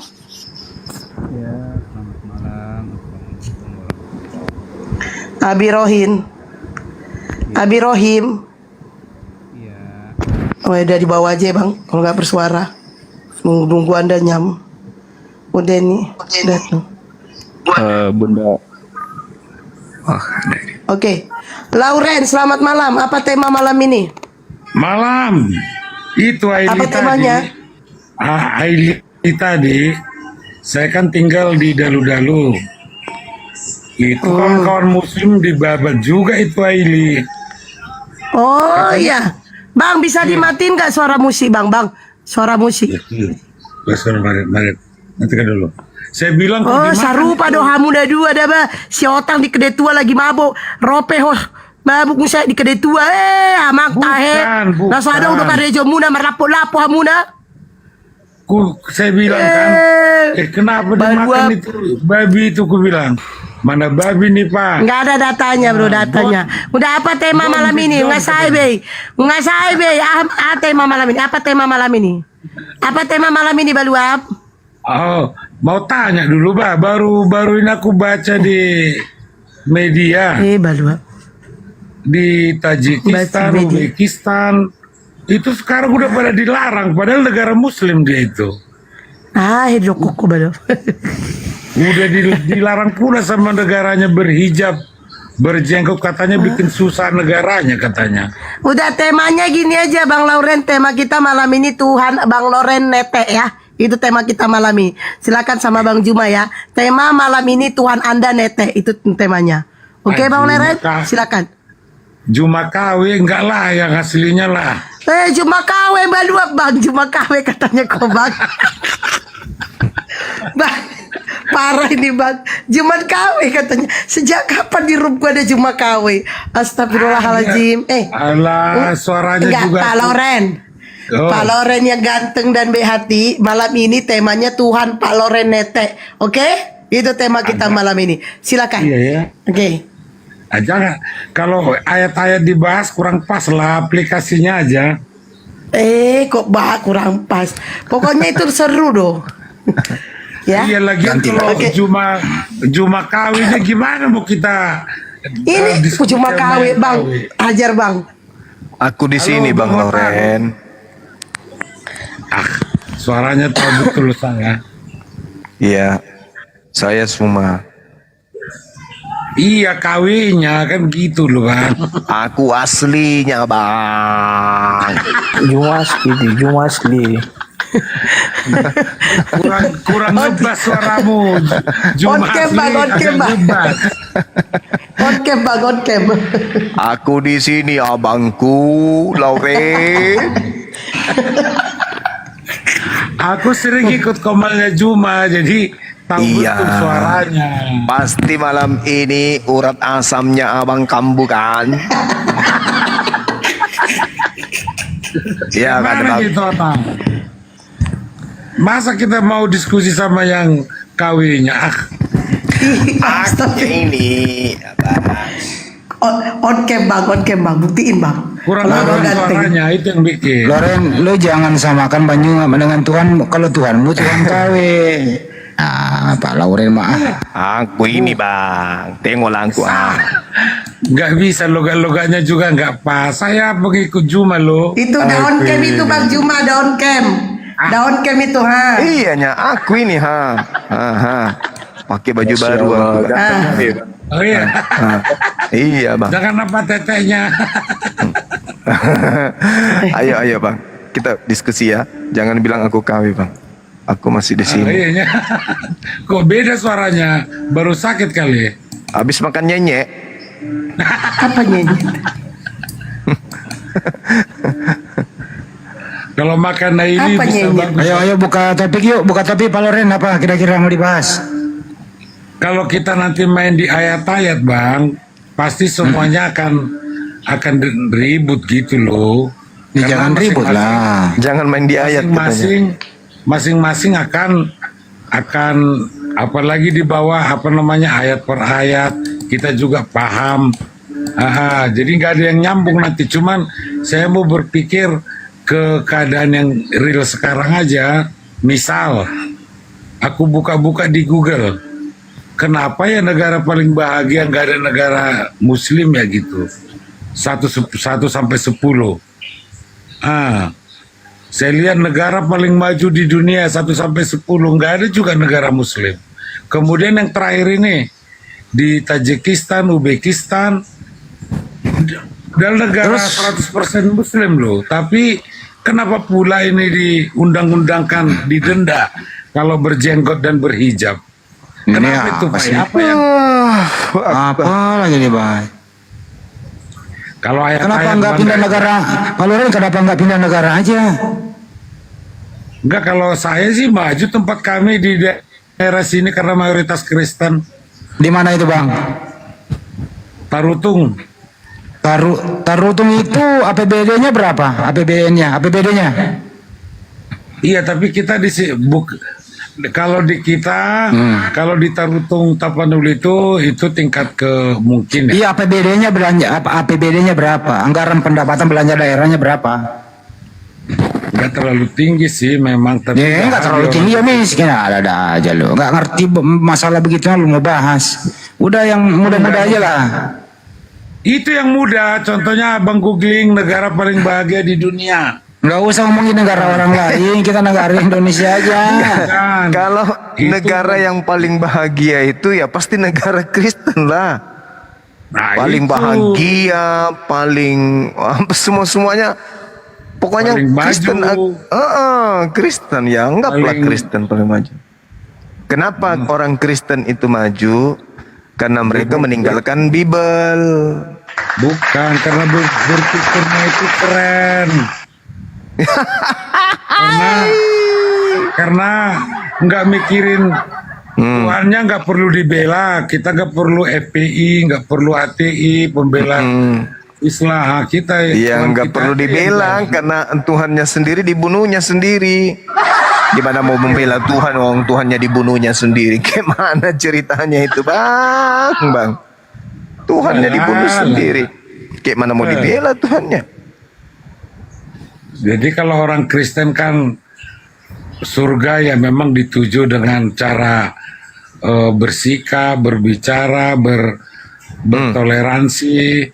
Walah, Coba Bang, ujung-ujung ke Tapanuli Utara sana, Bang. Ujung-ujungnya tadi nggak mau bahas dalil. Begitu diakui negaranya paling bahagia, ya dibilangnya paling larinya ke Kristen. Nah sekarang kenapa negara-negara itu bahagia? Karena mereka tidak bertuhan. Ayo. Nah, sekarang begini, Bang. Sekarang begini, saya tanya kepada Abang.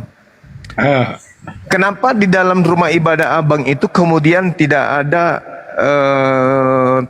etika dalam berpakaian? Wah, lebih parah mungkin kawan-kawan di masjid lah, Bang, nggak berkolor masuk. Ya Allah ya Karim. Ya Allah yang itu. Abang membuat statement yang seperti itu kan. Ternyata Anda pintar, tapi pintar menghujat. Gini, kusiksa Bukan Abang malam ini. Sekarang begini, Bang. Abang Sekarang yang begini. menghujat duluan. Loh, saya mengatakan di dalam rumah ibadah kalian itu nggak ada etika, adalah aturan dalam berpakaian. Coba tunjukkan dalilnya. Itu tunjukkan kata dulu. Abang lo. Maka dari itu mana dalilnya? Makanya orang Kristen itu berbahagia. Kenapa? Karena nggak ada aturan-aturan Tuhan yang dia harus patuhi. Apa aturan Tuhan yang harus dipatuhi? Dunia sejenul mukmin wa jannatul kafir. Dunia ini adalah surga bagi orang kafir. Memang surga ini, dunia ini surga kalian. Apa yang dilarang dalam agama kamu, coba? Di Timur Tengah itu pada hancur semua, pada Muslim. Kenapa lainnya kayak gitu ya? Kutanya, apa yang dilarang dalam agama saudara itu? Yang dilarang apa? Ada 10 firman Tuhan, itu aja Tuhannya. Itu kitabnya orang Yahudi itu, Yul. Yang kutanya sama saudara ini, apa yang dilarang di dalam agama saudara? Coba tunjukkan saya. Satu aja. Apa yang dilarang? Apa? Itu 10 firman Tuhan. Itu kan kitabnya udah orang pasti. Yahudi.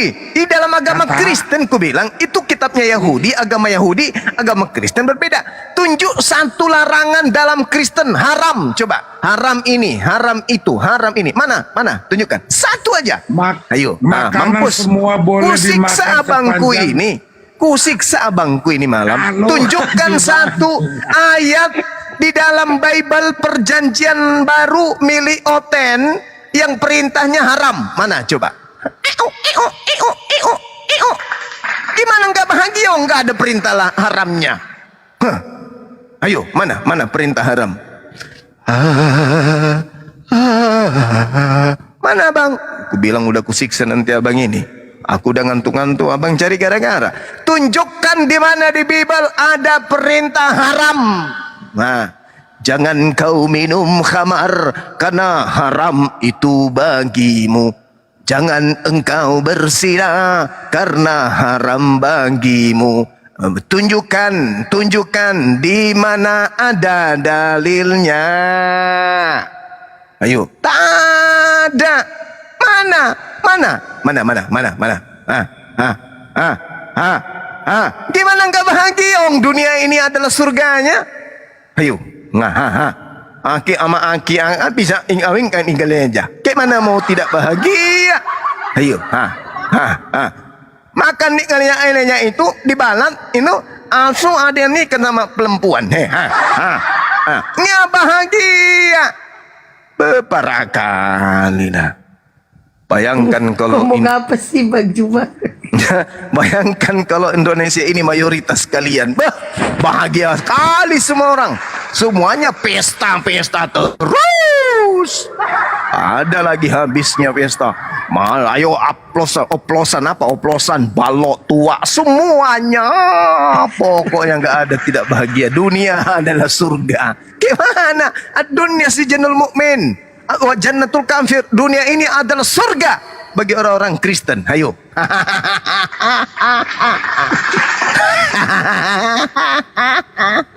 Mana ayo. Di dalam Kristen haram. Mana? Ada. Sama seperti di kalangan kambing, kalangan ayam, kalangan monyet. Di monyet mana ada di dalam pikiran mereka haram? Haram nggak monyet itu makan babi? Tidak. Di Kristen haram nggak makan babi? Tidak juga ya, sama. Kusiksa kau bang. Dari tadi aku sabar-sabarin, bang sok hebat ngomong. Kusiksa kau sekarang. Ayo. Mana perintah haram di dalam Bible mana? Masalahnya bang, dia ngoceh-ngoceh, cuma dia nggak pandai buka mulut. Mana? Masalahnya dia ngoceh-ngoceh tapi nggak pandai buka mute. Dibuka, udah pandai dia buka Gantian Jum. Pandai dia buka. Tunjukkan di dalam perjanjian baru ada perintah haram. Ayo. Boleh gantian?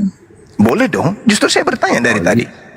Iya, orang Jumanya terus ngoceh gimana? Kalau misalnya kita kembalikan, mungkin di Muslim semuanya, yang susahnya semua haram, tapi debat itu pula repotnya. Makanya berarti agama kami melarang, yang melanggar berarti oknumnya. Nah sekarang ini justru agamamu yang tidak mengajarkan haram. Mana tunjukkan?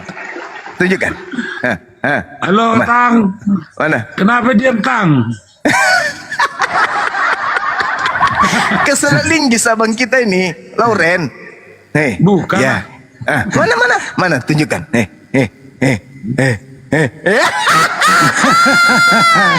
Justru di gereja pendeta juga ikut apa? Mabuk juga pendetanya. Ayo. Iya. Bolehlah diklaim seperti itu. Bukan klaim, ini fakta. Pendeta Sarah tahu kalau nonotnya pendeta Yosua ada telalatnya. Ayo. Gimana ini? Gimana ini? Gimana ini? Kasus per kasus kita. Mana larangannya seorang pendeta perempuan dilarang melihat tai lalat yang ada di nonotnya pendeta laki-laki? Mana? Tunjukkan sekarang. Ini namanya Bang Suma lagi mengunyah ginjalnya Abang Loren. Ayo. Mana dalilnya? Di dalam agama Kristen dilarang begini, haram hukumnya begini. Mana?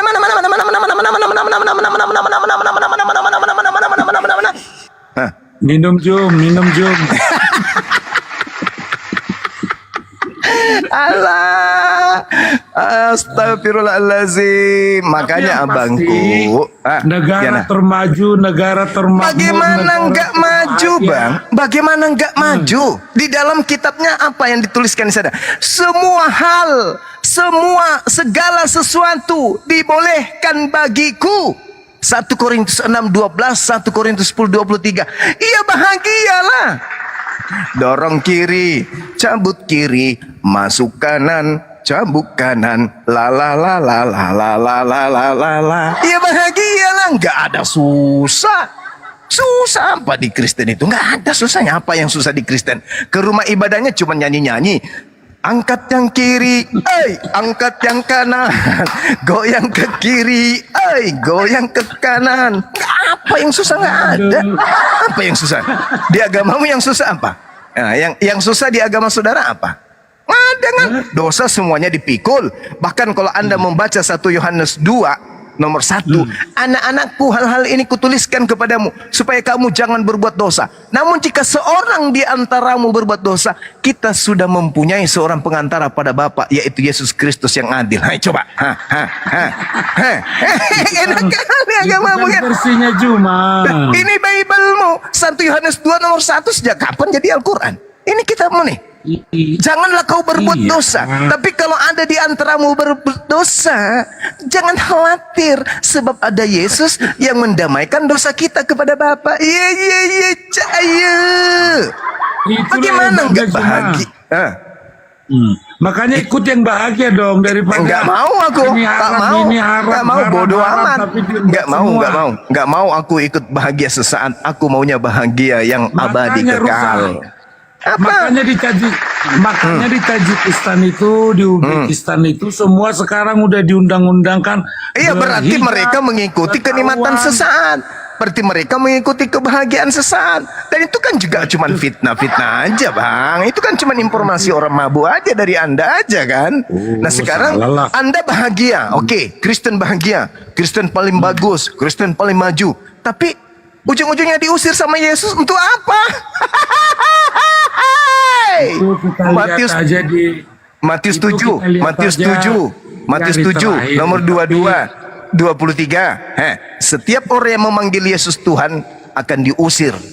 Yang mengusir setan pakai nama Yesus, yang bernubuat pakai nama Yesus, yang bermujizat pakai nama Yesus, tetapi tidak menjalankan kitab Taurat, maka mereka akan diusir oleh Yesus. Nah, jadi bahagianya Anda paling juga cuma 50 tahun, 60 tahun, ya santer-santernya 80 tahun. Habis itu masuk ke dalam tanah, bahagianya di mana?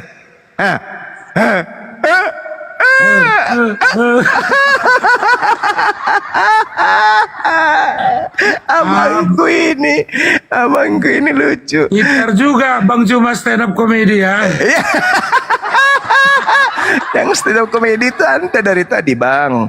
Di mana? Bahagia. Bahagia apa bahagianya? Bahagia apa? Itu kan versinya Juma, tapi yang faktanya negara yang terbaik itu rata-rata adalah negara terbaik. Oke, baik. Non-muslim. Ya. Oke, sekarang kita balik. Ya. Sekarang balik. Negara yang paling tinggi penyakit AIDS siapa? Ya, cek aja 10 besar. Cek aja Bang 10 besar. Enggak biar terus jalan. Langsung ketabok ya. Bukan. Oke ya. Satu. Kau kan? Nah, itu sliding gunting. Yang kedua nih. Negara yang paling banyak nikah sesama jenis. Ayo.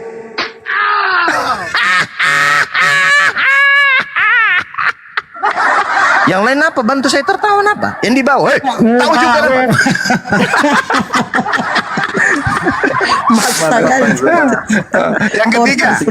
Yang ketiga, negara termiskin di dunia. Ayo.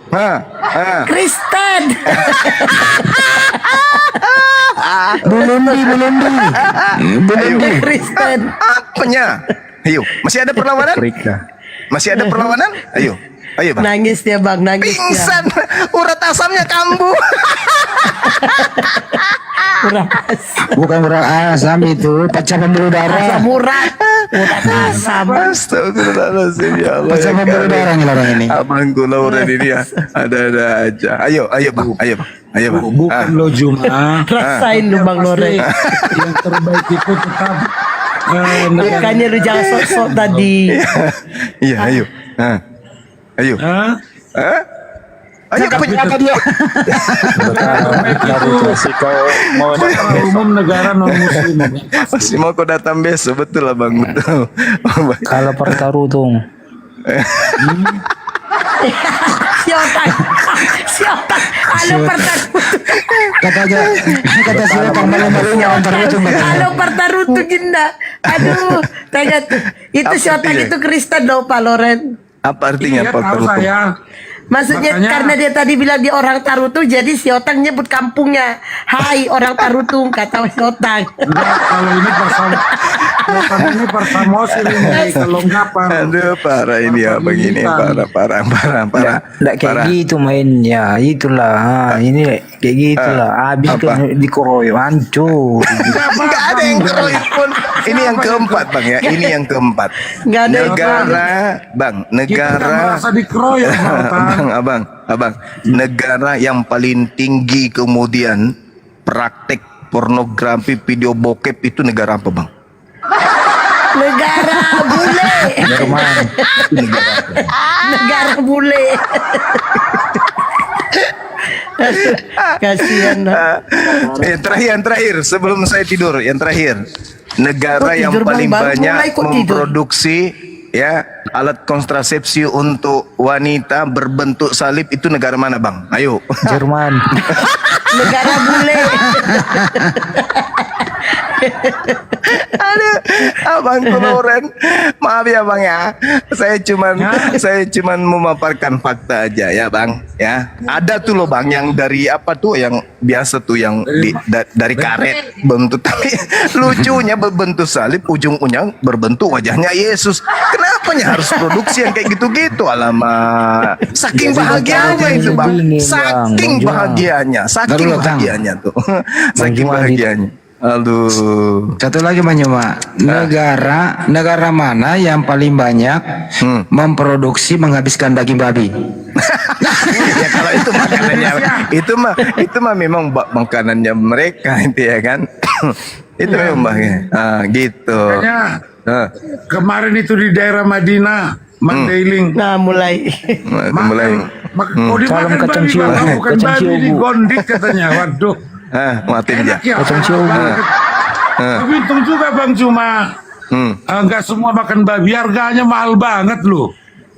Iya betul bang, betul. Coba kalau Lebih mahal sapi Bang. Ada juga manfaatnya karena hama babi berkurang. Iya. Sama babi. Iya lah. Kacang ciu, Bu. Jadi kalau dulu Yesus menggunakan cara mengurangi babi dengan memasukkan roh jahat ke dalam tubuh babi, sekarang umat Islam dengan memelihara orang Kristen mereka bisa mengurangi hama babi. Iya, makanya kalau Kristen Iya katanya pula. Baluan. Posisi roh jahat dengan Kristen ini mirip-mirip kan bang ya? Benar gak? Bang Juma. Iya katanya pula. Iya katanya. Iya saudaraku, iya. Kita cuma bercanda ya. Makanya Jangan karena kita dimasukkan makan ke dalam babi, ginjal ya. makan babi dan percaya Yesus, makanya kita nggak tahan disantet. Nggak tahan disantet katanya. Aduh, parah. Simbiosis mutualisme ya. Saling ketergantungan ya gitu ya. Iya. Kalau saya kan beda pernah bang. sering main di dunia lain di Trans 7. Kalau Muslim pasti kesurupan. Kalau Kristen bisa tahan loh. Iya, itu kelebihan. Tapi ajaibnya bang, meskipun orang Kristen itu tahan disantet, tapi karena setan itu nggak pakai baju, kebanyakan di Bali itu yang nggak pakai baju itu ya.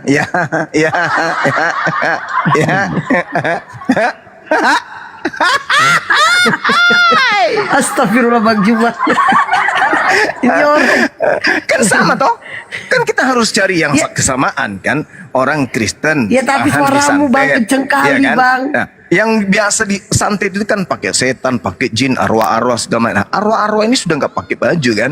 Nah, kebanyakan di Bali itu yang telanjang bulat, coba periksa KTP-nya. Kristen. Suaramu Bang. Suaranya Kalau kali. klaim seperti itu cuma boleh lah, sekira boleh lah. Karena Kita menyajikan fakta, saudara, kan fakta kan abangku tadi cerita fakta, negara yang paling bahagia, ya udah bahagialah, bahagia, iya kan, bahagia, nah udah makanlah itu bahagia bang, nggak apa-apa. Dan Kami semua orang cukup cari bahagia juga loh. Hah? Kalau kami tidak mencari bahagia dunia aja, kami mencari bahagia akhirat juga. Kalau saudara kan enggak, cukup bahagia di dunia saja, kan gitu. Apa buktinya? Itu kan menurut Juma. Oh tidak bang. Saya buktikan bang. Di dalam kitab yang Anda tenteng tiap hari Minggu, tertulis Yesus mengusir orang yang memanggilnya Tuhan. Adakah kalian peduli? Enggak. Kenapa? Karena kalian nggak peduli tentang akhirat kalian. Yang penting kalian bahagia di dunia, udah selesai. Itu loh. Coba kalau kalian itu peduli dengan kehidupan akhirat, loh, kok maunya Anda itu diusir Yesus, Anda nggak bergeming. Bukan setiap orang yang memanggil aku Tuhan, Tuhan akan masuk ke dalam surga. Melainkan yang melakukan kehendak Bapakku. Sejak kapan Bapak Elohim mau agar orang menyembah Yesus? Sejak kapan Bapak Elohim mau agar orang makan babi? Sejak kapan Bapak Elohim agar orang tidak bersunat? Sejak kapan Bapak Elohim agar orang ibadah hari Minggu? Sejak kapan kemudian Bapak Elohim ini agar supaya orang itu kemudian menyembah 3 pribadi Tuhan? Sejak kapan? Gak ada kan? Nah, makanya Yesus mengatakan, pada hari terakhir nanti banyak orang memanggil aku Tuhan, Tuhan, Tuhan, Tuhan, Tuhan tuh. Bukankah kami telah mengusir setan, bernubuat, bermujizat pakai namamu Yesus, dalam nama Yesus. Pada waktu itulah aku Yesus akan berterus terang kepada mereka, kalian semua adalah pembuat kejahatan, enyahlah daripadaku, kalian semua adalah pembuat kejahatan, aku tak mengenal engkau. Nah loh, tapi orang Kristen ada nggak yang mau peduli ini? Ada nggak yang mau pahami ini? Ada nggak yang mau mengerti ini? Ada nggak yang mau menerima ini? Ada nggak? Nggak ada. Kenapa? Yang penting happy, tarik mang. Tadi itu kalian, yang penting happy, yang penting mabuk, yang penting teler, yang penting mimpi, yang penting berangan-angan. Masuk kubur, siapa penolongmu dalam kubur? Yesus nggak mau. Elohim apalagi Allah, apalagi Nabi Muhammad. Nah, penolongnya siapa? Itu wak, whisky, topi miring, cap tikus penolong kalian itu. Bolehkah aku tertawa sekali lagi? Analisanya cuma Boleh, tapi jangan kencang kali. Bang, aku cuma mau kasih tahu. Ini hotel ada 5 loh bang. Ada hotel 5 di sini. Ada hotel 5. Juma, kasih aja Juma terus memberikan apa tadi? Juma, kau dengar? Juma, saya mau tanya Juma, kau dengar ini? Islam itu nggak ada kepastian Juma. Al-Quran surah Al-Mu'minun ayat 1 sampai ayat 11 udah kubacakan tadi. Baru aja tadi ada yang bertanya tentang itu dan saya sampaikan benar-benar demikian. Oke, bahkan Yesus mengatakan di dalam Yohanes 17 nomor 3, hidup kekal itu adalah mereka mengenal engkau satu-satunya Tuhan dan mengenal Yesus yang engkau utus. La ilaha illallah, Yesus Rasulullah. Islam punya merek itu bang. Oke? Islam Shema Israel, Adonai Eloheinu, Adonai Ahad. Islam punya itu bang. Kul huwallahu ahad. Wah, mantap kali Bang Suma ini.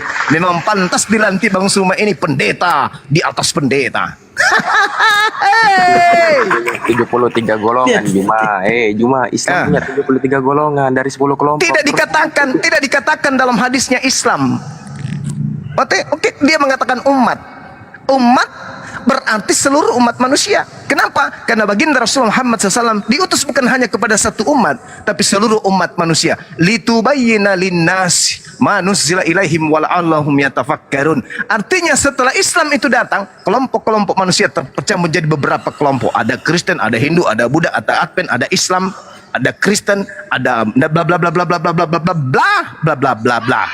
Dan satu aja yang selamat, yaitu siapa? Islam, shalom, damai sejahtera. Oh, namanya aja udah damai sejahtera. Keren kali. Yeremia 29 nomor 12. Aku tahu rancangan-rancanganku tentang kalian, yaitu rancangan tentang shalom, Islam, damai sejahtera. Yesus, Yohanes 14 nomor 27. Aku tinggalkan Islam untukmu. Mana Yesus pernah menyebut kata Kristen? Ada? Nggak ada. Justru Yesus menyebut nama Islam. Indah kali lah Islam ini. Pantas saja Bang Suma dipanggil gelari pendeta di atas pendeta. Bantu, bantu. Jangan diam aja kalian. Bukan. Bantu. Bantu, woy, bantu. Percuma kalian 5 di sini, Ayo, bantu, woy. ayo saudara-saudara, Bantu. ayo silakan. Kawannya minta bantuan.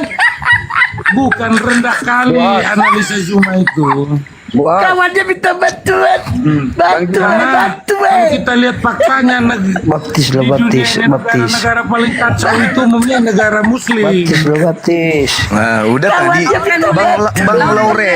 Bang Loren, jatah abang sudah selesai. Sekarang yang lain dong. Bang Loren tidur aja, ambil lagi. Tongkang lagi botolnya, Bang. Tongkang lagi botolnya. Yang lain. Bang Juma. Cukup ya sekarang Leos yang maju, Leon. Apalagi Ya, Bang? silakan Leon. Bang Juma. Ya. Di kampung kami ini aku kan cerita kampung. Batak, ya kan? Iya. Tapi aku kan muslim. Di kampung kami ini banyak kali babi. Kan? Kami panggillah saudara-saudara juga orang Batak juga kan, saudara-saudara kami Kahangi kalau kami bilang. Belajar bahasa suku lah. Orang Kristen. Kami suruh orang tuh hilang. Udah cukup jangan bawa suku lah. Iya. Udah cukup jangan bawa suku karena muslim jangan bawa suku. Jangan lagi gitu. Ya, mana lagi? Faterson, kau coba Faterson. Mute aja. Itu kan Faterson. Wah, nggak benih dia. Ini Atotang itu saudaramu si Bes minta bantuan, kau bantu dulu. Lawan Bang Juma. Otang. Mana berani Tadi si kita Otang. ngomong teduh. Ini panas lah ya kan. Aduh. Udah bilang Bang, kirim aja lah kacang suku itu Bang Loren, kacang suku. Saudara. Jangan bodoh-bodoh betul sama Juma ini, dikeroyok kitanya nanti. Dikeroyok. Kebetulan Dikeroyok. hotennya Bang ini Juma siapa sendiri ini? ketiga. Uclimnya ini siapa namanya Bapak siapa namanya ini? Jangan lagi itu, jangan nuduh muslim. Giliran baik kau bilang muslim, giliran tidak baik bilang Kristen, jangan kayak gitu. Nggak jelas benderanya. Hotang, kau dibilang muslim Hotang. Kau dibilang muslim Hotang. Ininya Bang Bets Bais. Dia apa ya? oten loh Bang, dia oten. Kita paham kalau Zuma tadi kan ngomong abang itu ya menurut versi dia. Kalau kita nanti masuk pasti nggak pas semuanya. Iya. Mulai ngaur kan, mulai ngaur. Bukan ngaur lu Zuma. Bukan mulai ngaur, mulai sedih nangis. Dingin, kayak gini lah. Datangnya ke Tito, jadi panas. Jadi gini, saudara-saudara, boleh saya sedikit memberikan edukasi kepada diri saya sendiri ya. Kalau di dalam Islam itu, dalam Islam Bung ya, dikatakan begini dalam Al-Quran. Bismillahirrahmanirrahim. Innama ana rasulu rabbiki li ahabalaki gulaman zakian. Aku ini adalah Roh Kudus. Sesungguhnya aku hanyalah utusan Tuhanmu untuk menyampaikan anugerah kepadamu seorang anak laki-laki yang suci, gitu kan? Jadi kemudian Roh Kudus datang kepada Maryam untuk menyatakan bahwa anaknya itu suci. Ini pembelaan Islam. Kemudian di Islam ada Roh Kudus Bang Juma. Justru di Islam itulah Roh Kudus, Cak Bom. Di Kristen mana ada Roh Kudus? Lucu orang ini. Roh Kudus di dalam Kristen itu hanya dikenal di Indonesia. Di luar sana Kristen tak tahu apa itu Roh Kudus. Kenapa? Holy Spirit. Ya, apa artinya bahasa Indonesianya? Mampus sudah ini. Apa artinya? Apa Roh Kudus?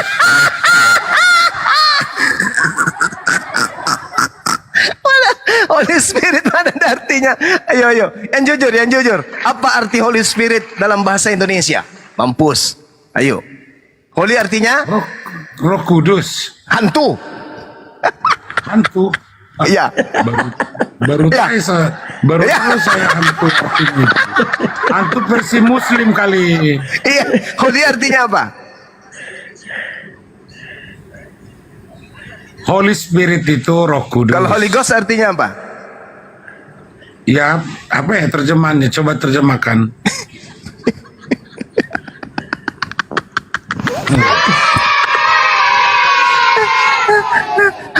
Suci. Aduh, abangku ini. Roh Kudus itu nggak ada di Kristen. Nanti di Indonesia, karena sering mendengarkan Roh Kudus dari Al-Quran, terjemahan Al-Quran, barulah kemudian Bible itu menggunakan Roh Kudus ini. Gimana? Saya mau menjelaskan dipotong. Jadi nggak nih? Kalau bego apa bang? Bego. Kalau bego itu ini bom bego. Apa sih bego? Setan dong bang. Oh ya cocok lah itu. Nah gitu ya. Jadi Al-Quran itu kemudian membela sosok yang datang di tengah-tengah Bani Israel yang kami sebut dengan nama Isa Al-Masih. Islam Al-Quran membelanya dengan tuduhan-tuduhan tersebut. Tuduhan tersebut yang saya maksud adalah tuduhan orang-orang Yahudi. Mari kita lihat tuduhan orang Yahudi terhadap Yesus. Di dalam kitab Talmud, di situ ada 6 kaidah atau 6 hukum atau 6 bagian. Yang pertama Ziraim, ada Maut, ada Naskim, ada Nezikim, ada Kodazim, ada Taharah. Itu Yesus dalam dengan Nabi Isa kan beda Bang Zuma, kok bisa jadi disamakan? Cari masalah ini. Cari masalah. Enggak, setahu saya namanya aja Yesus. Oke. Sekarang saya tanya, Yesus bagi orang Yahudi sama nggak dengan Yesus orang Kristen? Sama. Ayo jujur. Hah? Sama nggak? Jangan nangis. Sama-sama pakai baju. Saudara Loren, sama nggak Yesus menurut Yahudi dengan Yesus menurut Kristen? Sama nggak? Menurut Yahudi dan Kristen sama. Kenapa menurut Yahudi yang Kristen? Kalau Yahudi yang bukan Kristen sama nggak? Mungkin mereka nggak yakin itu Yesus. Aduh parah ini abang. Yang lebih tahu tentang Yesus Yahudi sebagai tuan rumah atau Anda yang hanya pengikut dari Belanda? Bah, kok dari Belanda? Kok lari ke Belanda cuma kok? Bang Andi tolong saya Bang Andi. Bang Andi boleh ulangi tadi bahasa dia. Beh, kok dari Belanda gitu dia. Iya, heran aku kok dari Belanda. Lalu dari mana pula? Kita saya kan Lutheran. Kalau bukan dari Belanda lalu dari mana abangku? Dari mana? Jerman. Jerman. 2 negara penjajah paling tertinggi rankingnya di atas muka bumi ini Belanda dan Jerman. Anda bangga? Enggak ada Jerman nggak masuk. Yang paling hebat itu Portugis dan Spanyol itu pertama Bang Cuma kok dangkal kali sejarahnya. Jerman itu negara penakluk penjajah sama seperti Belanda. Dia aja negara yang kalah perang dunia kedua. Enggak loh Bang Cuma. Cepet banget pengetahuannya. Aduh abangku ini. Jadi mau Belanda maupun Jerman sama-sama negara penjajah. Cuman Jerman wilayah jajahannya bukan wilayah Indonesia, tapi bagian Afrika. Iya. Makanya sama-sama bangsa penjajah kan yang mengajarkan agama kalian. Bener? Tapi yang pasti kita dengan Jerman itu bukan lewat pedang, lewat apa yang luar biasa loh. Iya. Kalau Jerman itu ada yang disebut Nazi. Pernah dengar tentara Nazi? Pernah? Kekejamannya pernah? Bagus, paham berarti. Paham kan? Nah, berarti Anda mau lari Belanda, Anda mau ngaku Jerman, ya sama aja. 11-12 Bang. Beda dong, karena Indonesia sekarang kalau Belanda. kita dalam konteks Kristen di Indonesia, Loren, kita nggak pernah. Terus Loren, Belanda masuk ke Indonesia ngapain? Mendidik orang-orang Indonesia yang Jawa. Ngapain? Mendidik orang-orang Jawa. Menjadi apa? Mendidik orang-orang Jawa supaya bisa bikin jalan, bisa bikin kebun. Jadi dia tidak ada Belanda, nggak ada dong jalan dari Anyer sampai Panarukan. Iya dong. Gila terus korbannya apa, binatang apa orang? Korbannya banyak. Orang-orang Jawa. Diapain itu? Ya disuruh kerja. Lu iya bikin jalan. Berarti gara-gara penjajah kemudian ada jalan. Kalau orang Batak kebetulan itu dijajah nggak? Salah, bukan begitu narasinya, Saudara Loren. Jadi Indonesia, narasinya yang benar itu begini. Belanda datang memperbudak pribumi untuk membuatkan mereka jalan agar barang-barang rampasan perang mereka itu lebih mudah dilakukan melalui jalur darat. Betul. Itu yang betul. Iya, berarti kan Indonesia makin maju. Mana ada? Ada jalan, bro. Ada Itu jalan bukan untuk kepentingan Indonesia. Jalan itu untuk kepentingan Belanda. Maka jalan itu dibentuk oleh para orang yang diajarkan kemudian kerja paksa, rodi, diperbudak. Iya dulu, betul. Jadi menurut abang itu bagus. Bagus lah karena bisa kita nikmati sekarang. Karena itu juga itu kan berarti kalau abang Loren hidup pada zaman itu mau juga diperbudak kerja rodi, dipukul pakai bambu. Begini, penjajah Juma. Siapa Belanda yang pernah menjadi penjajah Juma? Menyebarkan menjadi penjajah. Kristen siapa? Oh iya, saya baru tahu kalau Islam yang menjajah sampai kemudian Indonesia merdeka karena Kristen yang usir Islam. Bagus. Dan luar biasa ada cuma Belanda yang menyebarkan izin turun. Dan luar biasanya Bang Juma. Apa tuh luar biasanya Belanda? Dibantu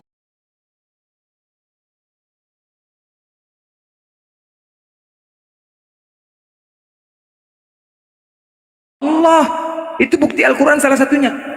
Coba tuh, dibiarkan sampai hari ini masih utuh kan? Masih utuh nggak? Kalau di luar kekuasaan kita, siapa sih yang bisa bertahan? Siapa sih yang bisa bertahan sampai sekarang 3000 tahun? Logik nggak? Nggak masuk akal kan? Tapi kan Firaun itu berhala kan? Gimana itu? Dia kan mengaku Tuhan. Firaun itu yang mengaku Tuhan. Dengan kesombongannya, akhirnya siapa? Allah lah yang menenggelamkan dia. Oh, oke, ya. Ya, tengah siang. Bang Blender putus-putus. Hilang ini Bang Blender nih. Lah iya. Gimana itu Bang? Ayo. Rame juga ceritanya nih.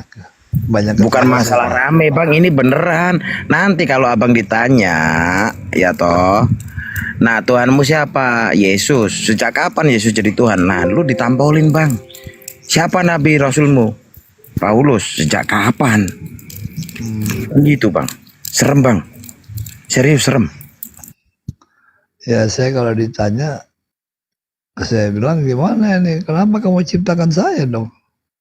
Nah, gimana diciptakan? Kan ada otak Bang dibuat berpikir. Abang sudah dengar tadi Ustadz Hanafi, ada lagi pendeta Sempak Koya. Ayo, macam mana itu? Nah, kena report kan pendeta Sempak Koya? Nah, itu kan saya kan mau pernah menanyakan sama rekan-rekan juga. Tunggu, ada di bawah Bang Blender. Tunggu, tak naikin dulu. Mana ada Bang? Nggak ada Bang Juma. Blender? Bang Suma, memang ada Bang Suma di bawah. Coba dicek, nggak ada kayaknya. Ngapain sih blokir rungkat pada Anak culik. hanya kesini? Anak culik. Ya saya kan bilang, room saya, komal saya anti rungkat. Anak culik. Aku diculik bapak. Jadi itulah salah satu tadi ya Bang Adolf ya, itu bukti dari Al-Quran. Ketika ya Nabi Musa membawa orang-orang Bani Israel, menyelamatkan Bani Israel, kemudian Firaun mengejar ya di bawah laut, itu kan dibelah tuh laut tuh, dibelah oleh Allah. Nabi Musa bisa melewati laut. Nah ketika sudah lewat dari laut, maka laut itu disatukan lagi oleh Allah. Tenggelamlah Firaun semua, tenggelam. Nah itulah, nah ketika itu Profesor Dr. Maurice Bucaille dari Prancis ya, ketika dia meneliti bahwasanya fakta di jasad Firaun tuh terdapat sisa-sisa garam yang masih melekat pada jasad mumi tersebut, sebagai bukti besar bahwa Firaun mati akibat tenggelam di dalam laut sesuai dengan diceritakan di Al-Quran. Jelas. Selain itu diketahui juga perihal jasad yang dikeluarkan dari laut dirawat dan dijadikan mumi hingga dapat awet hingga sampai sekarang ini. Jelas. Coba. Gimana coba itu tanpa manusia? Bagaimana mau pakai formalin? Siapa sih yang bisa menjaganya? Itu bukti salah satu Bang Adolf ya. Sampai kapanpun dibaca, maka hari ini, sampai kiamat. Coba, siapa yang bisa? Tuh, belum lagi laut beda 2 warna. Ada 2 warna kan? Buka di YouTube. Ada kan? Yang Bang Blender. Yang Nanti di DM ke saya ya, karena ini saya lagi ada tamu nih. Oke. Saya masuk lagi sebentar lah ya, sebentar ya. Oke. Oke Bang Adolf. Bang Samudra, terima kasih banyak ya. Mau kemana Bang Adolf? Ya. Sama-sama. Iya. Di inilah di DM saya lah ya. Parkun aja Pak Adolf. Aja parkun. Ya, oke. Ya, terima kasih banyak nih, senang sekali nih sama teman-teman ini semua. Iya, parkun aja. Akunnya ditaruh aja di sini Pak Adolf. Pak Adolf kan ada tamu tuh. Iya, sebentar. Ya, di sini aja akunnya. Di mute aja, parkun aja Pak Dol. Gitu. Aduh, mencret. Mencret.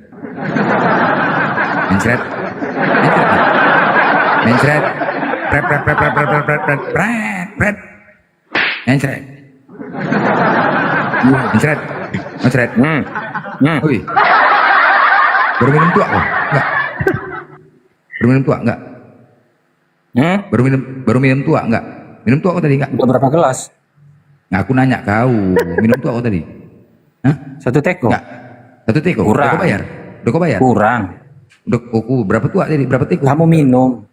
Saya bayar. Aku nanya kaunya. Berapa teko? Oh, udah 5 teko kamu. Pantas. Aku nanya kau. Aduh Majang, gimana nya? Belum lagi diskusi udah longor.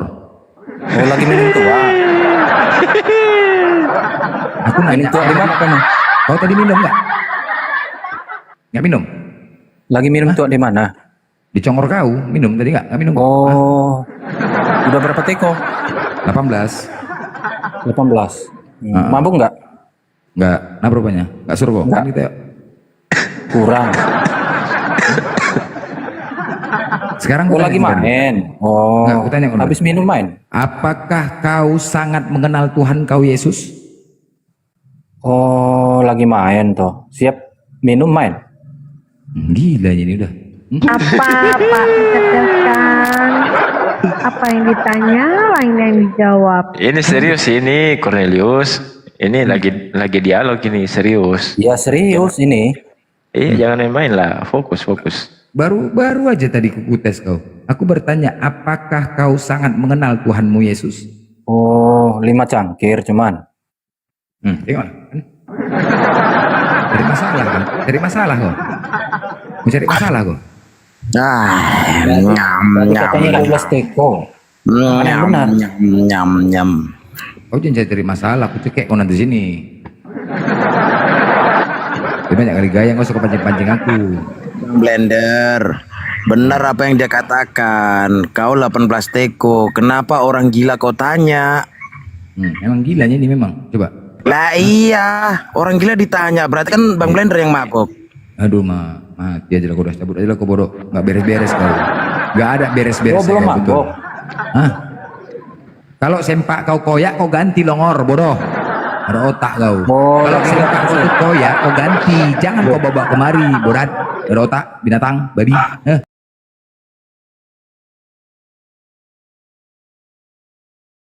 Hidup keagamaan ahli-ahli Taurat dan orang Farisi, sesungguhnya kamu tidak akan masuk ke dalam kerajaan sorga. Syarat masuk sorga harus lebih benar keagamaanmu. Nah,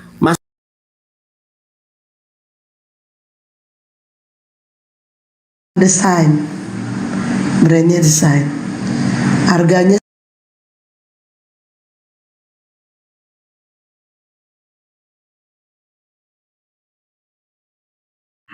gila ini udah. Ada otak udah. Itulah. Ada encus di balik batu, batunya hilang, encusnya hilang. Ada apa Yesus di situ? Di hari kedua kok dia sudah hilang?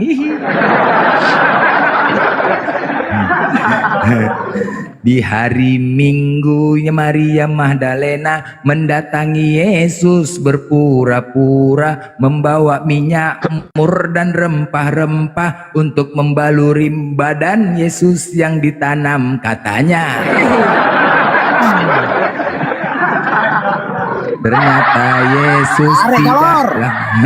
Ternyata Yesus tidaklah mati, dia berpura-puralah mati. Hari kedua jasadnya hilang, kemana dia di balik batu. Yusuf dan Nikodemus membawa minyak gaharu dan minyak mur, minyak gaharu untuk mengobati luka di dalam tubuh manusia. Maria Magdalena membuat skenario seolah-olah mayatnya hilang. Mereka terkejut ketika melihat mayat Yesus hilang di dalam kubur.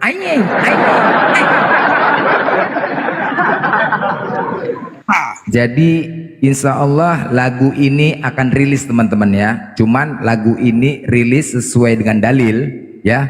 Ya kita berharap jangan sampai ketika Oten paham lagu ini mereka mengasih tahu tentara Romawi. Nah ini yang kutakutkan. Oten nanti takutnya memberitahu kepada tentara Romawi bahwasanya Yesus belum mati. Itu dia.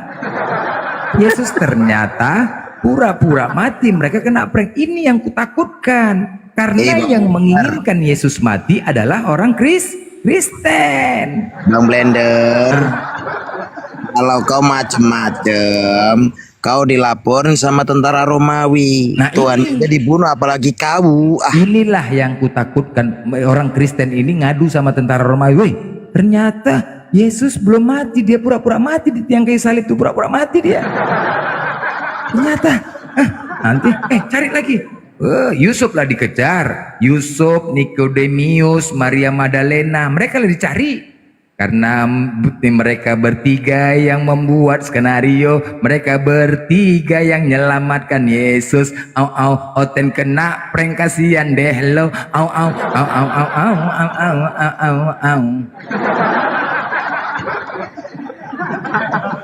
Itu. Jadi mereka tiga lah yang membuat skenario. Berpura-pura akhirnya memanggil Petrus. Kemana? Tuhanku telah diambil orang, katanya Tuhanku. Datang Petrus dilapor pula ke Satpol PP. Gimana mau dapat pelaku? Ini judul dari ini ya. Judul lagunya itu barusan sandiwara di antara kita. Enggak lah, Oten kena prank. Sandiwara di antara kita. Sesudah Blender, aku mau request dong. Tuhan Yesus tidak jangan rungkat kalau ya.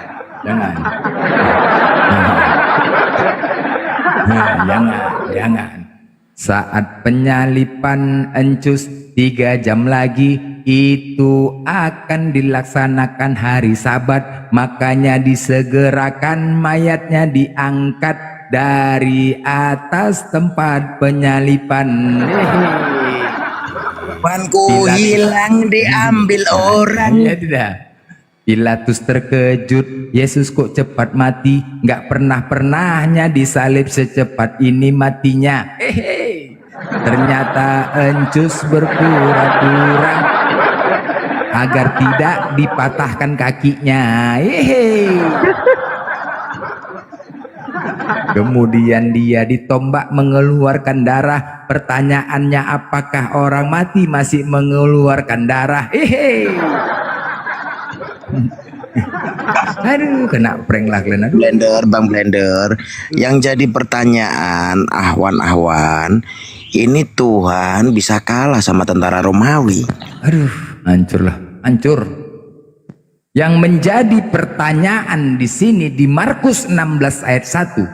Setelah lewat hari Sabat, Yesus disalib hari Jumat pada pukul jam 12 sampai dengan pukul 3. Di saat pukul 3 petang, di saat pukul 3 ya, disitulah Yesus mengatakan Eli Eli lama sabachthani, mati. Itu dia. Situ pura-pura matinya karena waktu tinggal 3 jam lagi. Karena di sana sabatnya yaitu pukul 6. Dari pukul 3 ke pukul 6 waktunya tinggal 3 jam lagi. Jadi disegerakanlah penyalipan tersebut. Kemudian Pilatus memerintahkan prajuritnya, segerakan, karena di hari Sabat tidak ada boleh melakukan aktivitas. Nah saat itu kemudian prajurit-prajuritnya pertama mematahkan, karena hari itu Yohanes 19:31, karena hari itu hari persiapan supaya pada hari Sabat mayat-mayat itu tidak tinggal tergantung pada kayu salib, sebab Sabat itu adalah hari yang besar. Maka datanglah orang-orang Yahudi kepada Pilatus dan meminta kepadanya supaya kaki orang-orang itu dipatahkan dan mayat-mayatnya diturunkan.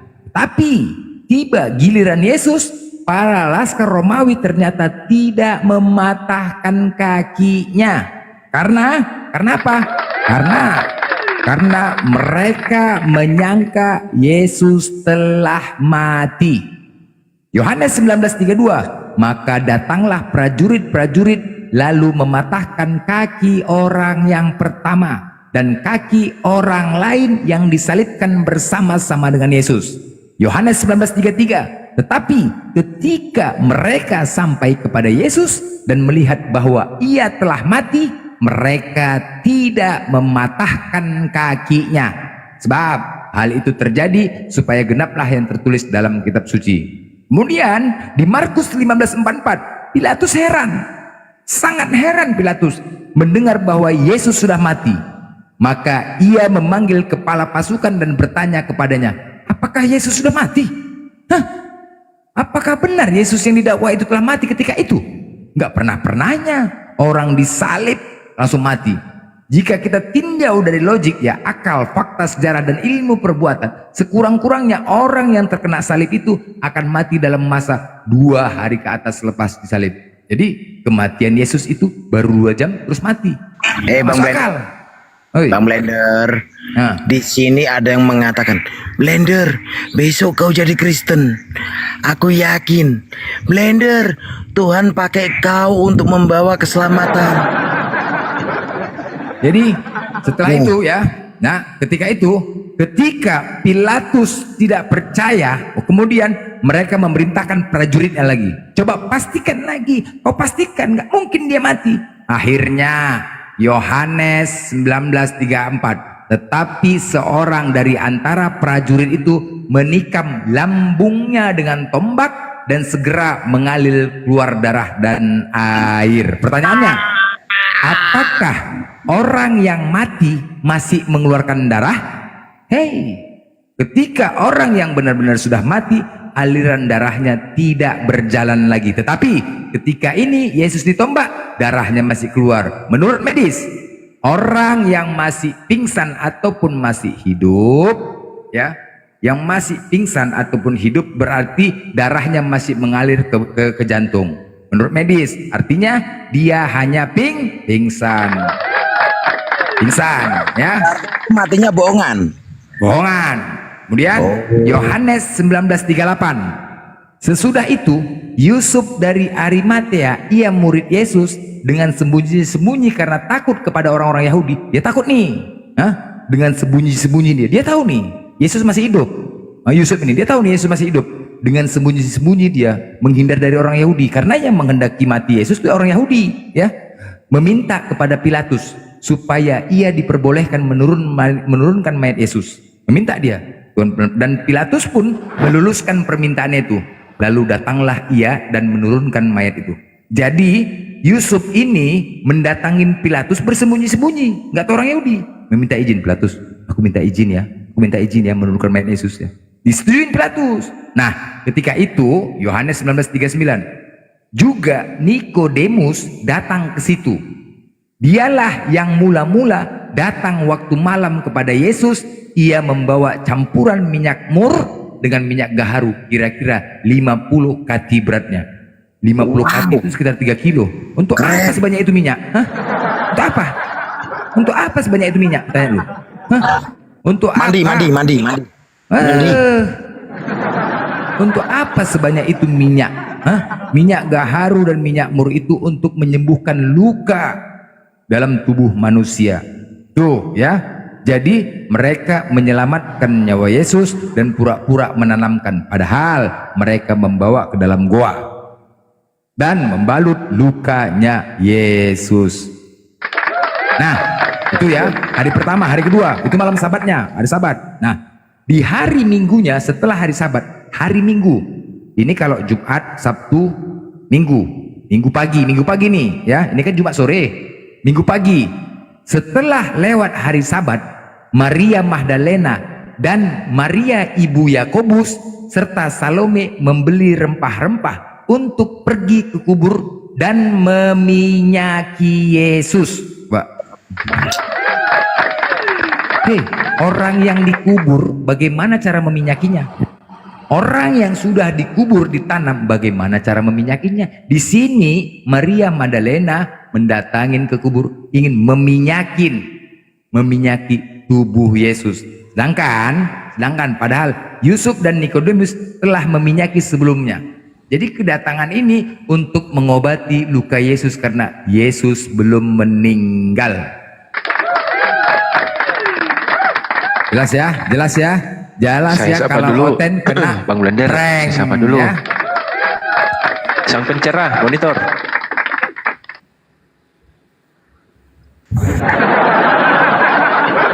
Nih, sang pencerah. Nah, Ya, Pak Agustinus. Selamat Bilang malam, pencerah. Pak Agustinus. Selamat malam, Bang. Ya, Selamat malam, Pak. Sehat, Pak? Kabarnya gimana? malam juga. Mantap. Ya, sehat selalu. Sama-sama, Pak. oke pencerah, gimana pencerah? Tunggu dulu, Bang Samudra. Diam dulu. Pencerah gimana? Ini sudah dikasih kesempatan. Lanjut Bang, Pak Agustinus dulu Bang, lanjut Bang. Sudah saya sapa tadi. Ya, saya mendengar dulu. Ya, Pak Oke. Agustinus dulu ya. Oke, siap. Standby ya. Oke Pak, host. Oke, Ya. lanjut Bang Blender. Jadi saya minta tanggapan tentang ayat ini. Sebelum yang pertama ya, kalau memang umat Kristen mengatakan penyalipan itu adalah kehendak Allah, ya, penyalipan itu adalah kehendak Allah, artinya Yesus juga mengetahui bahwasanya dia akan mati dan menerima perintah itu. Yang pertama ya, menerima perintah itu. Nah, pertanyaannya, ketika sebelum dia mati, dia mengatakan Eli Eli lama sabachthani, yang artinya Allahku Allahku, mengapa engkau meninggalkan aku?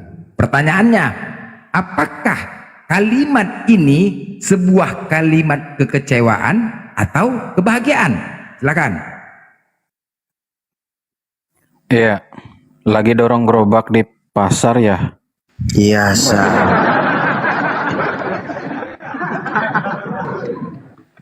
Ya. Silakan ditanggapin. Eli Eli lama sabachthani, apakah ini sebuah kalimat kekecewaan atau kebahagiaan? Kekecewaan yang penuh dengan pengharapan. Nah, itu dia pertanyaannya. Kalau memang Yesus itu disalib karena kehendak Allah, artinya dia mengetahui. Apakah ketika dia mengetahui untuk dimati bahagia atau kecewa? Silakan jawab.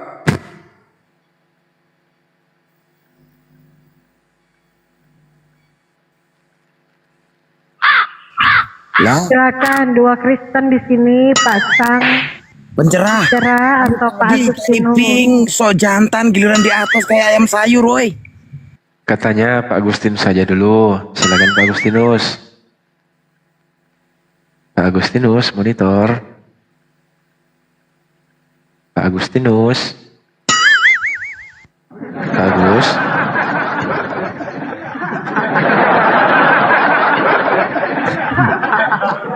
Boy.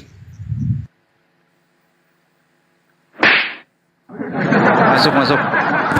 Ya, nah silakan Pak, silakan. Orang lagi kencing juga. Oh, Gimana itu? Emang gak boleh kencing dulu? oh, masalahnya nggak tahu Pak. Oh. Salah sendiri open cam Pak Agustinus kalau kencing. Jangan ntar lu liatin. Lah iya makanya kan kita nggak tahu kalau kencing. Open cam dong. Jangan ada dosa lah. Udah fokus Pak, fokus. Oke ya gimana? Jadi Pak Agustinus, penyalipan Yesus itu kehendak Allah atau kehendak Yesus? Kehendak Allah. Oke, baik, kehendak Allah. Oke, baik ya. Ketika Yesus mengatakan Eli Eli lama sabachthani, apakah itu sebuah kalimat kekecewaan atau kebahagiaan? Tidak kekecewaan. Itu sisi kemanusiaannya yang dalam pikirannya dikiranya Allah meninggalkan dia, padahal tidak. Kan kehendak Allah berarti Yesus juga mengetahui kalau dia akan mati. Mengetahui kan? Mengetahui, Iya. baik. Nah, tujuan dia mati itu untuk menebus dosa. Artinya ketika kematian itu berbahagiakah atau tidak dia? Ya kalau tanya itu mesti tanya hatinya Yesus. Kalau saya sih mau jawab. Mati kita. Nah, kira-kira. Oh iyalah. Sekarang misalnya saya nanya kamu ya, tergantung hati kamu ke semua. Kita gini, berdasarkan yang ada di kitab. Menurut kita secara logika aja gini. Kira-kira kematiannya itu kematian kebahagiaan atau kematian kekecewaan? Kalau saya rasa kekecewaan sih nggak kecewa lah, memang dia Pasti datang ke kebahagiaan dunia. kan? Karena kehendak Allah pasti kebahagiaan kan? Ya kan? Bang Blender. Komal ini live di YouTube-nya Bang Zuma ya. Oke. Jadi pasti kan? Itu pasti kebahagiaan kan? Nah sekarang gini, kalau memang kebahagiaan, nah apakah bahasa yang paling cocok untuk Yesus tuh ketika dia mati? Puji Tuhan, ya kan? Sepakat nggak? Itu saya nggak pernah dengar sih dan nggak tertulis itu. Nah, jadi gini Karena aja, waktu itu maksudnya kan gini, ada Kita nggak bisa kejujuran. tebak-tebak hati Yesus gitu Bukan kan. tebak-tebak, Iya, Bang. begini loh, begini, ketika kita mengatakan Eli, Allah, Allahku, mengapa engkau meninggalkan aku? Itu kan sebuah kalimat kekecewaan dengan penuh pengharapan kan? Bang Blender aku turun sih. Assalamualaikum warahmatullahi wabarakatuh. Belum salam warahmatullahi wabarakatuh. Ya kan? Itu kan sebuah kalimat kekecewaan, tapi penuh Tapi kan dengan begini pengharapan. Pak, maaf ini, bukan mewakilin hati kita untuk memvonisnya begitu. Kita nggak tahu kan hatinya gimana. Ya kan? Berfirman dalam hati gitu jadinya. Lah, sekarang begini, masa Bapak tahu perhatiannya hatinya Yesus saat itu? Bapak kan juga nggak tahu kan? Bukan, itu bukan Hanya hati, cuma sudah nebak-nebak doang kan? Itu sudah diucapkannya. Kan sudah diucapkannya. Ini bukan berfirman dalam hati namanya, udah diucapkannya. Apanya? Kalau berfirman dalam hati kita menebak-nebak. Kan sudah diucapkannya, Allahku, Allahku, mengapa engkau meninggalkan aku? Itu kan terucap dari mulutnya, bukan dari hatinya. Nah, ketika kalimat itu disampaikannya, menurut Pak Agustinus, kalimat kekecewaan atau kalimat kebahagiaan gitu loh. Kalau suruh saya jawab bilang kecewa apa itu kita nggak tahu ya hati Yesus. Memang kecewa lah, jujur aja memang kecewa. Jadi apa lagi mau dibilang? Itu kalimat kekecewaan. Itu apa? Pemikiran Bapak. Bukan pemikiran, memang tapi kan mengatakan memang kekecewaan lah itu. Itu kalau saya ya pendapat kita masing-masing beda. Kalau saya juga nggak bisa bilang kecewa apa enggaknya gitu-gitu. Gini Pak Agustinus, enggak begini, itu yang tertulis. Janganlah begini. Makanya selalu kita di itu sini. memang tertulis, tapi kita nggak bisa mengambil klaim begitu gitu kan. Jadi gimana? Apalah coba? Kalimat apa itu coba namanya? Kan begini kan, semua juga Pak harus pakai ini kan apa namanya pendapat orang beda-beda kan, nggak harus pakai pendapat Bapak. Nah, inilah masalahnya di kalian ini. Suka kali menafsirkan Bible itu, makanya terlalu banyak denom di kekristenan Pak, ini. maaf ya, kami nggak pernah nafsirkan Bible. Apa yang tertulis Nah, di Bible buktinya? kami jalanin, bukan ditafsirkan. Buktinya? Ya kami nggak nafsir, makanya saya nggak bisa oke. jawab kan Bapak tadi. Oke, sekarang Pak Agustinus saya tanya, mana yang lebih baik di antara banyak denom? Karismatikah, Protestankah, atau Katolikah, atau mana? Mana? Saya kan agamanya Katolik ya, saya Katolik. Ya mana? Maksud saya di antara semua itu mana yang benar? Ya saya nggak tahu ya kalau nggak bisa kan? mengklaim agama orang itu salah apa benar, saya nggak bisa. Itu hanya urusan Tuhan. Iya, Katolik, Protestan itu masuk Kristen, karismatik masuk Kristen, Advent Kristen, cumananya? Betul, tapi beda iman sama saya. Saya Katolik. Belum beda mas, Tuhannya sama kan? Tuhannya Blender, Blender. Sama Tuhan nggak? Pak Blender. Kan sama Tuhannya, kok beda pula? Cumananya nih? Pak Blender. Pak Blender. 73 ada 73 golongan dalam Islam ya. Jangan salah kamu. Dengar ya. Kalau kau tanya sang pencerah sebentar. Oke, ku jawab. Ku jawab itu.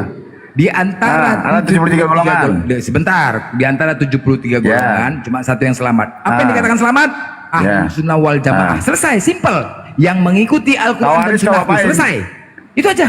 Kawaris kau apain? Kawaris Syiah, Mustajiyah. Ya itu lain lagi. Kau paham nggak? Simple aja. Yang mengikuti Al-Quran dan Sunnahku itu yang dikatakan selamat. Selesai. Udah, itu aja. Jadi simple. Jadi yang lain nggak kau akui. Sesimpel itu. Yang lain nggak kau akui. Ajaran Pak, itu ajaran Kau paham nggak? Ikutin Al-Quran dan Sunnah. Ikutin Al-Quran dan Sunnah. Udah selesai. Itu aja. Yang lain nggak kau akui. Jadi simpel itu. Jadi kalau ada 72 lagi protes sama kamu mau bertanggung jawab kamu. 72 golongan yang lain. Longor. Kau kan tadi Syiah, Murjiah, Mustajiyah, Mustajiyah. 73 golongan satu yang selamat. Tokoh yang dimaksud selamat yang mana? Paham nggak kau? Paham nggak kau? Paham, itu kan itu jalan Tuhan. Masa kamu paham? Allah kan yang bilang mengikuti begitu. Al-Quran dan Sunnah selesai, simple itu aja, simple. Nah sekarang tadi kamu ngomong denominasi. Di antara banyak denominasi, yang mana yang benar? Yang mana yang benar? Coba aku tanya dulu, Glenn. Tuhannya sama. Kau ada 73 golongan, kamu 73 golongan kamu. Tadi Longor, udah kujelaskan. Sudah dijawab Pak, sabar. Dengar ya, kalau mau dibilang mana yang benar, yang Pak Agustinus ajaran dulu ya, Pak Sang Pencerah ya. Kalau yang benar itu yang ngikutin ajaran Allah dengan benar, gitu kan? Ajaran siapa? Allah. Iya, ajaran Allah yang benar, jauhin larangannya itu, ajarin jalanin perintahnya. Udah selesai itu. Kalau mau tanya yang benar apa salah? Itu aja di kekristenan tuh. Iya, emang apa mau sih apa ajaran lagi? Allah tuh? Ajaran Allah tuh yang mana sih? Banyak, cinta kasih, mencintai sesama kita. Oh, yang paling itu tuh kasih, itu hukum kasih itu. Kasih ya, baik, kasih ya, baik. Kasihilah Tuhanmu dengan segenap hatimu dan pikiranmu, benar? Kasihilah Betul. sesama manusia, benar? Betul. Lukas 14:26. Siapa yang datang kepadaku tidak membenci bapak, ibu, saudara, bahkan diri sendiri, dia bukan sebagai murid Yesus. Ayo. Ayo, Membenci nggak ada kata membenci di sana loh. baca Lukas 14:26, baca. Kami nggak boleh menambahi firman Tuhan, Pak. Nggak boleh kami kitab orang lain, nggak boleh sembarang kami Betul. Makanya boleh sembarang. Bapak juga tidak boleh nambah, tidak boleh Ya menafsirkan. iyalah, kitab orang lain mana boleh sembarang kami menambah-nambahkan. Coba buka aja. Lah, kalau misalnya Bapak bilang tidak boleh sembarangan, kenapa Bapak membahas? Ya, makanya Bapak buktikan aja Lukas 14:26. Siapa yang datang kepadaku tidak membenci. Bukalah. Pak Agustinus ada Bible di situ? Buka silakan. Saya ini di jalan, makanya saya nggak bisa buka. Nah, jadi Bapak jangan Oh, menjadi iya. saya bohong kalau gitu. Kalau Bapak belum baca. Tidak membencikan, bukan suruh membencikan. Makanya buka Bibelnya. Jangan boleh gitulah kalau belum dibaca jangan. Tadi barusan Bapak ngomong bilang tidak Loh, membenci. kan memang iya. Siapa yang datang kepadaku tidak membenci bapaknya, ibunya, saudaranya, bahkan diri sendiri. Apalagi? Artinya disuruh wajib membenci. Nah, nggak? Kalau kalian tidak membenci orang tua bahkan diri sendiri, kalian bukan dikatakan pengikut Yesus ataupun murid Yesus. Coba, bagaimana Anda mau menafsirkan itu? Saya nggak bisa nafsirin sih Pak. Saya bukan penafsir gitu. Hancur. Ya, jadi sekarang tanggapin tentang ayat itu. Bagaimana? Ya, saya udah tanggapin tadi udah. Lah, bertolak belakang nggak dengan hukum kasih? Nggak bertolak belakang sih. Lah, hancur lah, hati lagi nggak bertolak belakang. Aduh. Hanya cuma Bapak aja yang bertolak Loh, belakang. kok bukan? Saya membaca ayat, Pak. Ajaran saya dari dulu begitu. Saya membaca Bibel Anda. Malah justru yang hukum Taurat itu 10 perintah Allah itu disuruh hormatilah ayah dan ibumu, bukan disuruh membenci. Nah, makanya Kalau Bapak ngomong begitu berarti kan saya nggak tahu itu. Pak Agustinus, Nanti Bapak yang makanya tahu aku aja. sering gini Pak Agustinus, ini sekedar saran Pak Agustinus. Aku sering sekali menyampaikan saranku kepada teman-teman Kristen. Ini saran ya, mau didengar mau enggak ya. Ketika nanti mati, bawa aja ban sama apa namanya kertas karton sama spidol. Ketika kalian mau dicampakkan ke neraka, demon kalian bakar ban di sana. Demon. Sering aku ngasih saran, demon bakar ban ketika mau dicampakkan ke neraka. Tuhan maha bijaksana loh. Tuhan maha bijaksana. Nah, ketika Tuhan bijaksana, apa yang kalian sampaikan diterima sama Tuhan. Apa pertama dasarnya? Tuhan, kenapa kau campakkan kami ke neraka? Loh, emang iya? Kata Tuhan. Loh, kemana Pak Agustinus? Woi, memang iya katanya. Memang iya, kenapa? Loh, sekarang begini. Tuhan, kami mengenal kau itu berdasarkan kitab. Kami mengenal dan mengetahuimu berdasarkan firman-firmanmu yang tertulis di kitab suci. Itu karena kau tidak terlihat dan kau tidak terdengar. Makanya kami mengenalmu berdasarkan firman-Mu. Nah, ketika kami membaca firman-Mu di kitab suci, sebentar ngomong A, sebentar ngomong B, sebentar ngomong A, tidak ada konsekuen kau sebagai Tuhan. Bagaimana kami mau yakin Tuhan? Bagaimana kami mau meyakinimu Tuhan? Sebentar A, sebentar B, sebentar A, sebentar B. Coba. Jadi gimana? Tuhan hanya bijaksana. Kalian diberikan kesempatan untuk berbicara kepada Tuhan. Saranku seperti itu. Gimana kalian mau yakin? Gimana? Coba kayak gini. Kalian mengatakan hukum kasih. Kasihilah sesama manusia. Kasihilah sesama tua. Kasihlah Tuhanmu dengan segenap hatimu. Tetapi di Lukas 14:26, Yesus berkata, Yesus yang berkata tuh, siapa yang datang kepadaku tidak membenci bapaknya, ibunya, saudaranya, bahkan diri sendiri, dia bukan sebagai pengikut Yesus. Jelas itu. Mana yang mau ikutin? Kalian ikutin? Coba. Mana yang mau kalian ikutin di antara kedua nih? Nggak pening kalian? Pening lah, sakit kepala kan? Demon aja kalian bagus. Bakar ban, cocok, ya kan? Blender. Apalagi? Tadi kau bilang kau nggak ngerti masalah denominasi. Aku balikkan tadi 73 golongan dalam Muslim dan 7 aliran. Dijelaskan. Pertanggungjawabanmu gimana dengan aliran yang lain dan golongan yang lain? Apa kau merasa benar sendiri? Mau 1000 golongan, dengar ya, mau 1000 ya, mau 1000 di dalam Islam, mau sejuta ya, kan udah aku bilang, satu yang selamat apa itu? Mengikuti Al-Quran dan Sunnah. Selesai, nggak usah kau bahas-bahas yang lain. Nggak ngerti juga. Udah dijawab pun masa nggak ngerti Pak. Simple. Kalau Islam tuh simple aja, simple. Nggak mungkin Nabi itu ya, gini ya, kalau Tuhan menyusahkan hambanya, bagaimana kita mau yakin terhadap Tuhan? Sama kayak kalian inilah. Tuhan itu untuk seluruh manusia. Ada yang bodoh, ada yang pintar, ada yang cacat, macam semua macam. Nah, jadi bagaimana dengan yang buta? Memahami kitab suci kalian? Bagaimana? Ketika ditanya Tuhan, aku buta. Bagaimana dengan yang dongok, yang longor? Memahamin ajaran kalian ini. Aduh, aku aja sampai 3 bodrek pun coba fokus, gak masuk gitu loh. Gimana coba? Gak masuk. Harus memaksakan. Tuhan kan untuk seluruh alam, seluruh manusia. Yang simple gitu loh. Itu. Gimana kita bisa demon? Bagaimana aku mau yakin terhadapmu Tuhan?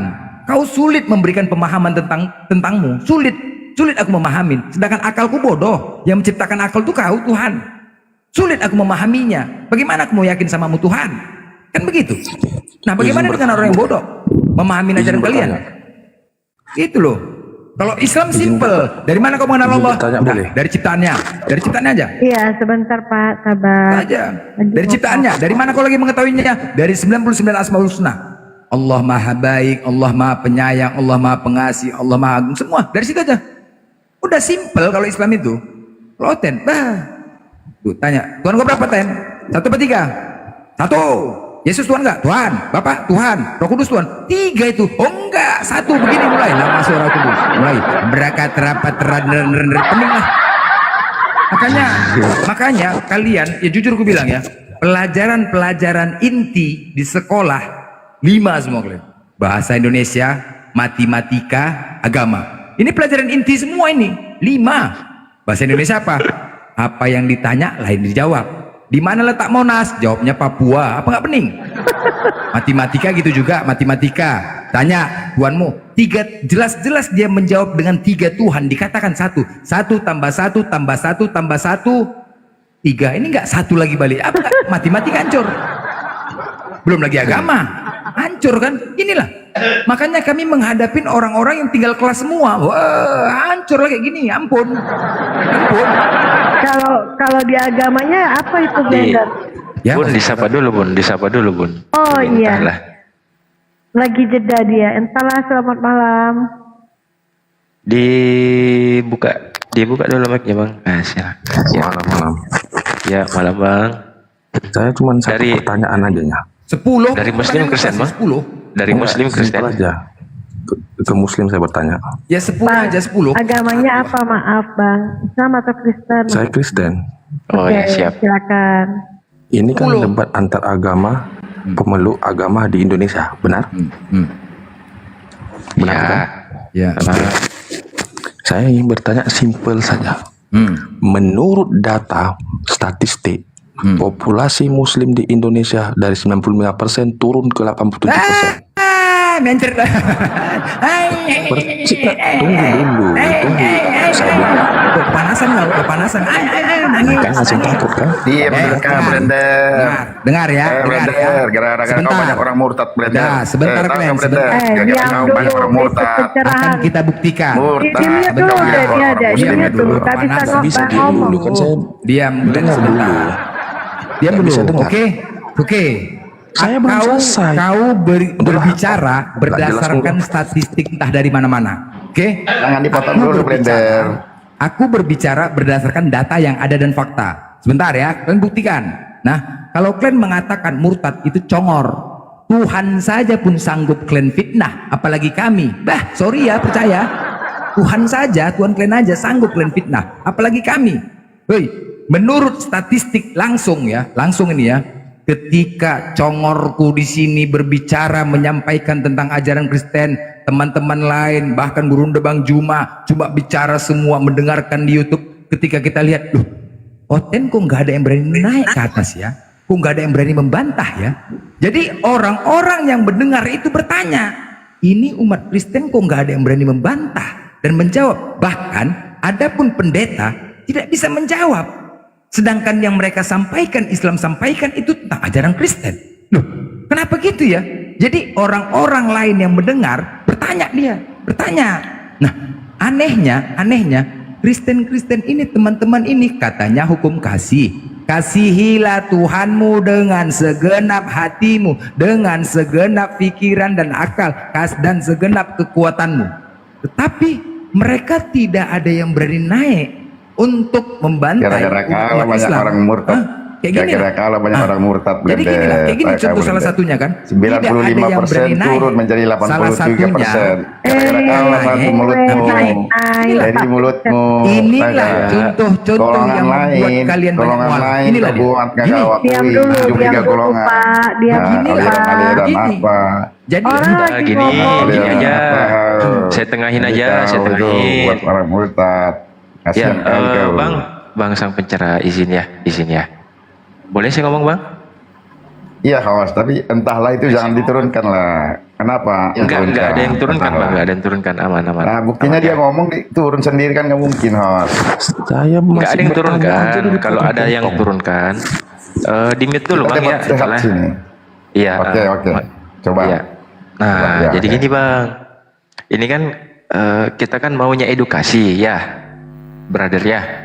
Kita kan mau edukasi teman-teman yang di bawah. Ya. Dan saya yakin teman-teman di bawah ini 789 orang yang nonton kan pasti bukan Muslim semua. Pasti kan ada sebagian dari teman-teman Kristen kan gitu ya. Tapi dulu kawas, aku potong maaf ya. Aku cuma 2 kalimat aja. 2 kalimat mohon maaf. Iya. Ini blender ini harus kalian cari datanya, historinya apa. Gak usah ngatur-ngatur orang. Ini koma kami. Gak apa-apa, biarin dulu. Ini akan menjadi batu sandungan buat kalian. Akhirnya akan banyak percaya Yesus ya. Kita fokus diskusi boleh Bang. Oke, siap. Itu jadi ya siap. Jadi gini Bang ya, mungkin satu-satu. Jadi potong-potong. Pertanyaan aku aja belum ngasih pertanyaan. Sabar dulu Pak, entahlah sabar. Bisa nggak kalau berdua ini sabar? Gimana caranya? Kita mau tertib di sini kan mau. Kalau ngobrol semuanya kan nggak tertib kan gitu ya. Jadi tadi kenapa ngoceh-ngoceh Blender? Aku mau bertanya. Iya kan tadi belum penjelasannya tadi belum kelar. Dikelarin dulu Takut dia penjelasannya. data itu, Pak. Pak entahlah takut data itu, karena itu data valid. Iya. Takut dia. Nah, Pak oke, Sampai Cerah silakan. bisa diam dulu nggak Pak? Ya Allah. Ngatur kalian karena nih saya kayak tadi lebih mau susah bertanya ngatur anak dipotong. TK apa anak PAUD lagi ya. Bisa nggak diatur? Kesal. Ya satu-satu. Udah Bun, saya ambil alih dulu Bun. Saya yang ambil alih. Karena mesti harus kontrol emosi kalau menghadapi yang gini. Kalau nggak bisa dikontrol agak berat juga gitu. Jadi gitu ya Bang ya, Bang Entah ya. Jadi di mute dulu, Abang mute dulu. Semua pertanyaannya akan siap dijawab. Yang penting siap ditanya. Boleh Bang? Lanjut. Oke, gas. Oke, siap. Nah, ini kan enak itu. Karena nggak selamanya emosi harus dibalas dengan emosi ya. Tapi gini juga host. Ya. Host juga harus netral lah untuk menegur Pak Blender ini. Aman. Jadi gitu. Kalau netral Harus saya yang paling netral. Yang penting kita tertib, boleh? Oke. Siap, terima kasih. Aku cuma sedikit menyampaikan sama sang pencerah nih, kau ganti dulu softtek kau itu. Kayak perempuan kau curhat kau di sini. Udah. Jadi ketika kalian mengatakan banyak yang murtad, inilah tadi contoh. Kau pula lagi yang ngomong. Entahlah mau ngomong kau potong. Takut kau data valid itu. Takut data valid tadi itu. bilang langsung dipotong. Itu Takut dia. Gini, Dia nggak berani ngasih tadi kesempatan. Padahal host tadi udah ngasih kesempatan. Aku bawa data, aku bawa berdasarkan statistik, ya kan? Valid. Berdasarkan statistik. Lihatlah, baru aja. Oke host, oke host. Tapi mulutnya dua-dua Dia yang motong-motong. Lihat dulu, nggak lihat dulu. Ini yang buat kalian itu banyak orang murtad seperti Blender ini. Kau diam dulu, sang pencerah. Kau diam dulu bisa nggak? Biar entahlah ngomong Ini sama tadi. Blender. Gitu loh, diatur loh di atas ini, diterima baik-baik. Nah, kan enak. Lanjut, entahlah. Berarti saya duluan ini. Ya, silakan. Oke. Bang Sang Pencerah izin ya, di mute dulu. Biarkan ini Entahlah bertanya, silakan. Pertama-tama saya tidak ada maksud untuk berdebat siapa paling benar, siapa paling ini, enggak. Maksud saya Siap, gini. sepakat. Kenapalah kalian berdebat soal agama? Contoh apa untungnya? Sebagai contoh satu, dulu saya tahu dari buku, dari ibu pelajaran, Islam terbesar nomor 1 di dunia Indonesia. Setuju atau tidak? Belum setuju. Sekarang Islam terbesar di dunia itu nomor 1 Pakistan. Terus gunanya kalian debat apa? Sementara fakta data populasi Islam di Indonesia menurun dari 95% ke 87%. Tolong jawab, titik. Oke, udah ya, aku jawab ya. Nah, bentar, aku pegang kuat-kuat. Ajaran Islam adalah ya, kami Islam di sini diperintahkan untuk menyampaikan kebenaran walaupun satu ayat. Itu ajaran kami, ya. Bukan dosa waris, bukan, ya.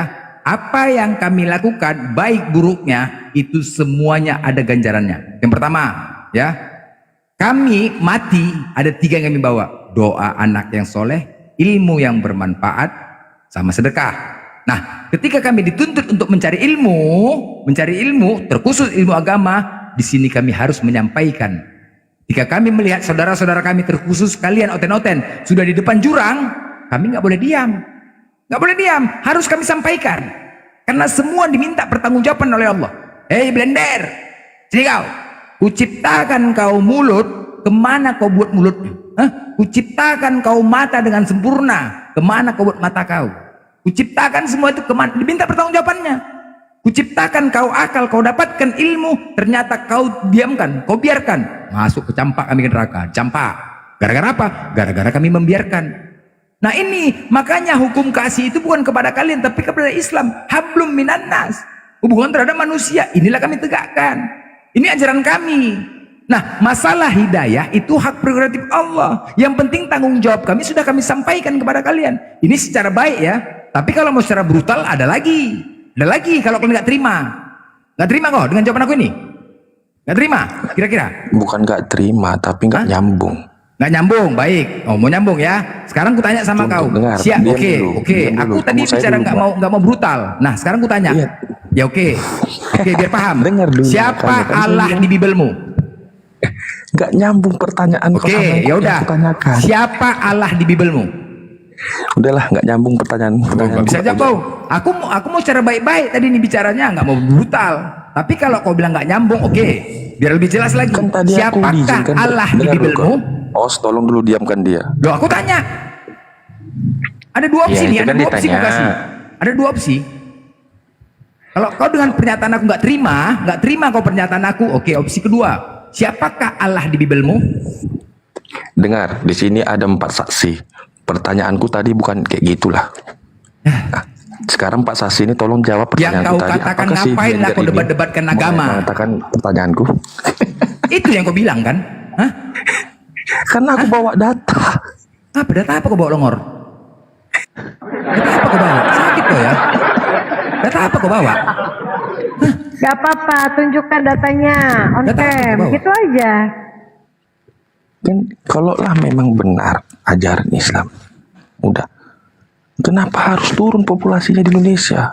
Kenapa nggak meningkat? Oke, ini bicara oke, bicara statistik ya. Bicara statistik. Oke, ini lain lagi versi. Oke, tadi udah Berarti gini Bang Blender.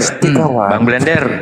Berarti gini, yang kita bahaskan ini populasi di Indonesia. Jangan libatkan Pakistan karena pertanyaan kamu di Indonesia, bukan mengarah ke Pakistan. Oke? Ya. Lanjut Bang Blender. Islam itu untuk seluruh dunia. Pertama, kau mengatakan statistik kurang. Kau lihat di negara Eropa, gereja-gereja sekarang sudah berubah menjadi restoran, sudah berubah menjadi masjid. Banyak yang berubah. Kemudian di Eropa Bible tidak diterima karena terlalu banyak porno. Kemudian menurut data statistik di Perancis setiap hari 10 orang mualaf, Norwegia setiap hari mualaf, di Indonesia sampai bulan Juli 1.400 yang mualaf sudah. Jelas ya. Nah, faktanya, sebentar. Karena datanya turun. Sebentar. Kau pakai congor. Aku buktikan datanya. Sebentar ya. Nah, paling nyata adalah ketika ada diskusi di TikTok ini, di Komal, di YouTube semua, oten-oten yang mualaf itu apa kata mereka? Bang, kami ya, ini menurut berapa survei yang sudah mualaf, Bang, kami sebenarnya tidak naik ke Komal, tapi kami menyimak yang Kristen ini. Pertama, ketika kalian menyampaikan ajaran Kristen, kok kalian lebih hafal daripada orang Kristen? Itu satu. Kok kalian lebih hafal daripada orang Kristen? Nah, kedua, ketika orang-orang Islam menantang orang Kristen untuk naik berdialog, tetapi orang-orang Kristen tidak ada yang berani naik berdialog. Udah? Kemudian ketika naik bukannya membantah pernyataan, malah nyerocos macam domba di embe-embe. Itu dia. Hah? Macam domba. Ketika naik ke Komal bukannya membantah data secara berpendidikan, malah nyerocos macam kambing sama domba embe-embe. Itu. Jadi mereka mengatakan, loh, kok seperti ini orang Kristen? Kenapa? Apa yang disampaikan itu benar. Ketika orang Kristen tidak membantah pernyataan, misalnya pernyataan Gurunda Bang Juma, pernyataan saya di sini, bermonolog di sini, nggak ada yang naik. Berarti apa? Berarti benar apa yang kami sampaikan. Benar apa yang kami sampaikan. Entahlah. Kamu monitor nggak? Percuma blender Bun, nggak apa-apa, lanjutin aja. Dia dengar kok, dia dengar. Assalamualaikum Waalaikumsalam warahmatullahi wabarakatuh. Iya, lanjut aja dulu Bang Blender. Jadi sebentar ya. Jadi ini menurut survei yang sudah mualaf selama ini ya. Karena yang nonton ini banyak. Udah viral ini debat lintas agama. Udah. Aku survei berdasarkan orangnya langsung. Tetapi ya kau ingat entahlah. Tetapi mereka tidak mau nampak kali. Kenapa? Karena dari pihak keluarga mengancam ketika mereka mualaf. Itu yang paling utama. Itu ya. Bang, tolong jangan disampaikan, Bang. Kami mualaf diam-diam. Kenapa? Sosial. Ya. Itu paling data. Makanya data-data mualaf itu tidak tertulis di statistik karena apa? Sosial, keluarga, ancaman. Itu yang paling utama. Paham kau? Jadi ketika mereka mualaf, pertama itu dasarnya ya, logikanya. Oten-oten tidak ada yang berani naik membantah pernyataan umat Islam di Komal ya. Ketika naik tidak bisa berdiskusi, hanya taunya nyerocos, bukan menanggapin pernyataan by data. Jadi itu dia. Jadi mereka orang-orang Kristen ini melihat orang-orang Kristen juga, bukan orang Islamnya. Orang Kristen yang dilihat. Ketika naik ke Komal, congor panjang. Ketika naik ke Komal, tidak membantah. Ketika bernarasi, tidak ada yang bisa membantah. Jadi mereka melihat orang Kristennya, bukan Islamnya. Paham kalian? Paham? Paham kalian? Jadi yang mualaf-mualaf itu melihat itu, bukan orang Islamnya. Itu aja yang dilihat orang itu. Loh, kok nggak ada yang naik, Bang? Itu kami merasa itu. Nah, ketika mereka berpikir, kok nggak ada yang naik ya? Kok nggak ada yang naik ya? Akhirnya apa? Itulah tadi. Ketika Allah itu maha baik ya. Tuhan itu maha baik. Ketika Allah mengetuk hati kalian, di saat kalian haus, segeralah minum. Di saat kalian lapar, segeralah makan. Nah, begitu juga di saat petunjuk itu datang, segeralah mencari tahu kebenaran. Makanya mereka mendapatkan kebenaran. Karena apa? Karena Kristennya sendiri, bukan karena Islam. Jelas. Ini fakta ya. Fakta. Tetapi tidak boleh diberitahu karena mereka takut ancaman dari pihak keluarga. Jelas, Ten? Betul. Ini aja, Bang Blender, nggak usah jauh-jauh dari Indonesia. Di lingkup API saja, selama API berdiri, Apologet Islam Indonesia, itu sudah puluhan orang, sekitar 50-an lebih, itu dimualafkan. Salah satunya di Komal saya, di mana di Komal saya ini diagnostik. Begini, ini di lingkup API saja. Iya, ngerti. Kalau hanya yang kalian hitung masuk saja itu udah salah. Kalian hitung juga dong yang keluar. Itu di lingkup API, Bang. Itu di lingkup API. Di daerah saya Manado, mayoritas Kristen di Manado. Peningkatan mualaf di Manado itu meningkat. Bahkan sekarang populasi Kristen di Manado 50% banding 50%. Oke.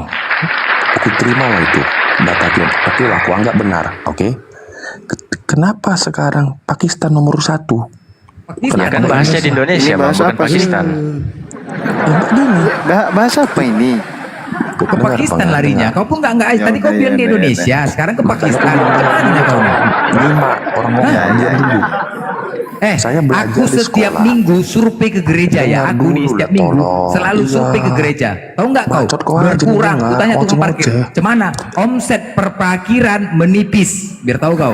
Yang sekarang hancur perpuluhan. Lihat yang hancur. Biar tahu kau. Gedean aku. Tunggu. Biar paham kau. Saya sekolah.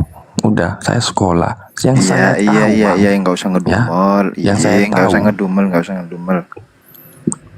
Islam terbesar di dunia itu Indonesia, yang saya tahu. Tetapi sekarang bergeser nomor 2, nomor 1 itu Pakistan. Indonesia, jangan kau lari ke Pakistan. Buka data, Bunda juga buka data ini, ya. Kita ada data. Alas itu, ya buka data, tunjukkan. Pasti Pakistan nomor 1. Sebentar dulu. Oke, kita lihat. Pakistan nomor 1 243,500, Indonesia 235,200. Ya, dengerin. Pertanyaan saya. Sebentar, nggak usah tanya dulu. Bentar. Dikelarin dulu, Bang. Ini kan dijelasin. 10 negara dengan penganut Islam terbesar menurut populasi. Ini dari sini ke sini itu cuma berapa? Cuma 8 juta nih. Bang, kita ini nomor 1 di Bank Indonesia. Sebentar. Nah, sekarang lihat. Simsalabim ka arba. Mana ya? Nah.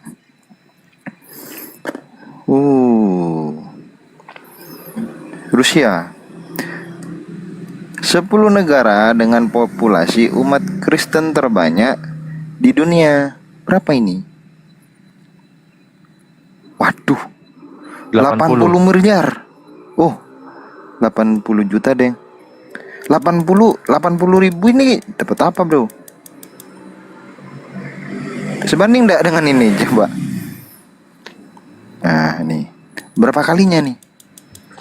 Tadi kan Anda bilang berapa kalinya? Ini berapa? Kalau di Pakistan ini saya tengok 243.500.000. Kalau yang tadi cuma 80 juta. 80 juta. Jadi bandingnya itu sekitar 1:100. Bagus kecil aja gini. Enggak. Ini berapa? Ini kepotong lah. Agama terbesar di dunia itu siapa? Coba ketik, tolong. Apa Ini gini Ustadz Madu, apple to apple-nya dia Islam dengan Islam. Iya, negara Pakistan naik peringkat pertama, Islam turun gitu kan. Nah, itu dia apple to apple-nya. Kalau yang paling cocok itu apple to apple-nya itu Islam, Pakistan sama Kristen nomor 1. Islam nomor 1, Kristen nomor 1. Itu apple to apple-nya. Apple to apple-nya negara banding negara. Nih, ini Rusia loh. Ini Rusia loh ini. Rusia. Gede loh ini. Ini longornya nih, Oten, ini longor. Cuma 80. 80 juta. Perbandingan 80 juta. 80 juta. Banding enggak sebanding enggak ini? Ini aja. 80 ya? Salah mungkin ini. Aku saja udah 420 orang tuh kumualafkan, biar tahu 420 orang. Bapak. Gara-gara sempak koyak pun bisa kumualafkan, gara-gara sempak koyak mudah gitu tuh kok. Tapi izin yang ditanyakannya ini tadi aneh Ustadz Madu. Saya kan gini, di Indonesia katanya statistiknya untuk tahun ini menurun. Katanya banyak yang murtad, begitu maksudnya, gitu loh. Cuma 1%. Udahlah, ambil lah sono. Itu orang-orang yang kena sogok sembako, kena sogok perpuluhan, ambil enggak apa-apa. Bener. Ikhlas aku. Enggak apa-apa. Loh, sebentar. Kan Rusia itu gede ya, ini cuma 80 juta. Kemana penduduk yang lain nggak minat memang ke Kristen, cuma dapat 80 juta. Kenapa nggak minat gitu? Nggak laku, kurang gede kali perpuluhannya. Sogok dah, gimana? Lah, kok diem? Ini baru populasi di Islam ya, Satmadia. Kita belum bahas tentang di mana kekristenan di dunia itu sudah nggak mempercayai, dia lebih memilih ateis. Sorry ya, Kristen mayoritas ya, hancur dunia kalau Kristen mayoritas hancur. Pendeta kau Melato mengatakan, di mana ada kantong Kristen, di situ kebejatan moral terjadi. Paham kau? Sorry mayoritas Kristen hancur. Itu kata siapa Bang Blender? Kata siapa itu Bang Blender? Pendeta Melato. Pendeta kau yang mengatakan. Itu pendeta orang Kristen atau orang Islam? Kristen. Benar. Ini aja. Simsalabim lagi. Amerika 230. Nyentuh enggak ini ke Pakistan sama Indonesia? Nyentuh enggak? Enggak nyentuh. Brasil 180. Nyentuh enggak? Tambah enggak nyentuh. Brazil, Amerika, Meksiko, Nigeria, Filipina, Rusia, Republik Denmark, Kongo, Italia, Ethiopia, Cina. Indonesia ada nggak? Ini 10 loh. 10 negara terbaik. Ada di Indonesia? Indonesia ada ndak? Ada ndak? Kalau di sini Indonesia tidak ada, dengan total penduduk Indonesia yang sebanyak ini, laku ndak kira-kira Kristen di Indonesia? Pertanyaannya itu, jawab sendiri. Laku ndak Kristen di Indonesia? 894 orang di bawah. Laku ndak kira-kira Kristen di Indonesia ketika statistiknya seperti ini? Coba, hilang orangnya. Buat rusuh kalian juga. Kalian mengatakan Islam tidak toleransi. Congor kalian di mana-mana, congor kalian. Itulah asik memfitnah aja kerja kalian, memfitnah. Tuhan kalian aja bukan fitnah, apalagi kami. Dikatakan tidak toleransi, di mana-mana bangun gereja dilarang. Mikir Oten. Barusan dikik apa kabur, Ros? Barusan dia. Oh, kabur. Enggak dikik ya? Enggak dikik. Enggak ada yang kick. Kabur lah, orang statistik longor. Bodoh. Kasih aku standby lagi ya. Ya, coba pastikan ya, untuk membangun gereja itu minimal persetujuan warga setempat itu 60. Tetapi apa? Kalian memframing seolah-olah Islam yang melarang. Kadang-kadang otak kalian itulah. Nah, di antara ketika kalian membangun gereja, itu 60 warga sudahlah pasti orang Kristen semua. Sudah pasti. Nggak mungkin. Nggak mungkin pasti ada Islam. Kalian survei, pasti orang Kristen semua. Nah, di dalam 60 orang Kristen semua tuh, apakah satu denom? Oh tidak. Nggak semuanya satu denom. Ketika 40 yang setuju, 20 nggak setuju, kalian marah, ribut. Kan 20 lagi. Kan nggak bisa nego. Itulah mau kalian. Itu mau kalian. Sebenarnya yang tidak setuju itu dari pihak Kristen sendiri. Kenapa? Ya karismatik, yang mau dibangun gereja Pak, Protestan. Tetapi apa? Islam kalian salahkan. Islam, karena takut kalian malu untuk ribut sama Kristen. Akhirnya apa? Kalian fitnah Islam, seolah-olah gak toleransi. Udah cukup toleransi kami. Tapi kadang-kadang itulah persyaratannya. Lagian pun kalau ditanya sama pemerintah, cocok itu.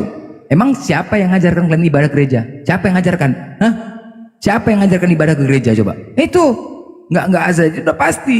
Karena kalian memang kalau betul kata pendeta Melato, betul. Di mana ada kantong Kristen, di situ kebejatan mulai terjadi. Karena apa?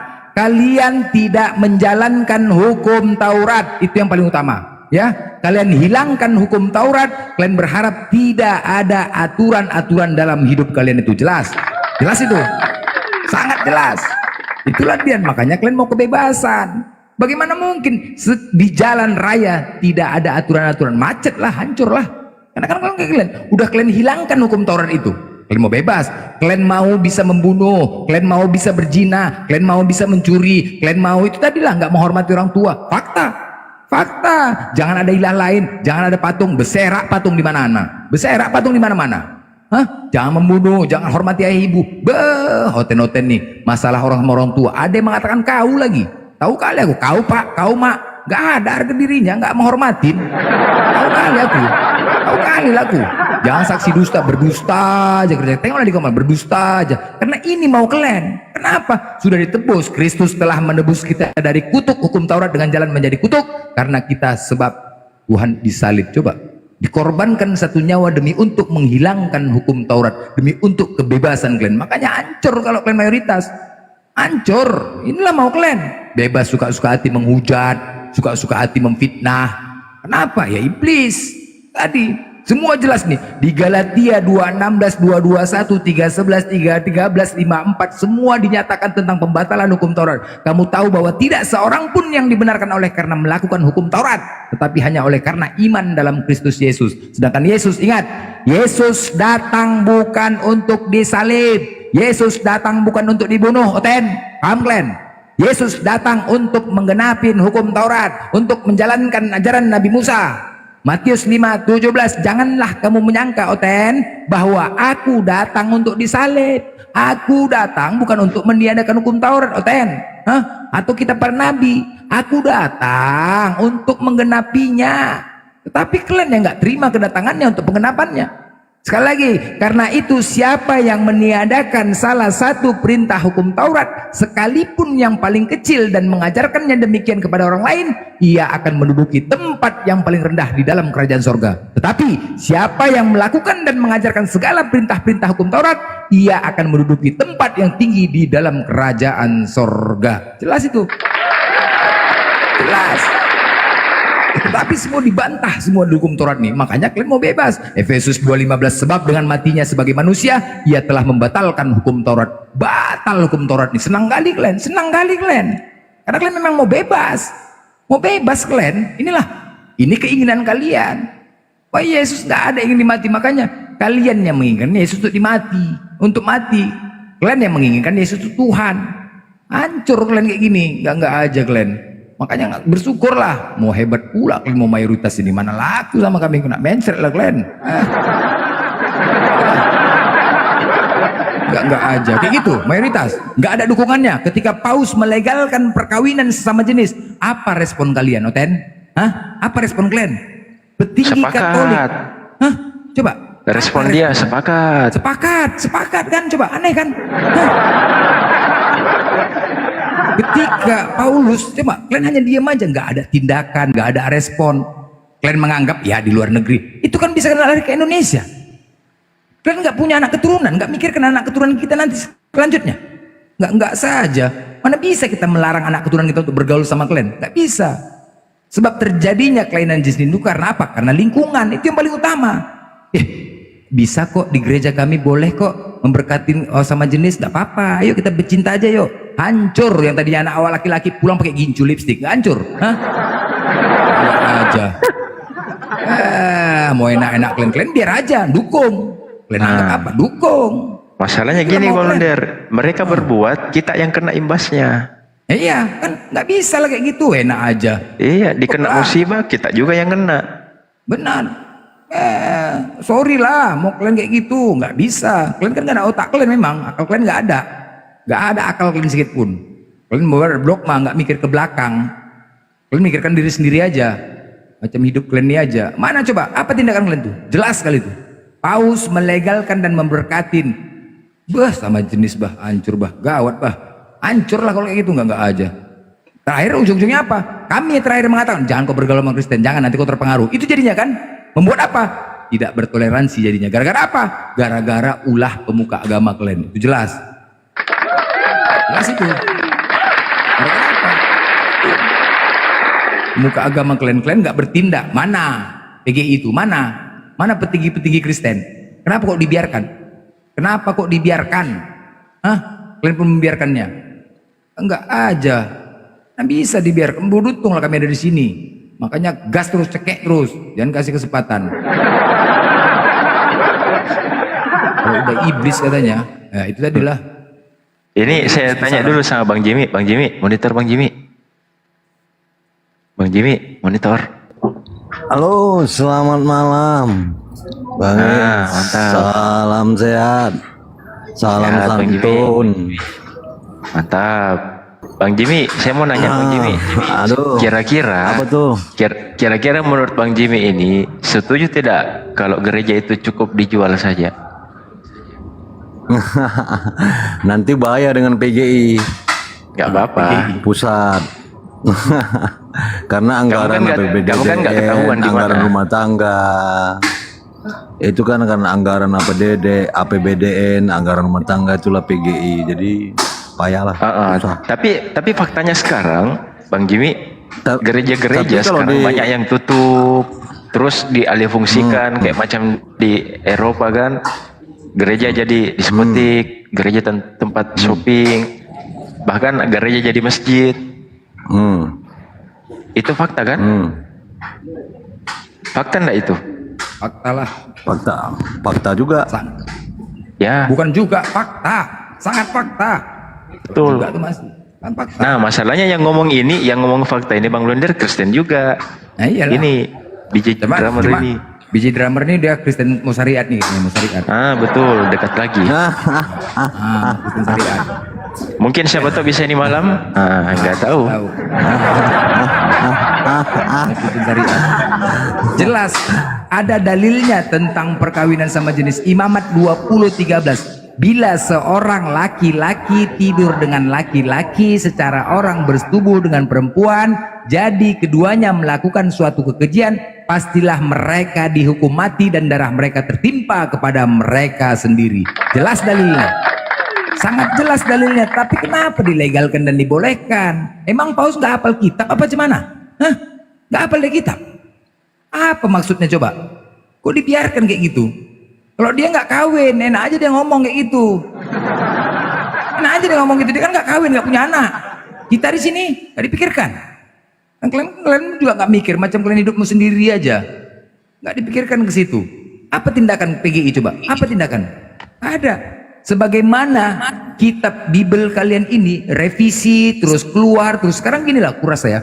Prosedurnya ya, pihak LA itu ketika mau menerbitkan kitab itu, apakah dia tidak memanggil para pemuka agama di PGI ini, pemuka agama Kristen dari denom-denom?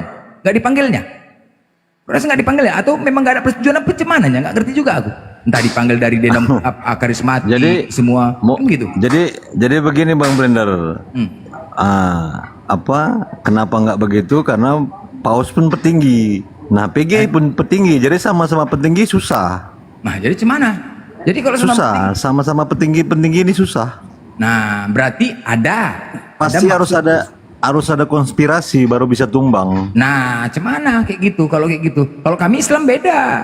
Ada yang nilai-nilai maju. Itu kalau ada yang aneh-aneh maju, turun semua. Itu akhirnya apa? MUI pun mendukung. Karena aneh, tengok di dalilnya apa. Itu. Jadi persatuan kami di Islam pun, coba kayak kitab ini, coba sekarang aku tanya sama Odin, kitab yang terbaru revisi 2023 ini, aku tanya sama Odin ya, Richard Odin Oten juga. Din, bagaimana pendapat kau tentang kitab Bible yang terbaru, keluaran terbaru nih? Salah satu di Galatia 3:13.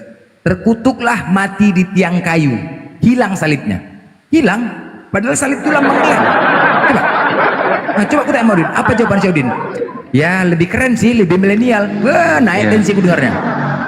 Itu Bang Blender, itu salibnya pindah kemana? Nggak tahu lah, coba kan aneh, enak aja, itu paling inti loh. Hilang salibnya, terkutuklah mati di tiang kayu.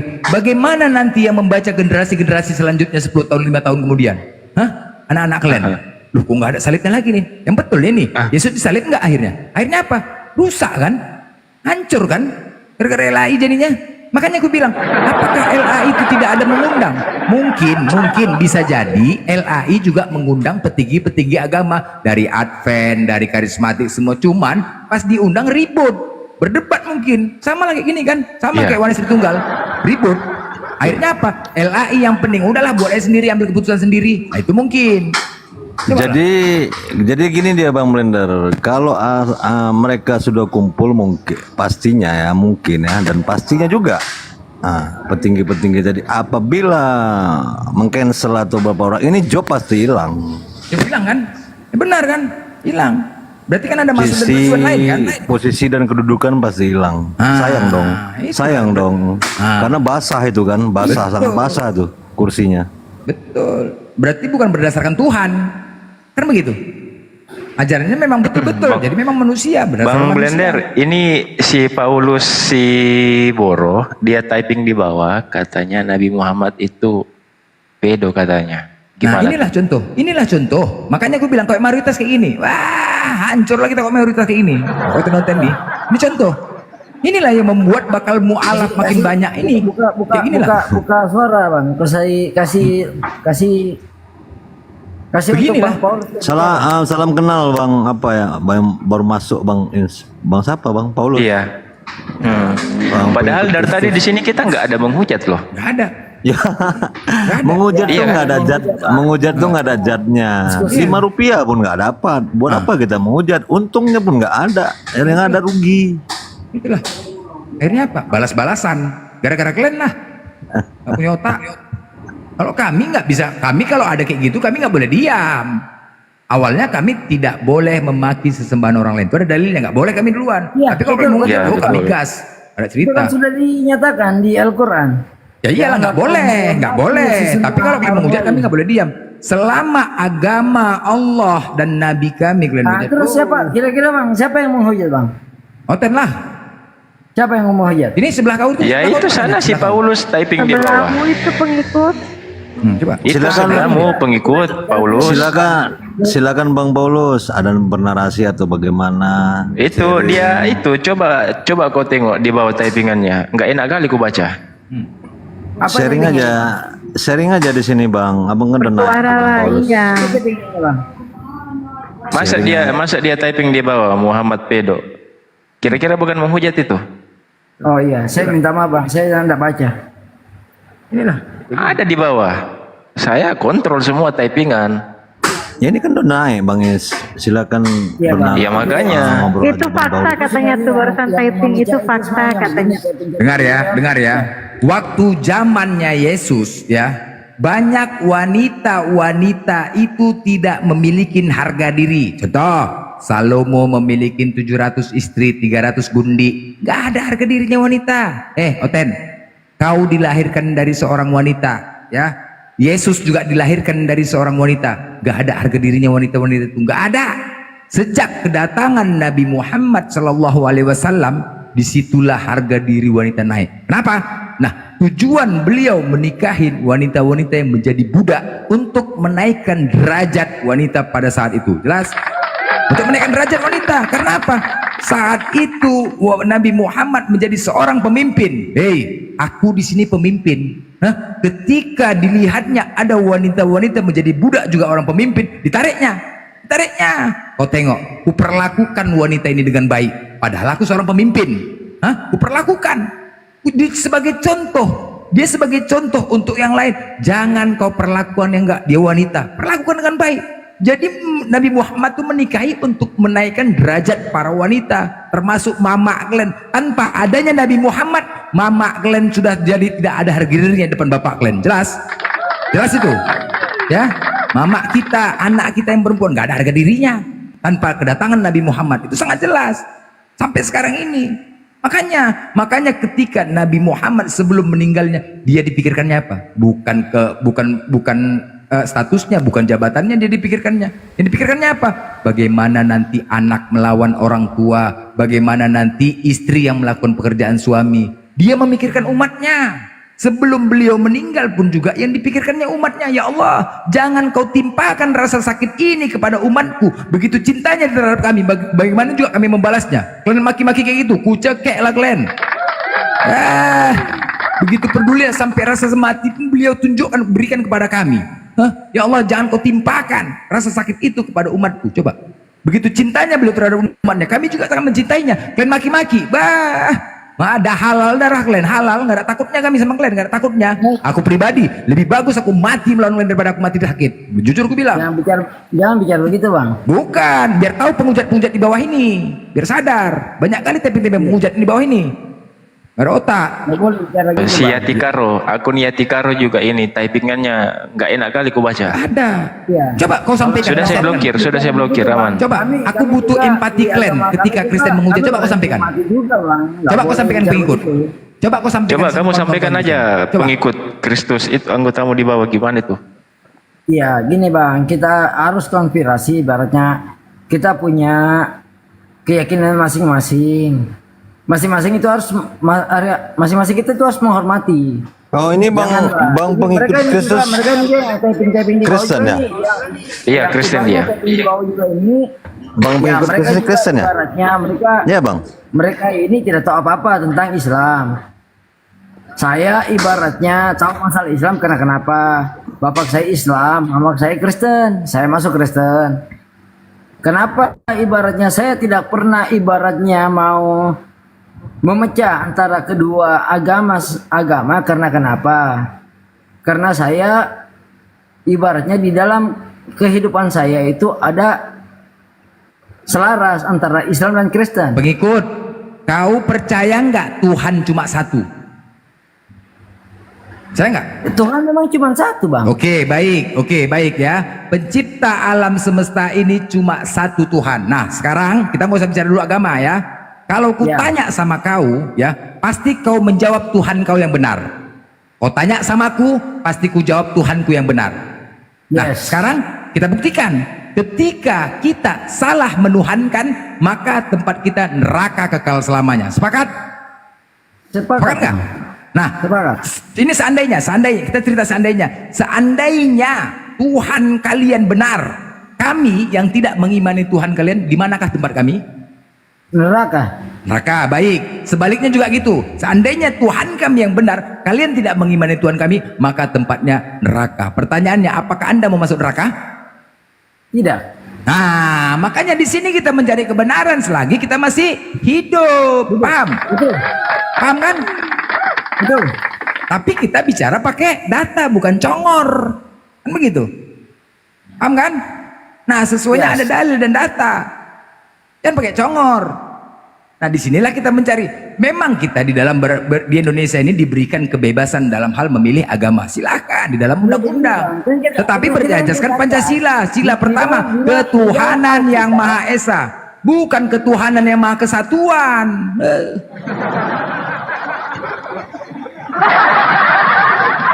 Tuhan, dengan banyaknya Tuhan di dunia ini, di bumi ini. Dikatakan Tuhan itu Esa. Ya. Nah sekarang aku tanya, Tuhanmu Esa nggak? Tuhan itu Esa. Ya sekarang Tuhanmu Esa nggak? Esa. Oke, Yesus Tuhan nggak? Tuhan. Bapak Tuhan nggak? Tuhan. Karena kenapa? Allah Tuhan nggak? Allah Tuhan nggak? Tuhan. Tiga kan? Kok kau bilang Esa? Berarti Kok aja kau itulah. Loh, berarti lebih dari Esa lah itu bang pengikut. Itu baru dibuktikan. Kau bilang Esa, tiganya Tuhan. Kau kadang-kadang itulah. Berarti bang pengikut bingung juga nih, saya Kristen apa nih bang pengikut nih? Saya Kristen juga nih bang. Ya udah gini bang Blender, izin bang Blender, saya izin dulu ya bang Blender ya. Saya tes dulu. Bang pengikut. Yes. Di saat Yesus berdoa, Bapak ada di mana? Bapak ada di surga. Oke, Bapak ada di surga. Nah, pada saat Yesus berdoa, Yesus ada di mana? Di bumi. Oke, di bumi. Di surga Tuhan atau bukan? Tuhan. Oke, Tuhan. Iya kan? Nah, di bumi Tuhan atau bukan? Manusia. Manusia.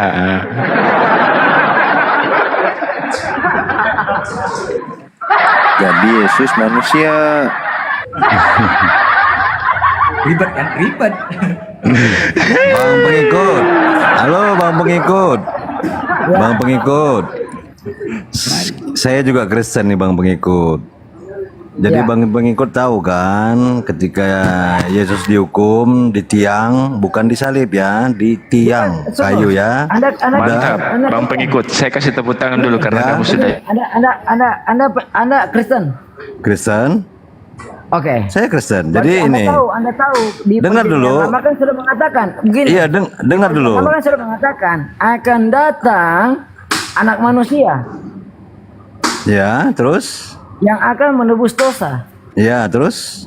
yaitu Yesus Kristus. Ya, terus? Terus apalagi yang Anda katakan? Siapa yang berkata itu? Di perjanjian lama sudah mengatakan. Iya, siapa yang berkata itu? Bahasa Moses mengatakan dia Siapa yang berkata itu? Yes, akan datang anak manusia. Siapa yang berkata itu?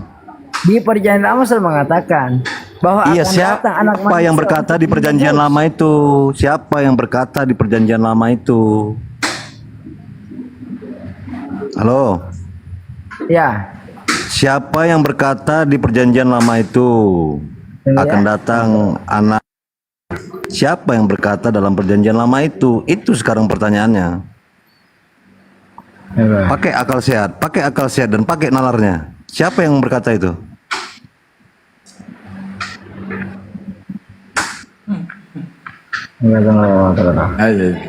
Tapi Bagaimana? ini kita kasih aplaus juga Bang Blender, kita salut sama pengikut ini. Dia mengakui bahwa Yesus itu adalah manusia.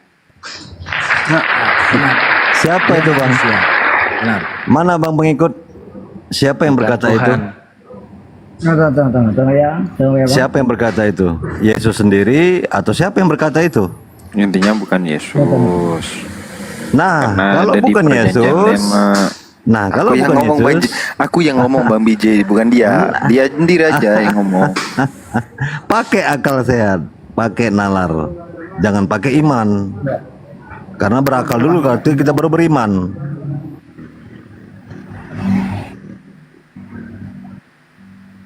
Tapi coba Bang Blender dites dulu. Kita buktikan. Kita buktikan apakah Yesus itu Tuhan atau manusia. Coba dibuktikan ulang Bang Blender. Coba silakan. Benar, gitu dia. Biar akal itu main gitu loh. Nalar itu main. Manusia lah. Yesus menolak dirinya dipertuhankan. Dia sendiri mengaku hanya utusan Allah.